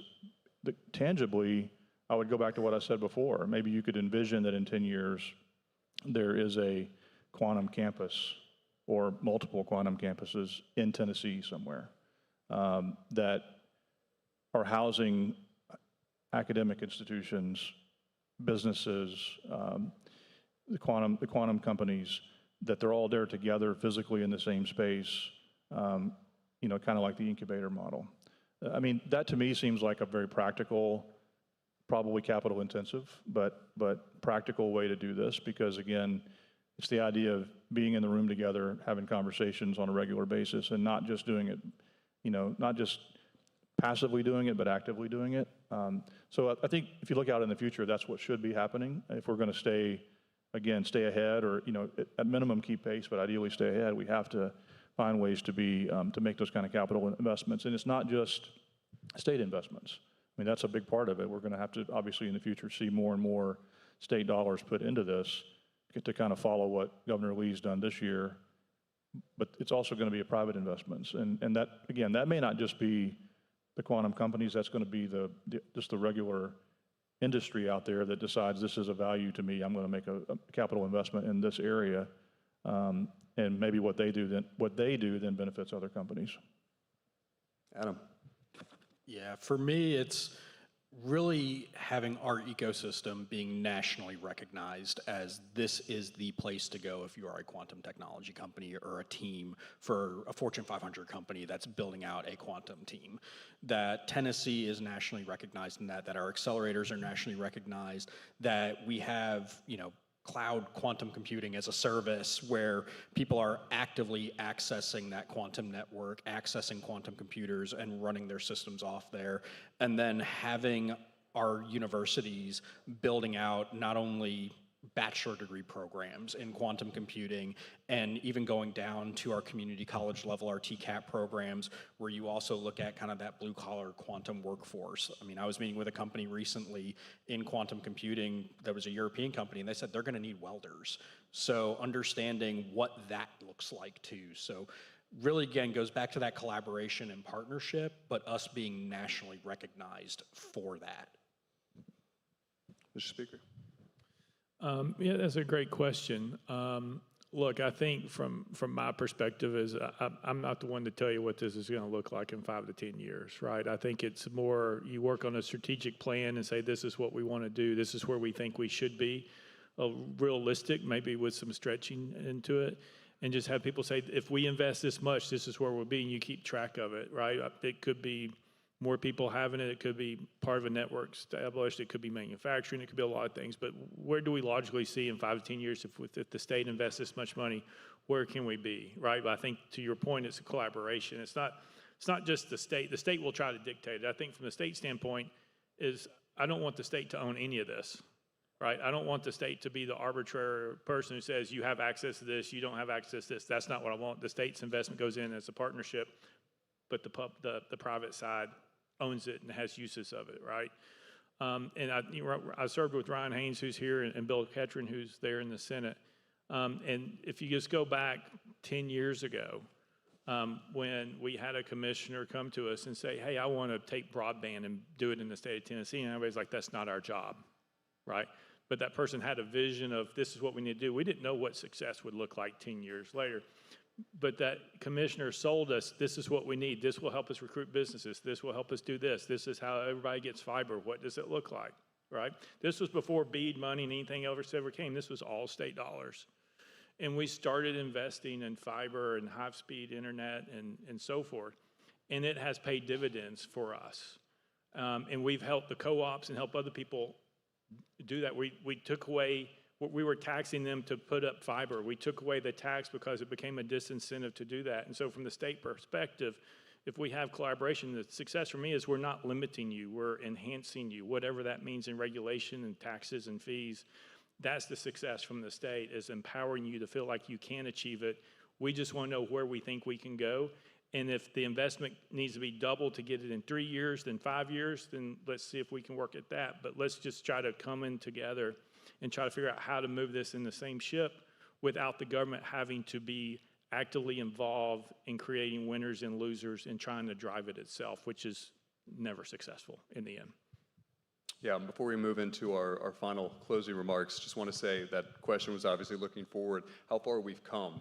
Allison and Lamont mentioned this on the policy panel, but even in 2024, both at the federal level and certainly at the state level across the country, all of us in the quantum policy world were having to say, there's classical physics and there's quantum physics. This is a qubit. This is what our companies can do. This is, basically quantum 101. Now it's everyone knows how important quantum is. Quantum is infrastructure. Quantum is national security. Quantum is economic security. How do we support it? And that alone just speaks to how important it is for leaders to put quantum at the top of the agenda and to build out this quantum literacy across the public. And another reason, we'll talk in the workforce panel more about this, but we don't need just quantum PhDs. We need welders, we need technicians, and we need folks who can communicate about quantum, can get folks excited across the industry, across universities, that this is a great career to go in, whether you're on the technical side, whether you do PR and marketing,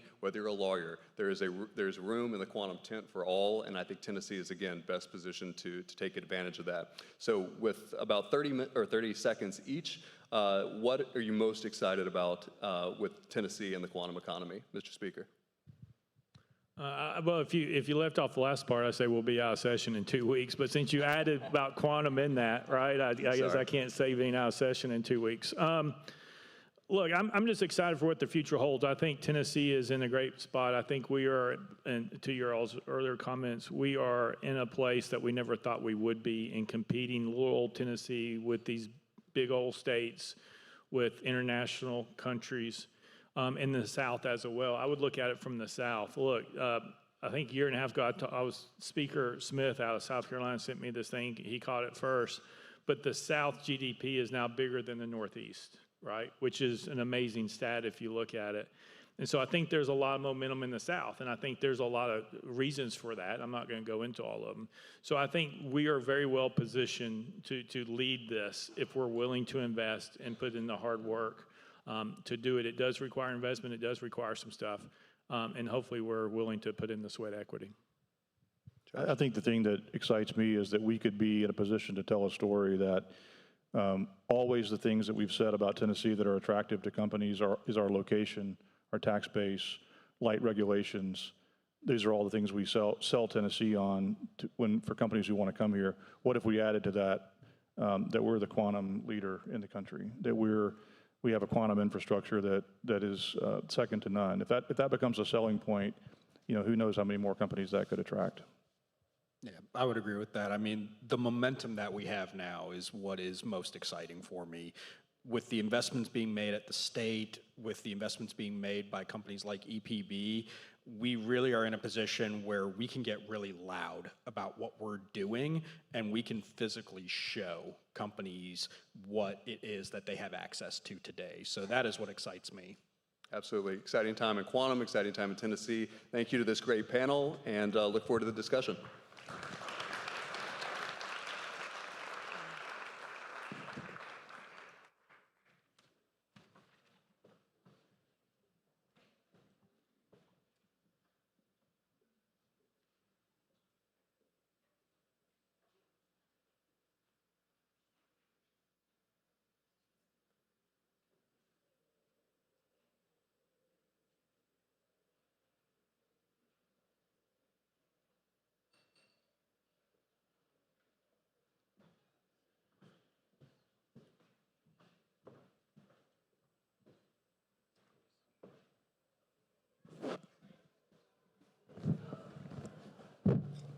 All right, we're going to keep it going here. Wow, you can get a tan off these lights. This is fantastic. So, everybody having a good, everybody thinks we're having an informative session. It seems like we've had some really great panels. I had to go back to campus for a little bit, came back, and everybody was bragging about a couple of the perspectives that were shared. We're talking about the promise of quantum and why it matters and where it's headed. And so this session, this panel is focused on really how we're going to generate the next quantum workforce and what it will take to get there. And we've got people on our panel today that are already moving the needle in those areas because, none of this work and none of this advances can happen without people. One of the defining challenges in this space is making sure that we're building a workforce that can support the field as it grows. And that means thinking broadly, not just about researchers and scientists, but also about technicians, educators, and the many roles that support the work. It means also thinking about how we create pathways into this field. So, thinking about how universities, community colleges, industry partners can work together to build something that is both accessible and, more importantly, sustainable. And importantly, for regions like the Southeast, and in particular the state of Tennessee, how we position ourselves to lead, not by working in isolation, but, as I mentioned earlier this morning in my opening remarks, how we effectively collaborate. We're fortunate today to have a panel that brings a range of perspectives to this conversation, from higher education, workforce development, and regional economic strategy. I'll briefly introduce our panelists, and then we'll jump into discussion. Now, as you've already been reminded, on your program is a QR code that has the full bios of not only these excellent panel members, but also the other speakers that were before and will follow us. So I'm joined here with Louis Pinska, who is the District Associate Dean for Computer Science and Information Management at Palm Beach State College. Kelly Smallridge, President and CEO of the Business Development Board of Palm Beach County. And Hannah Terleska, Associate Professor and Director of the Q-Rise Center at Middle Tennessee State University. Thank you all for being here. I'm excited to be able to have this conversation for us to talk. My first question is to you, Kelly. You know, I spent some time down there with our growth initiative that we have with our graduate campus down in the Palm Beach County area, and got to know you and so forth, and saw the energy in the region. But when it comes to quantum, the region has kind of taken a leadership role and has really done a lot. It's been a lot of activity in the last year. So what motivated the region to, you know, kind of pursue quantum? And what were the keys to your success and some of the things that you think are important to sustaining that success? So I think it's important to note where we came from, because that's the reason why we were so bullish in terms of going into quantum. If you look at Florida as a whole, Florida was really built on tourism, agriculture, and construction, which are fairly lower paying jobs. And about 10 years ago, our state and our county, specifically our county, decided to really get aggressive in terms of diversifying the economy and going into aviation, aerospace, business, financial services, technology, life science, advanced manufacturing, many of the things that we've talked about today.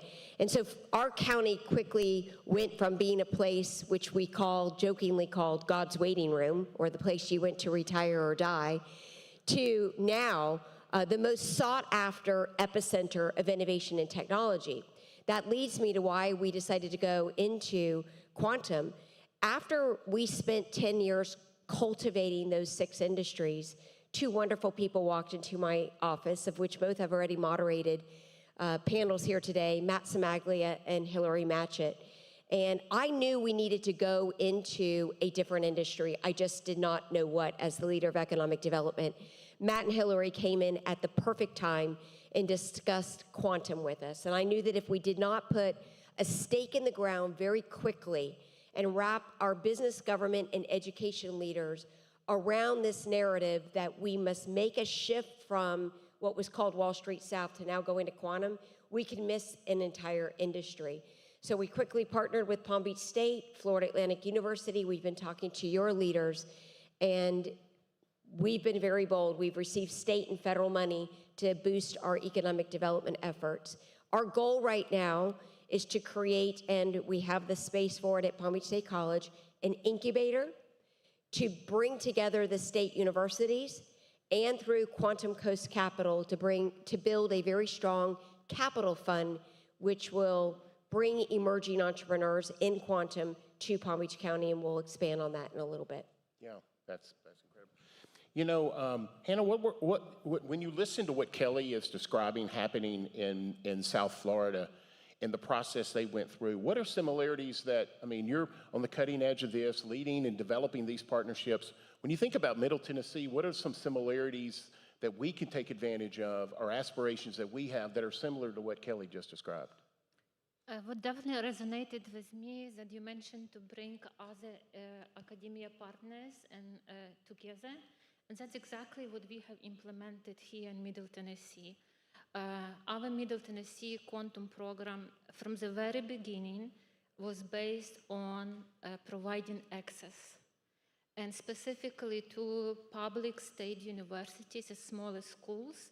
Quantum hardware is expensive, quantum network is expensive, access to quantum computers is expensive. I don't know what we would do without IBM quantum computers, which are for free, Qiskit, some qubits. But that was the reason we created Middle Tennessee Quantum Academic Consortium. If you want to go together as a state, we have to do it together, stronger together. Because the biggest challenges we faced well, these are challenges, but at the same time, they have wonderful opportunities, actually. Quantum is interdisciplinary, but somebody mentioned 48 PhD physicists in the nation. Most of them will not go to academia. You cannot compete with industry for the salaries, right? That's fair, unless top private institution. So the big challenge is, who is going to train this quantum workforce in Tennessee, right? We have beautiful infrastructure. Tennessee really has all components. National lab, it's one of the 5 national DOE quantum centers. We should be proud of that we live in Tennessee, right? We have academia, we have EPB, quantum network, IonQ came here, we have industry here, and government, right? We talk to government. So we have all 4 ingredients, but who is going to go and work in these sectors? So one challenge is faculty, quantum faculty. So first thing that we had to do, get National Science Foundation grant to upskill the existing faculty, or hire 1 or 2 and they will train somebody else. Then interdisciplinary, so we created programs that, for example, at Middle Tennessee, we have a quantum consortium program which brings together MTSU, which is Emerging Research University, and 3 HBCU from Nashville, Fisk University, Tennessee State University, Meharry University, Austin Peay University. We even have somebody from North Florida University taking our classes on hybrid in California. So, but that was a national challenge, access to quantum education and bringing us together. So this is similarity that I think we all share. You know, Louis, she talked about a very collaborative, process and bringing all the resources together with the individuals or institutions, with the leadership role that Palm Beach State College is playing down in South Florida. What similarities there? What are the collective partners and collaborative partners that you're working with and groups that are similar to that as we look across the state of Tennessee in these different regions that we should identify as key players at the table? Yes, absolutely. Thank you, Chancellor Green. At Palm Beach State College, we are working on launching a quantum technicians training program. In addition to that, we have partnerships with different industries. We have partnerships with different universities, and we have partnerships with the school board of the school district of Palm Beach County. So our training would articulate into a future Associate of Science degree. Our associate degree will articulate into a bachelor's degree from upper-level universities with the support of the universities of the Florida University system. Our training would also go backwards, and we'll make that available to the school district to train teachers and to train K-12 students so they can transfer to us already with previous knowledge of quantum computing. Now, we are in a special place in history because typically science develops, computer science especially, and the computer industry has developed. And whenever there is an advancement, companies train highly advanced individuals, and at the PhD level and higher. And for example, IBM, Microsoft in the early days of Microsoft, early days of Cisco, these were advanced pieces of equipment, and these companies wouldn't let lower-level technicians to touch their equipment without special training.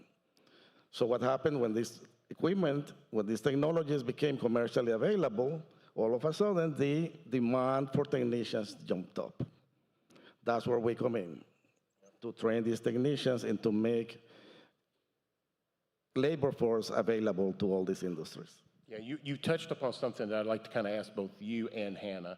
And Kelly, jump in if with any wisdom that you have here is, let's level set just for a second and say, for those of us who aren't scientists or engineers, what is the skill set and what are the jobs that are really available that we need to be working toward in the quantum field? And are there a lot of non-STEM related opportunities for people? And how do we align them and train them and empower them to be a part of this ecosystem? Hannah? Let me start also first with STEM and then non-STEM. Okay, so I think the number today sounded, somebody said 250,000 jobs. I heard even a better number. Boston Consulting Company did study for Chicago Quantum Exchange, and I think they predicted there will be 850,000 jobs by 2035. And what is very important from the study, 2/3 of those jobs are for bachelor degrees and associate degrees. These are community college students, people, right? If you want to find out what kind of skills you want to do, just do simple exercise. Please go to Google and do Quantum Economic Development Consortium, QEDC, and it gets you directly to the job listing all across the world. And you will see software engineer, hardware engineer, physicist, a technician, so what kind of skills we need? Just based on today's panels and speakers, right? You need somebody who will build quantum computers, right? Hardware people. This can be engineers, physicists, for example, right? You need people who can gonna to use quantum networks. So we need quantum optics people, photonics people, engineers in that sense, right? Physicists also. We need people who need to develop quantum algorithms, right? We mentioned quantum algorithms for quantum materials. Let's don't forget, Oak Ridge National Lab's signature program is quantum materials. We need those quantum superconductors to work at lower temperatures, higher temperatures, right? So we can use them in everyday usage, right? Or develop better materials. So quantum computers, we don't have to build big labs to keep quantum computers in this cryogenics and cold environment. So we need computer scientists, right? Then we need mathematicians who can come up with proper skills, right?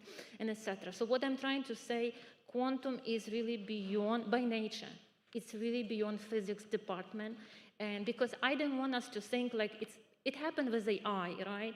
With AI, for example, machine learning component was only in computer science department. And now we are in the era where each discipline, chemistry, physics, marketing can use machine learning, but we don't have trained people in that. So we need domain scientists in quantum, the same domain scientists in AI, for example. So it's interdisciplinary by nature, as you can see from the type of quantum applications we have. What to do for non-STEM majors? Look at our day-to-day. Look at our speakers, right? We have people we have senators talking about quantum, right? We need people, policymakers. We need people who will educate others. Why do we need quantum technologies, right? We need people who will go and teach our kids about quantum, right? Just inspire them about quantum. Ryan McKinney, I thought that you have business degree, but it seems like you also have physics quantum degrees, the way he talks about quantum, right? So we want people from the whole spectrum because we need people who will build quantum technology, who will use quantum technologies, or who will promote the usage of quantum technologies. Yeah. Louis, you got anything to add? Yeah, absolutely. In the technical field, certifications are very important, and our partners are recognizing this. We had conversations with several companies, and I started working on creating industry certification paths. That translates into qualified personnel that will go and work for businesses. And we hope that as businesses implement quantum technology, that will translate into internships for our students. Yeah. So, we've really been focused today about how we can find connectivity in the state, and how the Chancellor talked at great length this morning about we have all the pieces together, and including in that is a realization or a better growing realization by our public policy makers in the state of Tennessee of the importance of collaboration and working together. Kelly, what's happened in Florida and what Florida has done with their investments in building the ecosystem and realizing things is really something that I think Tennessee could learn from. Can you give us a little idea of the role you guys played, but how the state of Florida really kind of played a leadership role and are trying to seize a moment? So there's a really important initiative and effort that took place in October of 2025 that I think gave us a competitive edge and shows the spirit of collaboration and plays into this ecosystem. And that is through the nudging of, again, Matt and Hillary of Quantum Coast, the 14 or so university presidents in the state of Florida signed what's called the Florida Alliance for Quantum Technology. And that has done two things. Number one, it has shown companies nationwide that Florida is serious about quantum. And two, it has put together a support system for those private companies that allows for the universities, instead of them tripping over each other, to coordinate the types of programs that they want to deploy to be ready for these companies. What we hope to accomplish in the Palm Beaches and in Florida is not just have all of this training going on within the universities and educational institutions. We want to take these programs and commercialize them to go outside of the state of Florida to bring those companies here. To further answer your question, that initiative we have now taken to our governor and to our Secretary of Commerce, and that is why the state has invested money in this organization and in our county, is because they see this high level of cooperation and collaboration. So not only did we receive the federal grant, but we are now embarking on a second initiative, which is a quantum ecosystem asset map. So we talked about the universities signing the alliance. We now have hired a company to go and talk to defense companies and private companies throughout all 67 counties in the state of Florida to map out what they are doing in quantum so we can see where the gaps are, and that will help our recruitment efforts, but also put together a cohesive roadmap and inventory for what we have in terms of quantum assets. So when is that kind of review and audit of your asset, the creation of this asset map, when is it supposed to be completed? Good question. So it should be done in July of 2026. We will fine tune it over the summer and we'll have a report, but we will formally launch it at our Quantum Coast conference on October 22nd, but it'll be available months before then. Yeah. So the money, that money was appropriated by the legislature and went through a process. The governor put it in the budget. It was approved by the legislature. It's a total commitment on the part of state government at all levels to support and to set the course for this thing in Florida. Actually, a little easier. It didn't even go through the legislature. There's something called the Florida Defense Alliance. Okay. And so we applied through that. And the reason why they found Palm Beach County and this Economic Development Board to be a good conduit is because there are over 1,500 aerospace, aviation, and engineering defense firms in the Palm Beaches alone that employ 20,000 at an average salary of $100,000. So they saw the density of the defense firms already in our county with L3 Harris, Sikorsky, and Pratt Whitney as the leading firms taking up 7,000 acres and 1 million square feet. Yeah, fascinating. A lot to learn there, really a lot to learn. I mean, congratulations on, it's amazing to us how we better understand through here at Vanderbilt, our growth initiatives, the importance, and I think the Speaker Sexton just made some reference about the Southeast region. We call it the Sun Belt. If you take Texas and Tennessee and a little bit of Atlanta and South Florida and what's going on in Huntsville and all that, our region's GDP is larger than any other region's GDP are larger than the Northeast. That's the first time in the history of this country that that's been the case. And so there's a lot of capital, a lot of talent that's happening in this area. So we can definitely learn from each other and leverage off each other's assets. We're kind of getting down to a point here where we're getting a little limited on time, but I would be remiss, and we have some expertise here, if we didn't address, we've got a lot of higher education representatives, but I would love to hear from both of the educators about, when it comes to workforce development, the programs you are using and how you connect it to potential K through 12 programs, or how do we prepare people from K through 12 if they're non-STEM, non-traditional opportunities in this new ecosystem, how do we make that connection to the programs that you described earlier to K through 12 so that's a seamless transition? Louis? Yes, I'll start with K to 12. K to 12 students in the state of Florida currently have the opportunity to take technical courses, technical certifications such as Net Plus, CompTIA, A+, and that articulates into some of our programs. We're planning to provide the same opportunity when it comes to quantum. Students will take Python, C++ with a focus on quantum, and that will articulate into our courses and into our associate degree. It is extremely important because Palm Beach State College identified a gap between PhD training and technical training. And there is going to be a massive need for technicians.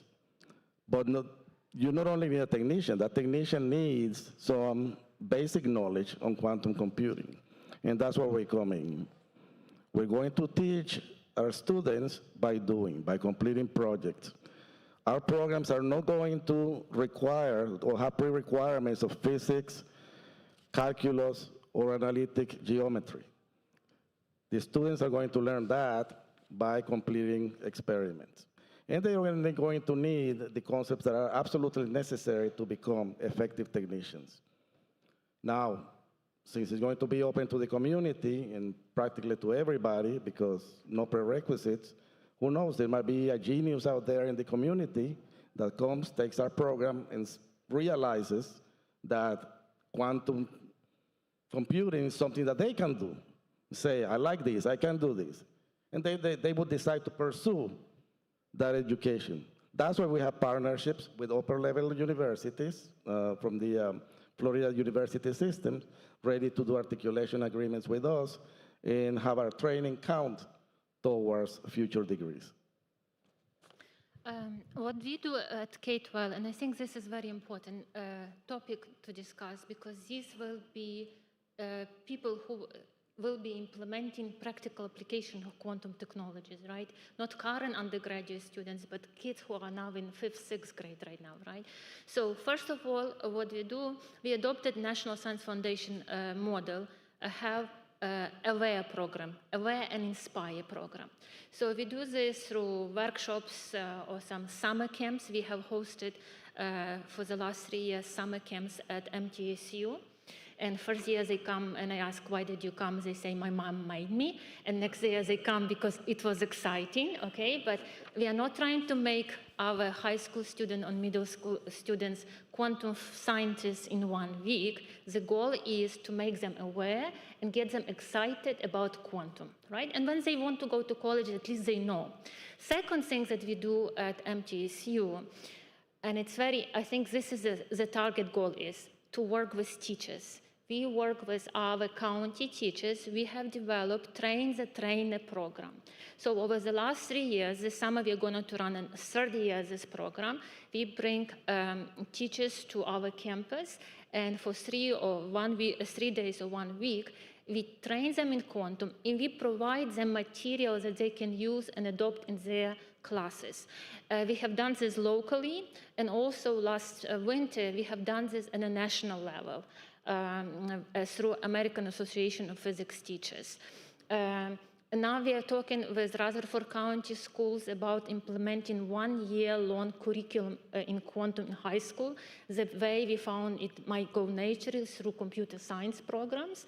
But this is, again, we have to work with students, but also to make it more impactful with teachers. Train the trainer. That's what we do at MTSU.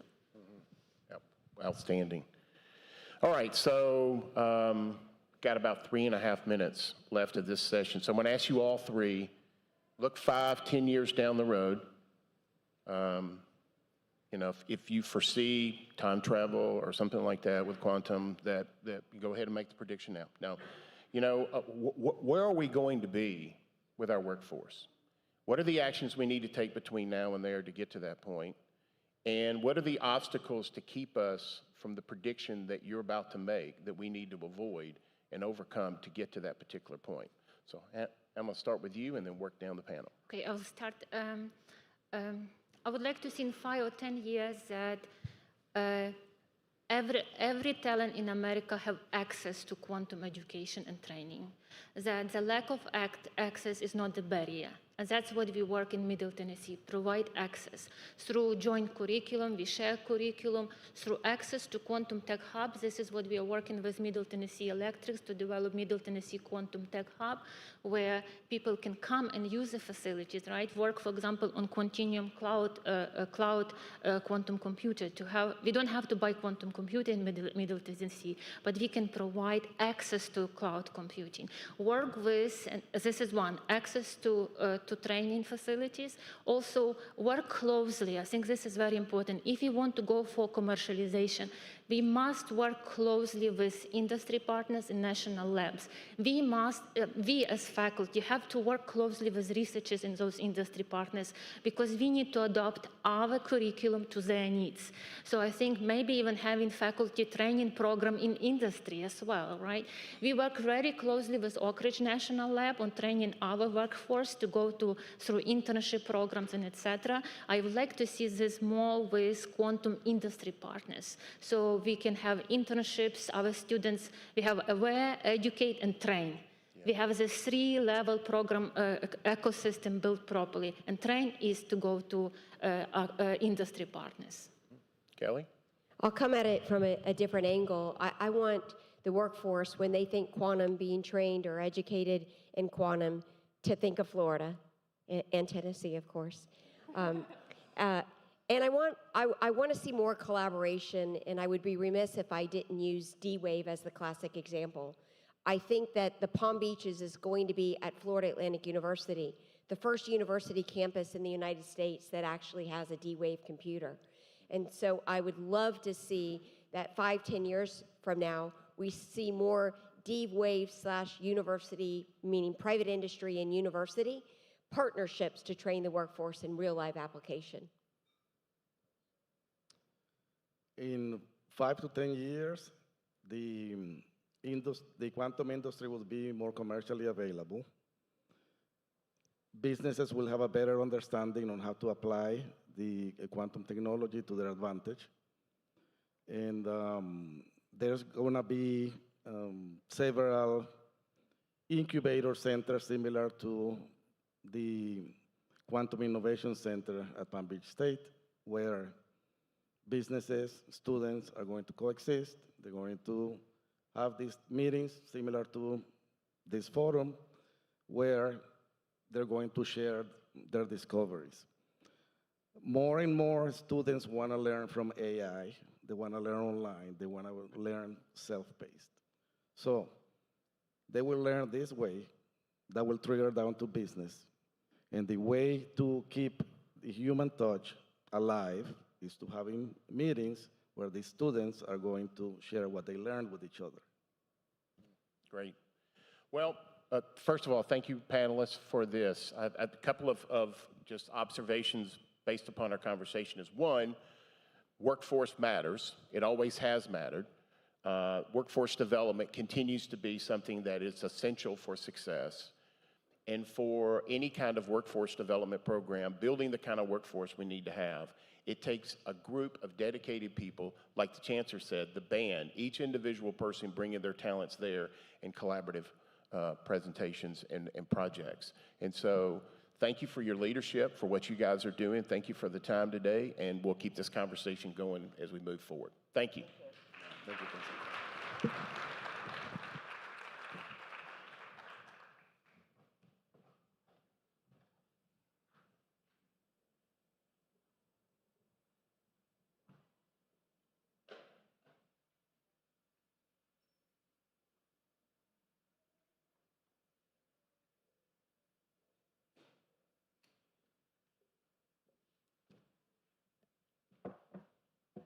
Okay, how's everybody doing? Tired? Quantized? Quantumized? I guess some word has to be there. So I am kind of your warm-up gig before the grand finale and the drinks. So I'll kind of try to keep it short. My job is really not to give you one case study, but talk about what we heard today, summarize, and kind of place things in the context. So I'm Chris Roy. I'm the Dean of Engineering here at Vanderbilt, and on behalf of the School of Engineering, welcome. Welcome to Nashville. For those of you who have traveled here, thank you for doing that. But I think we all learned, I learned a lot. I remember my sophomore year in college several decades ago. Physics 3 was an optional course, which was quantum physics. I kind of in full enthusiasm went and took my quantum physics class and regretted it. I did go through it though, and once it hit Schrodinger's, it was like all downhill from there. But it's okay, as we learned, we don't have to be all experts in quantum physics to use quantum. But I want to start with a couple of vignettes of use cases that we heard. I think the Chancellor started with John Jumper. We at Vanderbilt are immensely proud of our alums. John, as you know, is the 2024 Nobel laureate in chemistry for AI and AlphaFold and protein folding. And you already have companies here in this room today who are using quantum computing tools for drug discovery and protein folding in collaboration with industry. So computational biology, computational chemistry are already happening, and the advancement in quantum computing and quantum networking will even accelerate that hugely further. And this is, one of those prime examples when you see that computational breakthroughs reshape the whole field. And I'll again give my own examples. In my first year of graduate school, I was taught by a guy named Tom Pollard, who was one of the big gurus of protein folding back then, 25 years ago. He went on to Yale. This was at Hopkins. But what we learned, most of those models were clunky, took a long, long time. But with this tremendous high-performance computing thing that John and his fellow colleagues developed, this is now a routine thing, something that was almost science fiction several decades ago. You also heard a lot about mobility, transportation, optimization of systems, and city infrastructure, smart cities. We are tremendously proud. If you drove down I-24 today, that is one of the most censored highway in this country.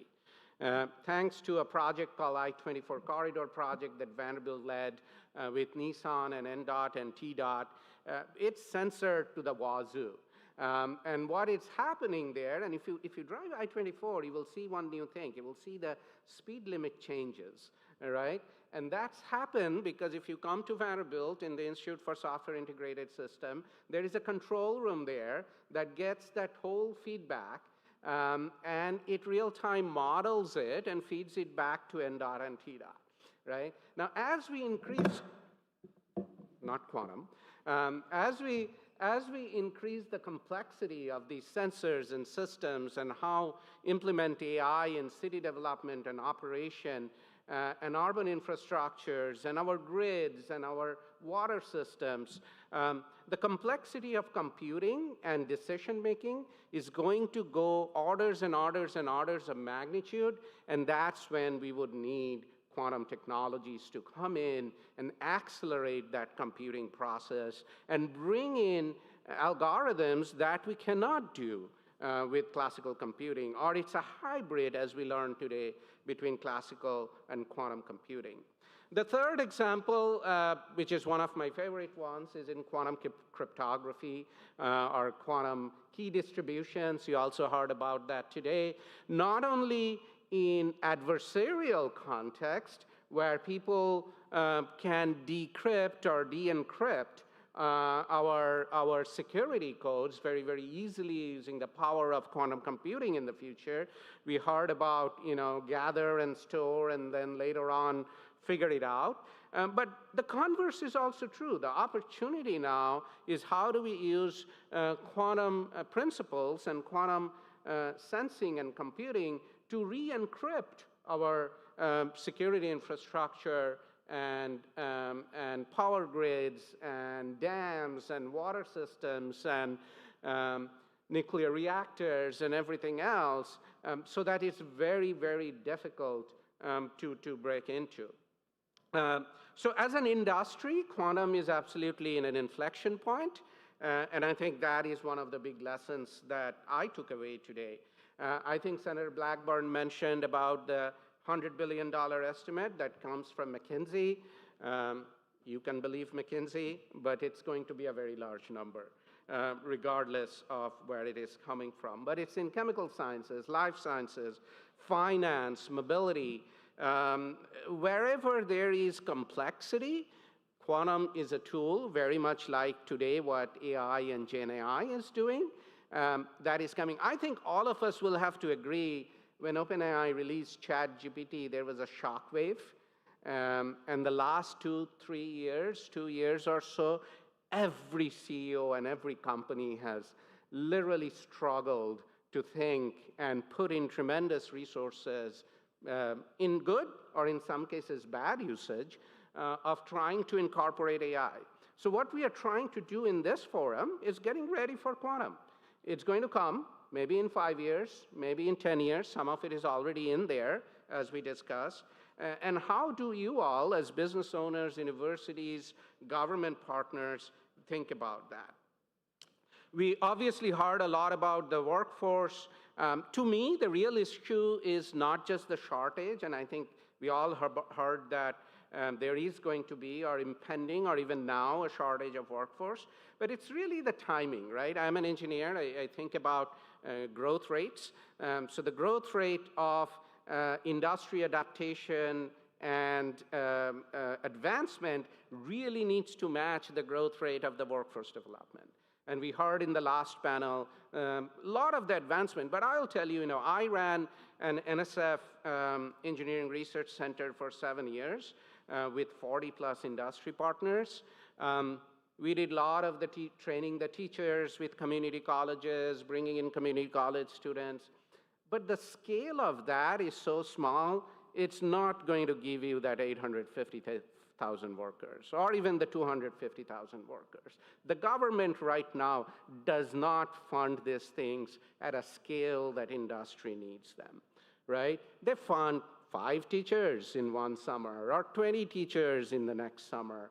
That's not going to work out. So I think what you need is a combination of government funding with industry funding. At the end of the day, it's industry who's going to benefit from all of this. And I think there needs to be a strong incentive and partnership with universities and training providers to scale these models nationally and to an extent that you all need. And then, when we are talking about quantum, we are not just talking about, obviously, the workforce or the quantum physics or the superposition and the entanglements. Yes, those are needed. Tremendous scientific advancement still needs to happen. But we are also talking about infrastructure. We heard about energy. We heard about the hardware advancements that are needed. We heard about integration of hardwares with the classical system, the economic opportunity, the policy development. And this is very similar to me. If you have heard Jensen Huang talk recently, or if you go and Google his Davos talk, he talks about AI as a 5-layer cake, right? And the different layers at the very base of that cake, the first layer is energy. The second layer is hardware and chips. The third layer is infrastructure and data centers. The fourth, one layer, is your computational algorithms, and then comes the broad application, right? So we have to really think about quantum in a very similar way, that we have to create all the layers and enable each of those layers.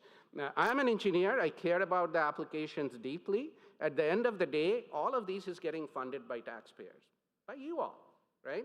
Whether it's coming from a private equity fund or a business or the government, at the end of the day, it's citizens who are paying for it. So at some point, they are going to ask, what's in it for me? I don't care whether you talk about superposition or entanglement. What's in it for me, my kids, and my grandkids, and my community? And if we are not going to be able to articulate that in a very clear sense, I think we will fail as a community to get support from people who will at least benefit from there, right? And I think someone at the very beginning of the panels today talked about, it's not the technology or the science that's at the end that is important, it's what we do with it. That's what it is important. So to us, quantum is not just driven by the theory alone, but it's driven by building. And this is John Manneris, the other Nobel laureate from 2024, talked about in a recent interview that the future of quantum is now going to be dependent on the builders, the makers, the manufacturing, the engineering, the scaling system. And this is a very, very vital shift from what quantum has been. Neither AI or quantum are new things. They've been there for 50 years. Quantum has been there for over 100 years, right? We are now coming to a point where it is translatable for practical societal use, right? What has really enabled that, in my opinion, is the hardware, is the networking, the hardware, the ability to compute much, much, much faster. Gen AI was there 20 years ago. It's nothing new. It's that we just couldn't compute it fast enough. Right? So all of those things exist, and I think we are now coming to that point. So the next session you are going to hear about is kind of what we are trying to do in Chattanooga in partnership with IonQ and EPB and UT Chattanooga and other partners. And I'll not steal the thunder from there, but broadly, as the Dean of Engineering at Vanderbilt, our vision is to create this partnership which is sort of, this forum is kind of the bellwether of that, and to create a backbone, a structure where we can win and where we can advance much more faster than each of us can do alone. We heard a lot about the workforce. Obviously, we need people across the system that understand both the hardware and software, both classical computing and quantum computing, and then translate their technical ability.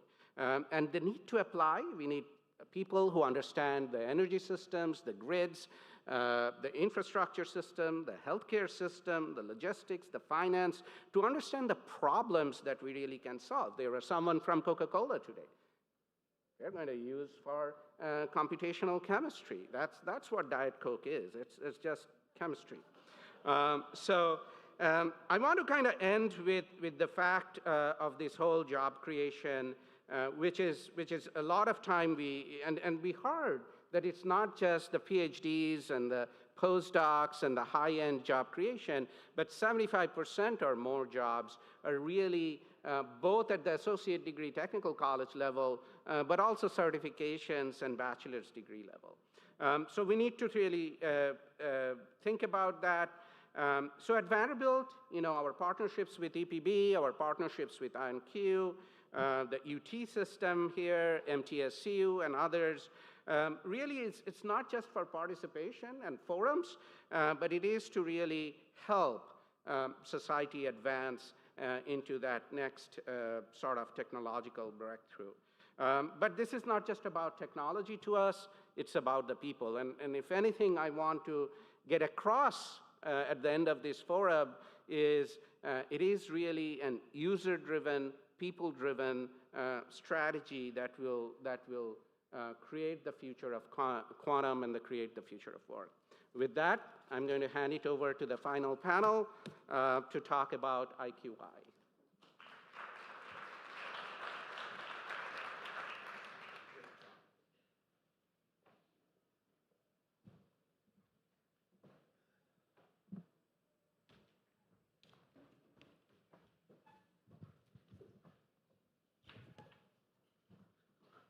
We're almost there. Almost. I am particularly very excited about this panel because it really dovetails well, I think, with the previous, where we're talking about different regions in the country building out these quantum economies, but really to what it helps benefit the local communities and the economic impact it has. So I was given a statistic, 5.3 billion in community benefit generated by EPB since 2010. And now we're projecting that it's going to grow to 10 billion by 2035. And then out of that, 1 billion for quantum. So that's pretty remarkable when I start to think about the economic impact that this is having across various regions, and especially what you guys are doing. So, Mayor, I'm gonna kind of start it off with you.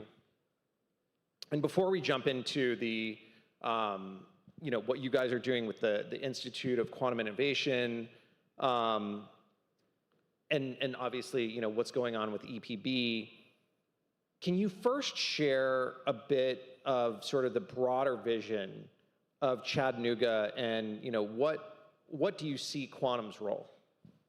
Sure.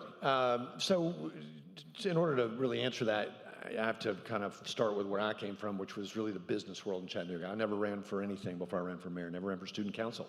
I was just kind of a Chamber of Commerce guy. I was familiar with the work that Bob Corker and others had done to really start the quantum network, or rather the EBB fiber network years ago, and it was a great asset for us. But in running for mayor, again, coming from the business world, my theory of change was definitely economic.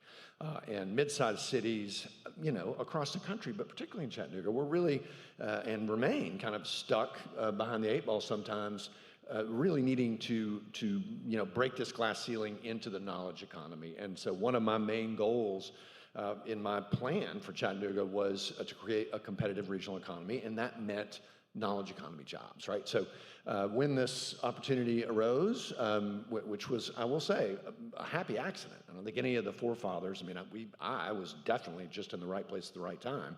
But Senator Corker and others, I don't think ever anticipated that fiber could be used for quantum. But when we did figure it out, we began to lean into it right away. And I really do think it's Chattanooga's ticket to break into the knowledge economy and really build our economy around in Chattanooga. Do you recall the first time that you started hearing about quantum and what that experience was like? Wow. Yeah, again, I don't think it's been said before here, but nobody should feel bad. If it confused Einstein, nobody should feel bad about not really grasping it. But I didn't spend a lot of time. I have been exposed to quite a lot of it, and I can talk about it just enough to not sound completely stupid. But I really didn't so much care, and still don't, about the hard science. What I care about, as our last speaker said, is what it does, and what it can do for the economy, and specifically what it can do for Chattanooga. As mayor, that is my main concern. So I think the moral of that essentially is, if you're a mayor or city leader or some sort of state leader, it is very important for you to learn about this as a subject matter. Doesn't necessarily mean you have to be an expert, but it is true economic impact. Janet, I want to kind of throw this over to you. How did this EPB Vanderbilt collaboration kind of come together? Yeah, thank you to Mayor Kelly. Mayor Kelly and Senator Corker were the two that basically helped us build that relationship, connected us to do that. And Matt, if you don't mind, because you asked, Mayor Kelly, when did he hear about quantum? Is it okay for me to share how EPB got involved with quantum? And, we were talking about, a lot of the different panels were talking about, 2018 or more recent years. EPB actually got into quantum over 10 years ago in 2015 by accident. So our current CEO today, David Wade, would tell the story that he said, back in 2015, the Department of Energy wanted to test quantum key distribution with the electric grid. So they had a pilot program that they had Oak Ridge National Lab, Los Alamos, Cubatech, a startup quantum company out of California, and then a electric company also out of California at the time, to be able to do this pilot. Well, as the partnership were coming together, the utility in California could not be part of the program, the pilot, and pulled out last minute. So based on our relationship with the Department of Energy, as well as our reputation with our fiber network in the industry, David got a call from the Department of Energy and said, would you like to be part of this, but you have 48 hours to respond. And so David would tell the story, and he says, I couldn't even spell quantum at the time, but he saw it as an opportunity, and it was something that he thought maybe that he could learn through the process. And through that partnership, we all won the R&D 100 and the Edison Gold. And that was when David took a pause and said, this has potentially a lot of opportunities that may be equivalent to the fiber network that we installed 15 plus years ago, or maybe even more. And that is how we started to think about how do we take this and commercialize it, because at the time, 2015, a lot of it was more experimental in the lab at academia's national lab. And so as EPB was thinking through it, we're like, what if we were able to build a commercially available quantum network and offer it more on a commercial level and try to help expedite the quantum area? And it's such a great example, again, for other cities and other regions to take advantage of. Padma, I want to kind of talk to you a little bit about how this relationship, benefits from each other, and like how does EPB benefit from Vanderbilt and vice versa? Sounds great. And I'm going to thank the mayor, because it was the mayor and the chancellor who connected, and in 1 quantum second, I think we were connected with Janet. Oh yes, can you hear me now? Okay, great. I took down a group of faculty over to visit with Janet and David and sort of start talking, what is it that you're doing? What is it that we offer? And from minute one, it became very clear that the fact that they had invested so much on fiber and going towards quantum connected well with what we are doing, because we are also very good in photonics, manipulating light for all kinds of reasons, and that naturally dovetails with that. So that was kind of where the technology complementarity came. But it was bigger than that. It was really more a culture of what can we do together that we cannot do alone. It was this idea of, yes, we'll do great science, but let's also drive impact today. And to the mayor's point, that is, what can we do by which we can take quantum technology out into the real world? And we felt that having this real-life test bed is a great starting point. And the next 5 to 10 years are going to be critical for quantum technology development. And we could kind of see all the synergies and the complementarities coming together. So it was almost like, yes, day one, we felt like, yes, this is going to happen. And about a quantum week later, there we were announcing our institute. Yeah, we saw the spark at the very beginning, right, Padma? Yeah. Well, and again, when I met Chancellor Diermeyer and we had this first discussion, I was, my mother went to Vanderbilt, had a very close connection, and so we knew we were going to need a high-powered research partner, and boy, we all clicked right off the bat. I know the feeling. So, Janet, I kind of want to get into a little bit more of the gap, and maybe some of what you guys all feel that this is really filling. As far as the gap in the quantum space? Yeah. Yeah, so, we introduced the quantum network in 2023. And as we're thinking of, in the quantum space is, you have, in the quantum information science, there's lots of different sectors. And so we thought, do we just keep going with the network, or should we think about expanding? So we're following the McKinsey study the last several years, and we saw an exponential change in the McKinsey study from year to year with quantum, and especially around quantum computing. And it was projecting that almost $200 billion by 2040, and this I think was in 2024 or 2025 study, would be invested in the quantum space, especially around quantum computing, and certain industry, including energy, would really benefit from it. And so that's when in 2025, in April of 2025, we went to our board and asked them to acquire a quantum computer, and they approved it. So we are in the process of building, commissioning an IonQ Forte Enterprise at our quantum center. So we'll be probably one of the first utilities to own a commercially available quantum network as well as a quantum computer. And from there is we need talent. We need the workforce. We need the pipeline of talented people. So through a federal grant, the NIST grant we applied for, we were able to bring on 8 fellowships to help us to be able to work on the quantum computer, we actually have a partnership with Oak Ridge National Lab, NVIDIA, and IonQ. So we have hybrid computing. We have the classical HPC as well as the quantum computer, and the 8 fellowships that are coming are going to help us do a hybrid algorithm on our energy, a small project on our energy side. But what was interesting was when we were posting for the 8 fellowships, we thought, man, how, are we going to have anybody that's going to apply for this? And within the first week, we had over 100 applications worldwide. So there is an interest in quantum.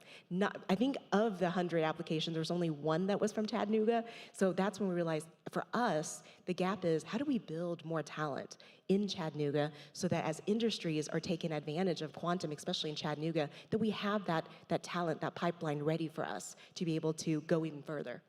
And if I may, again, it hasn't been said out loud yet, but again, this is a city-owned utility that's doing all this. And again, I can't take credit for it. It's the culture of that institution with its own board has just been remarkable, really, what they've accomplished over the last 20 plus years. And again, they're the first utility in the country, you mentioned, to employ a quantum physicist, which is... That's right. We're probably the only utility that has a quantum physicist, but we couldn't have done it without the support of our mayor, as well as our very progressive board. So Mayor, we've been talking a lot about workforce and workforce development.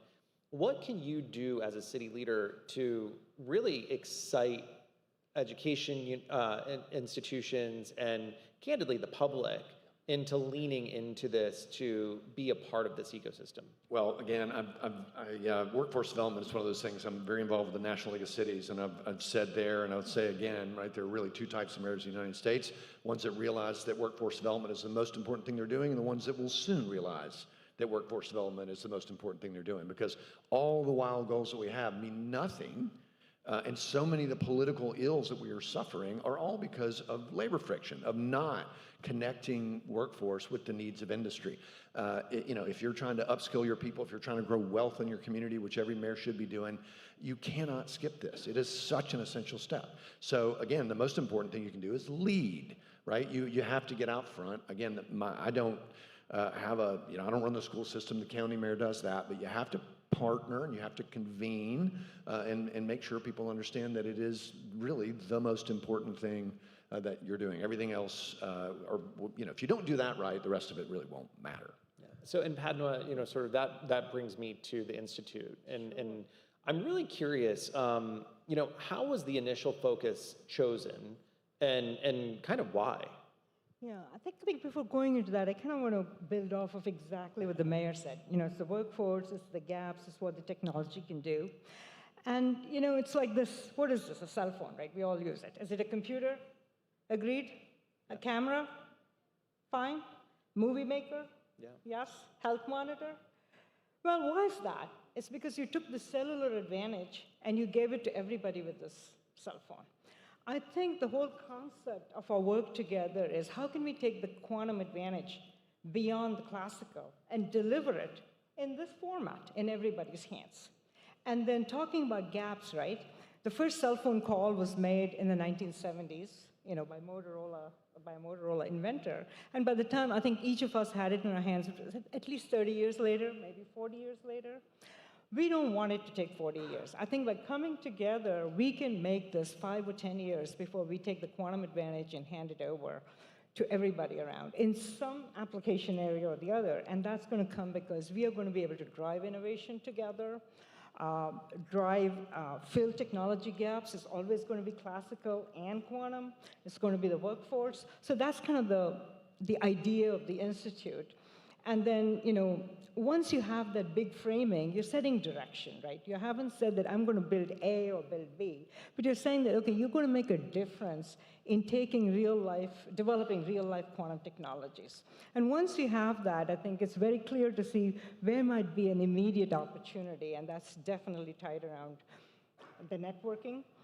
A lot has been said about quantum computing, but not much has been said about quantum sensing, and that follows very naturally, because if we can sense with quantum sensors, we can do everything for the defense sector, for human health. We can place it on networks, and it'll drive commercial impact, I think, in wonderful ways. It's something that is scalable quickly. And if I may, too, I think it's worth noting that this is not just about Chattanooga. I mean, Chattanooga is really happy to be on the ground floor of this, but we just want it to be this engine for the state. Historically, Chattanooga's been a bit of a redheaded stepchild. We're down there in the corner of the state. We're never really on anybody's minds except ours, primarily. But this is a real opportunity for Chattanooga to lead in the state. And it's also not about any one academic institution.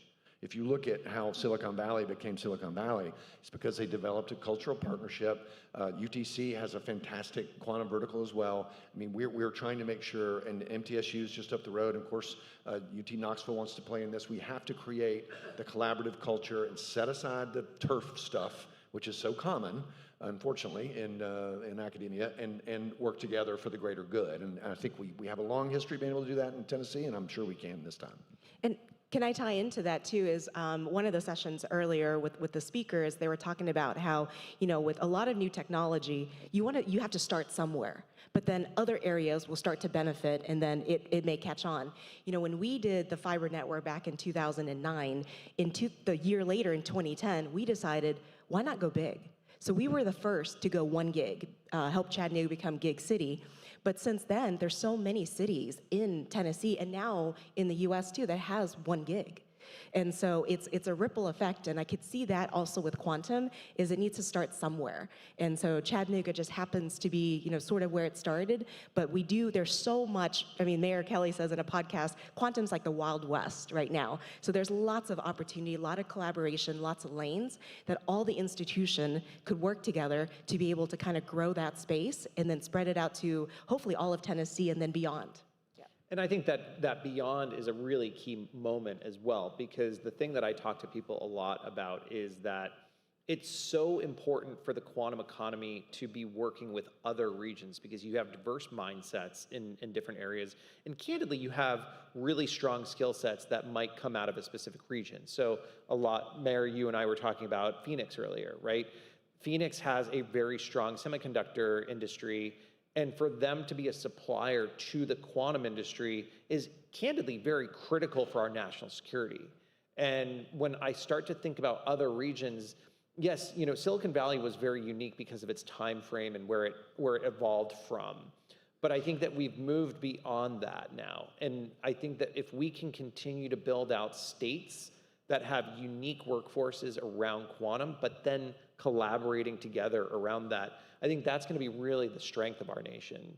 I want to kind of talk to you, Mayor, a little bit more, kind of going into the commercialization side of this, right?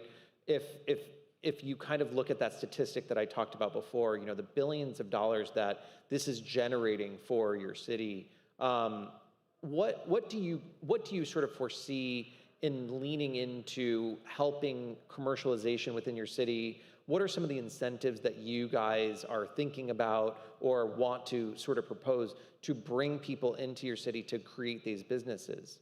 So it's a great question, because frankly, the economic development framework, I think that we have been working with historically is not adequate for where we are now. And I'll say I don't think it's adequate at the state level or the city level. So we are in the process of really looking at that and talking about it now.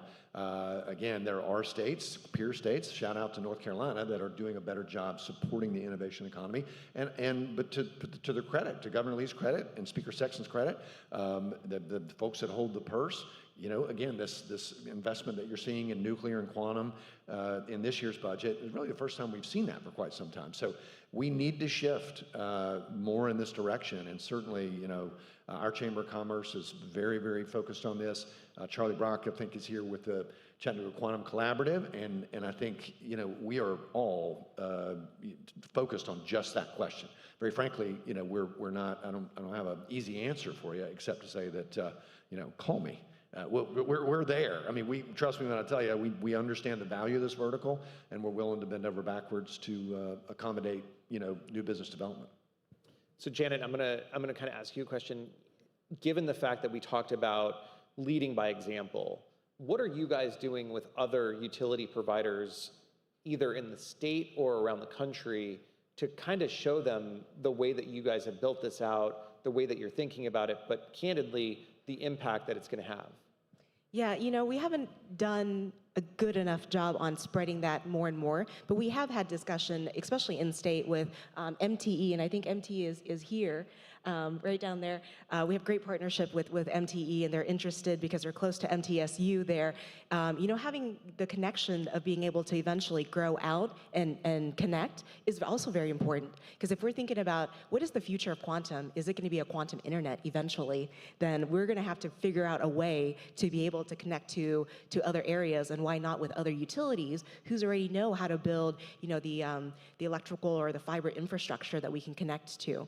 Now, I have gone to a lot of conferences, utility conferences, to talk about quantum, but I think that that's still a space for most utility. My experience has been in 20 years of utility space, both investor-owned, co-ops, and now public power, municipality. And utility typically focus on just their operations. Not a lot of time they think about this future technology that is really out there. So it's going to take us some time to get out some of the other utilities to think about what we're doing. So Padma, I want to know, you know, from a research perspective, right? A lot of people still think quantum is still in the research phase of things. I personally feel like it's in the commercialization phase. How do you thread that line with the Institute on, yes, we still do need to do quite a bit of research in this field, but we really do need to start pushing people out there? So I think it's a great question. You know, the research and the commercialization piece go hand in hand. It's almost like a cycle or a flywheel, because you research, you come up with some ideas, you try and create a product out of it. Along the way, there's going to be lots of different failures. You know, maybe you create a technology, nobody wants it, or somebody wants it, but you can't scale it out. And then you have to go back to the drawing board. I think at Vanderbilt, we've been very good at doing this in the life sciences space, around drug discovery, for example. You know, we partner.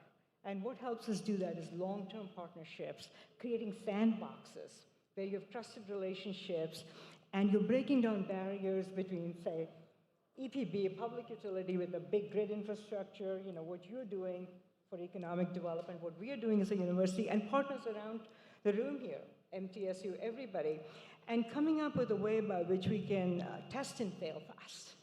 Test and fail fast. And I think we're uniquely capable of doing that, because it's all about a sort of strategic risk-taking, and it's a culture thing. And I think right now, I think universities are embracing risk more, because this is kind of a time of disruption. It's not business as usual. It's not just big science. It's about taking big science and driving impact. And right now, I think we are ready for commercialization. But I think we've been ready for commercialization a long time ago. And changing that gap from 30 years for cellular technologies to reach, I think this is the kind of collaboration that can do that. Not in silos, but together. And that's what we're really excited about. And I do think that in Tennessee, we do it better than most other places. I would agree. I mean, I might argue Florida, but we'll talk We would about that expect later. you to. We'll talk about that later. Prove it, right? So you know, I'm kind of leave it on this last question, and this is kind of all of you. We talked about 2035 bringing in 10 billion-ish around quantum. Let's fast forward even a little bit earlier. 2030, the four of us are on the stage. 2030, we're on the stage. What is it going to look like in terms of Chattanooga and some other regions around the country? Mayor, if you want to take it first. Well, again, I hope it's the anchor of our fast-growing economy. I mean, that is my fond wish. I do think, again, what I came to understand, and I think what Padma and Vanderbilt recognize, is that this is an extraordinary asset that we have in this fiber network, and this is kind of our economic ship that's come in. So, you know, I hope we will be hard at work building out the ecosystem commercially, academically, workforce development. I mean, that's what I want to see, is a healthy and thriving ecosystem for quantum in Chattanooga and in the state. By at that time, if you know, by then, we will have hopefully begun to branch out and, you know, connect the other parts of the state to Chattanooga. Janet? Definitely, that is what I'm envisioning. Is if I'm sitting here in 2030, which is what 4 years away, is that the conversation is now shifted to talk about how successful we've been connecting from here to Nashville, here to Memphis, here to other places around the state. How successful we are now, the conversation is how do we connect from Tennessee to Texas or Tennessee to Florida? A further discussion, hopefully, in that 4 years and beyond. And the other thing is, by this point, I hope that we're going to talk about all the great use cases that outside of just our industry, the energy, but all the other industry in Tennessee, how they've used quantum, and we can talk about those use cases and compare it to other states' use cases in quantum. Papa? I think we'll be driving some breakthroughs. We can barely imagine them, I think, but they're going to be around networking for a fact. They're going to be around computing for a fact. And critical areas like critical infrastructure, the energy infrastructure, or health, and so on. I think we'll have something phenomenal to talk about. I don't know exactly what that's going to be, but it is going to happen because I think what we can do here is something where we can be very nimble. And we're going to be attacking sensing, networking, and computing all at once. So we're going to find sweet spots there because we're not focused on any one particular case. And we're able to sort of leap around and test out things. And I think the test bed that we have here where we can do real-world experiments is going to be a game changer for us.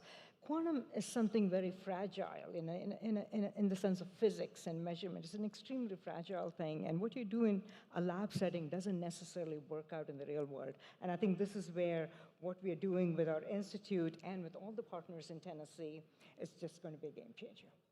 And I really want to commend all of you for the work and the hard work that you're putting into this, because I really do believe the sooner we start on this, the sooner we start finding solutions. And I think that this collaboration that you all have together is tremendous from the perspective of not only setting examples, but candidly, going out there and starting to find those solutions. So again, thank you so much for that. And thank you all for being here. We have one more little quick thing and then we're done. But again, thank you for being here. Thank you. Thank you.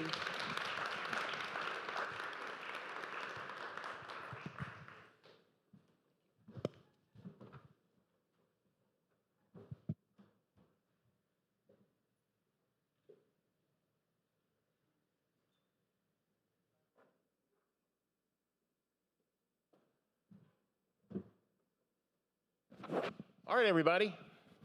So, what do you think? Was today useful?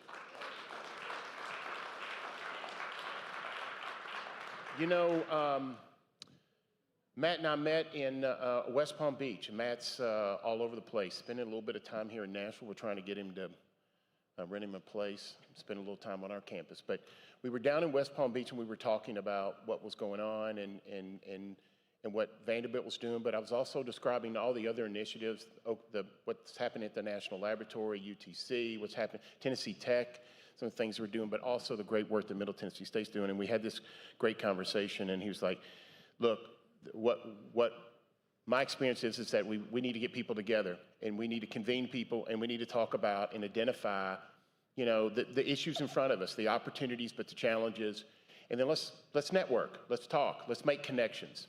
And so, that's what we do at Vanderbilt. We take the role of a convener very seriously, kind of bringing people together. And we say this all the time that, nothing really of any importance gets done in this city without someone from Vanderbilt being at the table. And I'm not bragging, some of that's kind of a responsibility. It's the role we play in Nashville. And it's not necessarily the chancellor. It could be me, it could be someone else, could be a dean, could be anyone. And so we understand for great things to happen, connections need to occur. And for connections to occur, people got to get around the table. And we don't have to be at the end of the table. We just want to be at the table. We just want to be a convener that brings people together to figure out what our opportunities are. So if there's one thing from Vanderbilt's standpoint, as our chancellor said this morning, we're all in. We want to convene. We want to network. We want to connect. We want to collaborate. That's what we do. And we think there's a lot of great opportunities here. The secret sauce of Vanderbilt is that we will partner with anybody with a common goal moving forward. And so from our standpoint, this may be the end of this session, but this is really just the beginning. This is us starting the process. and connecting and understanding that role. And it really happened because we saw great assets and saw opportunities for us, but because of our growth initiatives and us pursuing our mission, we were in West Palm Beach and see the energy and the work there and made a connection with a great friend, Matt. Before I turn it over to him for closing remarks, I'd like to also thank our sponsors again, INQ, Quantinium, EPB, Chattanooga, TVA, and Oak Ridge National Laboratory. Thank you very much for the sponsorship. Matt, great work on your part, man. It's been great partnering with you. We look forward to taking this to the next level. The great thing about connecting is you got to follow up. You got to keep the conversations going, and we're looking forward to doing that. Likewise, and you know, your guys, yeah, I'll just take this one. Your guys, you know, support and partnership on all of this has been just absolutely tremendous, and your team and everyone pulling this together. But like you said, this is not necessarily the end of the conversation. This is only the beginning. And the thing that I stress to everyone whenever I'm at these conferences is you all have some more knowledge today that you should help spread out to other people. And quantum is a very difficult subject to grasp. And a lot of people, the second that they hear the word quantum, they kind of push back at it. And I think that you all probably can attest to the fact that today we've seen some absolutely incredible speakers, and hopefully you have gained a little bit more knowledge. But again, Vice Chancellor and I talked about the fact that this is a conversation that we want to continue going for weeks and months ahead. And this partnership is very important to us, not only in Florida, but also here in Tennessee. But again, I really thank you guys all so much for participating today and being a part of this conversation. Yeah, so let's keep the conversation going. I think what we go upstairs to the 5th floor, we've got a little networking opportunity. If everybody wants to take a deep breath and kind of think about the day and reconnect over cocktails or water or coffee or whatever your beverage choice may be, let's continue the conversation going forward. And thank you for being here today. Thank you.